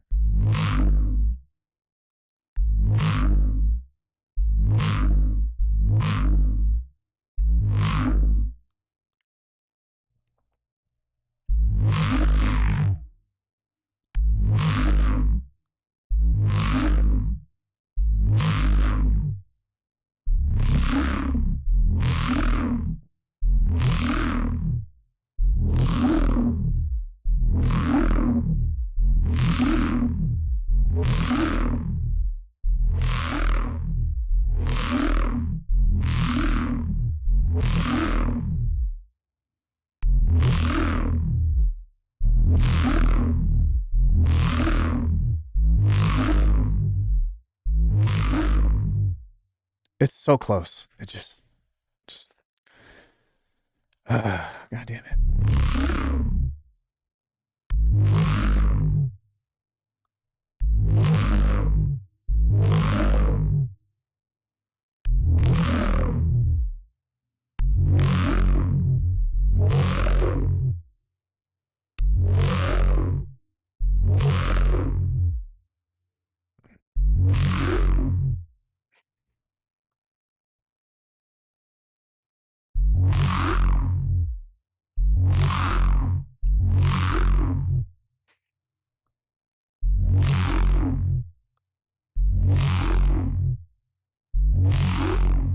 That's probably as cool as it's gonna get.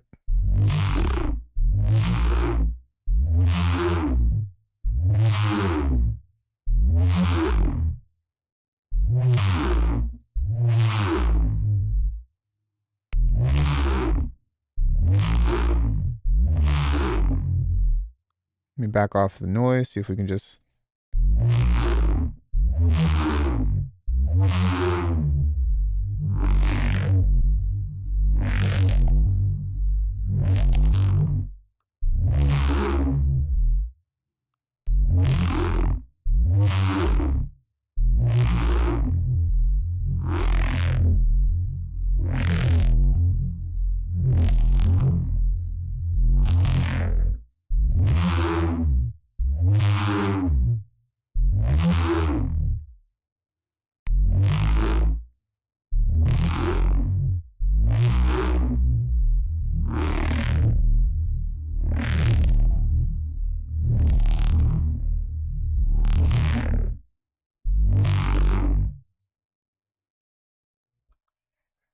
Hmm.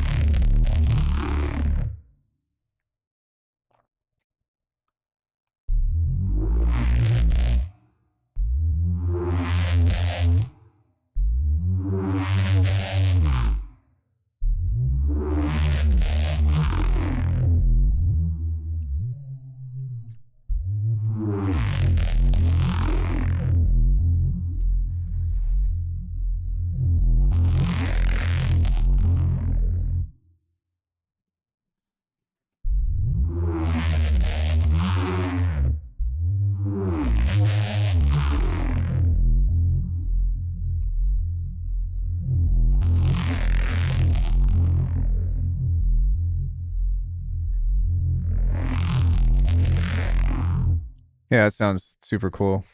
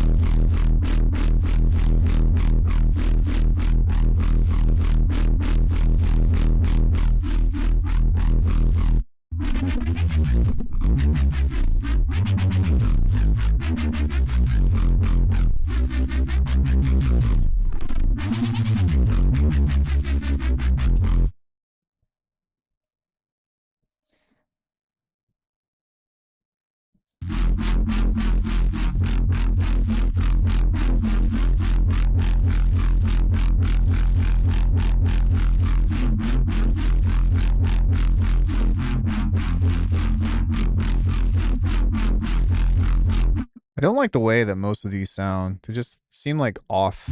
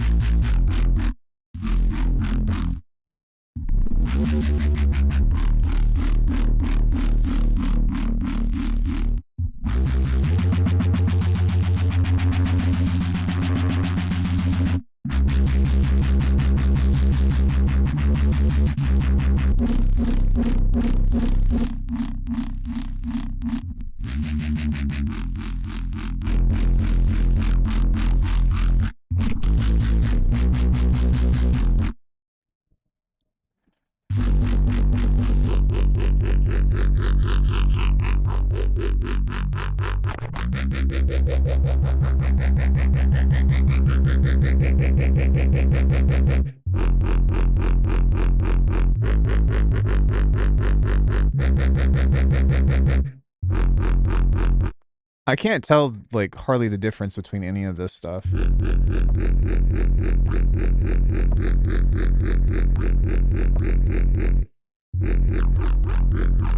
Oh.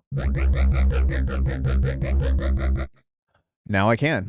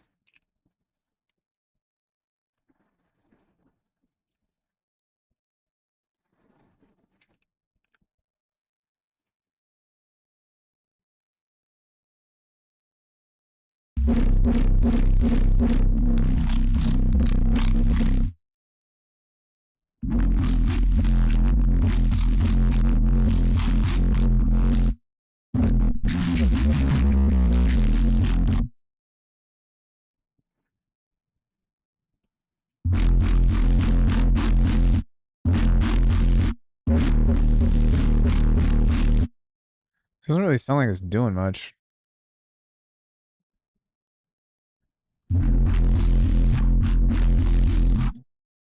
That sounds like it's doing things.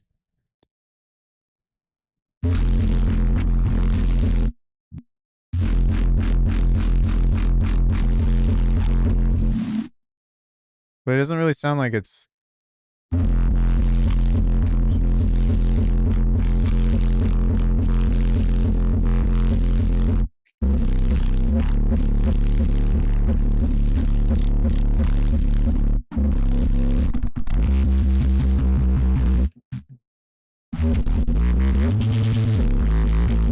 Holy fuck, I've been live for 4 hours doing this shit.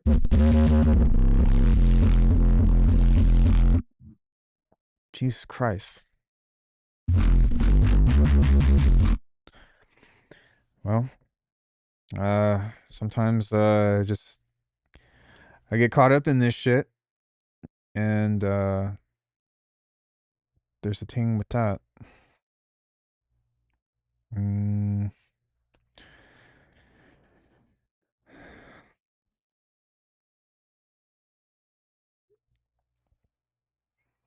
Ta-ting go pop pop pop. Skitty doop doop doop. And a boom boom pow.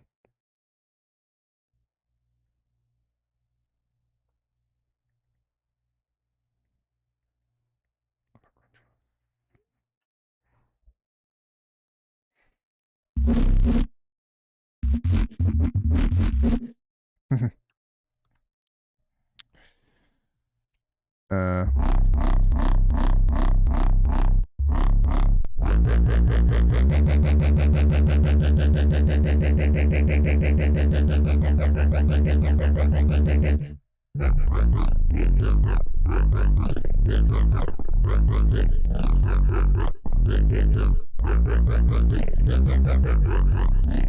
You know, I wonder what would happen if I used that on the other stuff that we did. So if we go back to polysynth here and we go back to the mids, we'll go back to the original shape on this. Something like this. And if we throw a core or a phaser over this with the talking over it, speed's too fast, but we do that. We set this to whatever amount, and then we put this on this.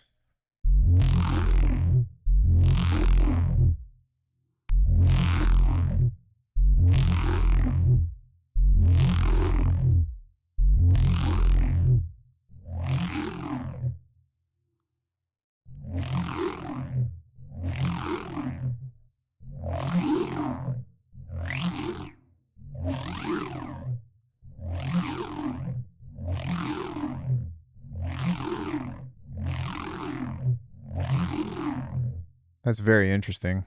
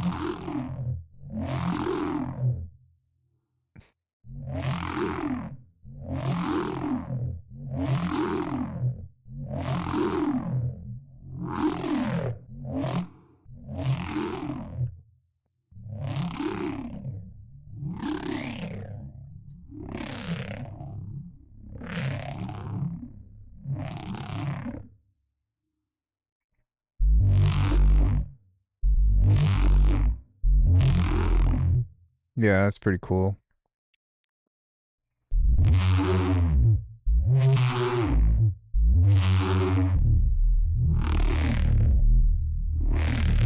Wonder what that does.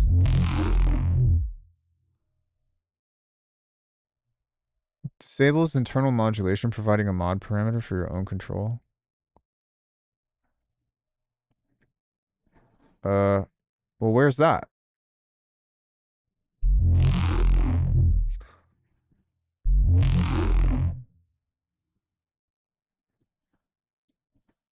I don't know.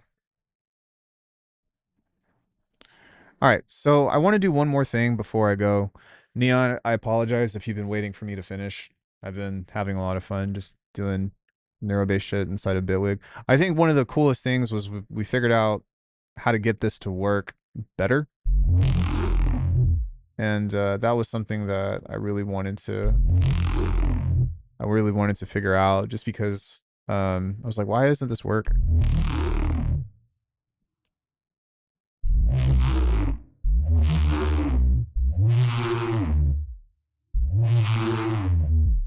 It's still not like quite the one that I want, but it is closer. And so I am inspired to do more like neurobase exploration and stuff with this, because like I said, guys, like I would love to just switch to first party Bitwig stuff. As much as I love all the other tools that I have, um, it'd be fucking sick to do that. I just we're not quite there yet. And I also think that Fuse Compressor is still just it's a must have. Kind of been falling in love with Melda Triple X. I don't fuck with Melda. I just can't. I just can't. I mean, Faceplant still the best. Like especially the stuff that's coming out. But this has been very fun, and I did enjoy it. But yeah, so what I'm gonna do very quickly is we're just gonna take that, and I want to see if I can process this into something that's like a trap clank before we go. Save preset to library, and we'll just call this Roar 3. Sure. So let's toss this into a sampler.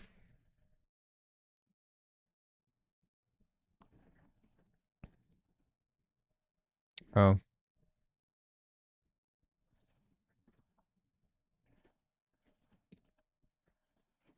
oops.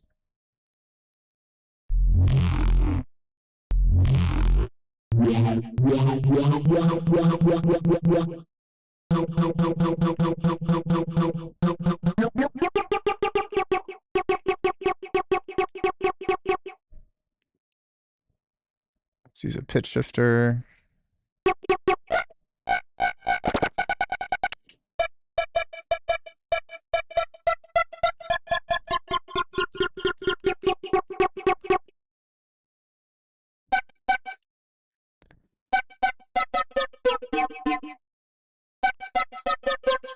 That's interesting.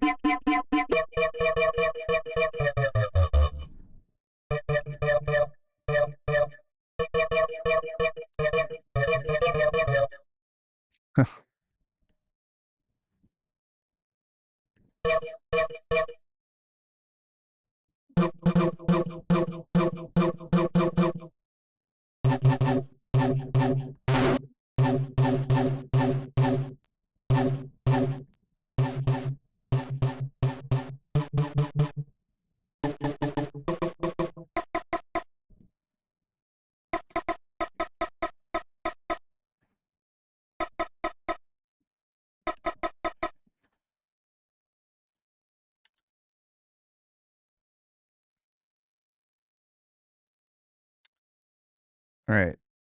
Let me put this here.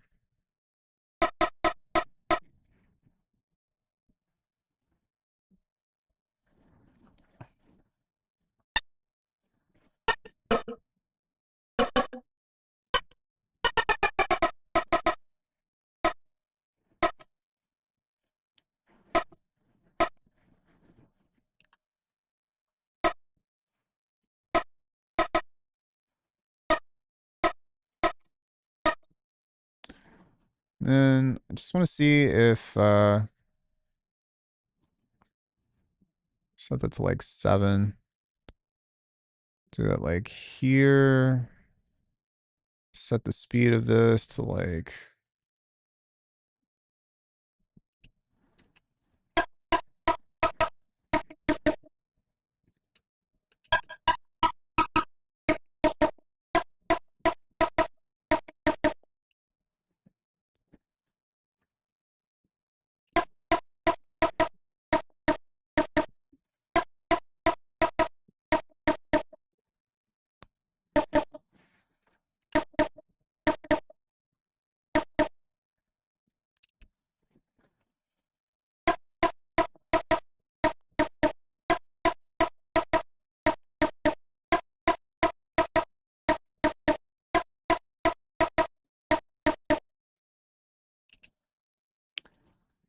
BB delay out.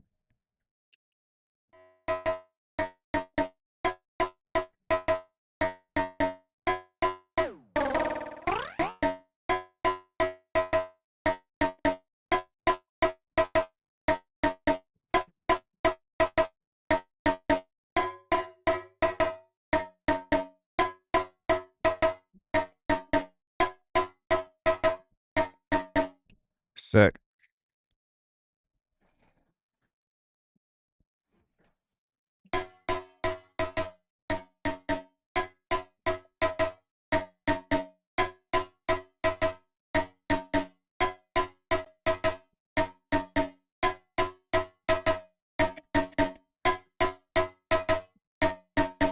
So I didn't know this until recently. Like, I have this feedback rack that I used to do. Actually, I think I can just pull it up.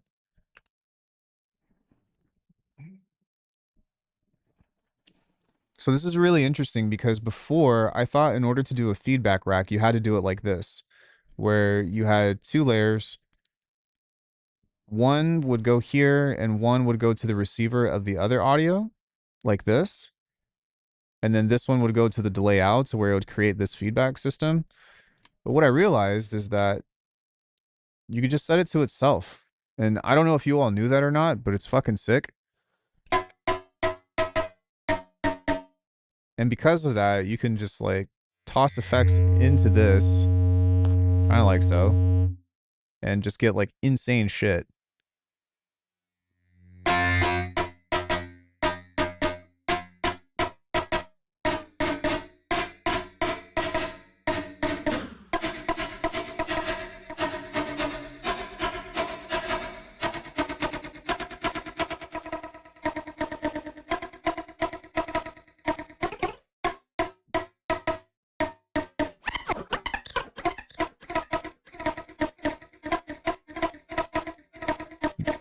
No, no, no, no, no. It's I put the delay out to get it to feedback into itself. So this has become a revolving door. That's why I did that. Otherwise you don't get otherwise you don't get the cool like feedback shit.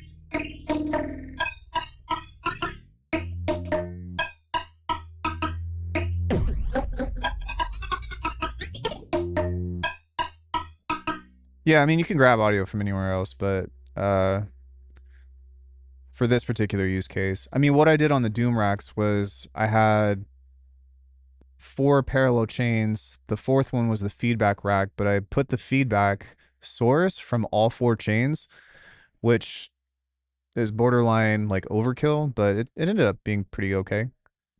Pretty cool.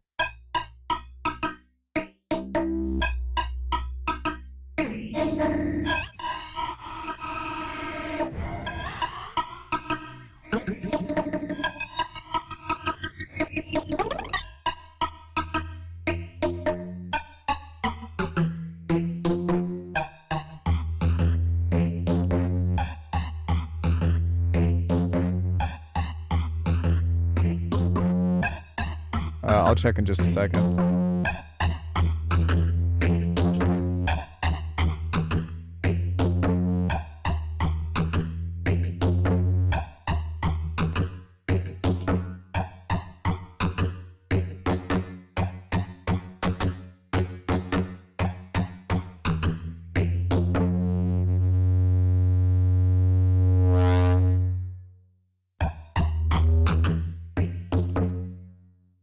That's kind of cool. It almost sounds like a bow hitting a string.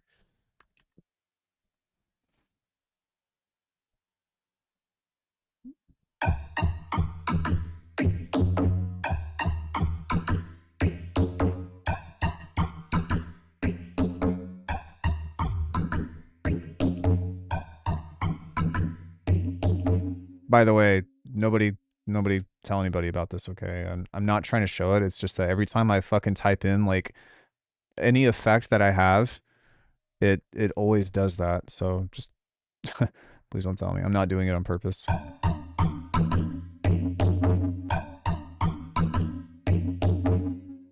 No, no, no, no. Feedback in general, no matter what platform you're in, does not respect limiters and clippers. So that's why it's so dangerous to work on. You have to be really careful whenever you utilize this. With that being said, though, yeah, if you just work quietly, then you should be okay.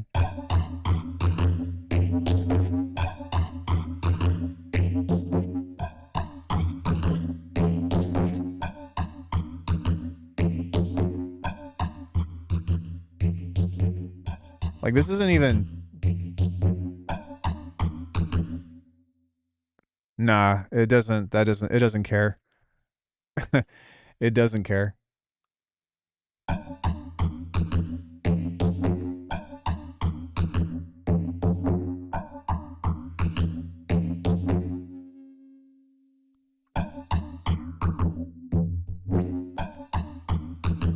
All right, cool. All right, guys, I gotta go. But much love. I will catch you all on Friday, although it'll be a late stream. I've got a lot of work to do. With that being said, I appreciate you all hanging out with me. Everybody go follow Data Broth. Everybody go follow Alex Reed. I don't think he's still here, but he came in for a bit. We've got a 30% sale going on at alchemy.com. Book a lesson. I don't know. We'll keep doing more base stuff over time. Neon, I will get with you in a little bit. I need to do some stuff first and then we can chat. But thanks everybody. I really appreciate you. And yeah, was there anything else? Oh yeah, go subscribe to the new channel, to the Alchemy's Beat Observatory. I just put up a mix for some bangers and stuff for the last show that I did. But all right, guys, much love. I'll catch you later, and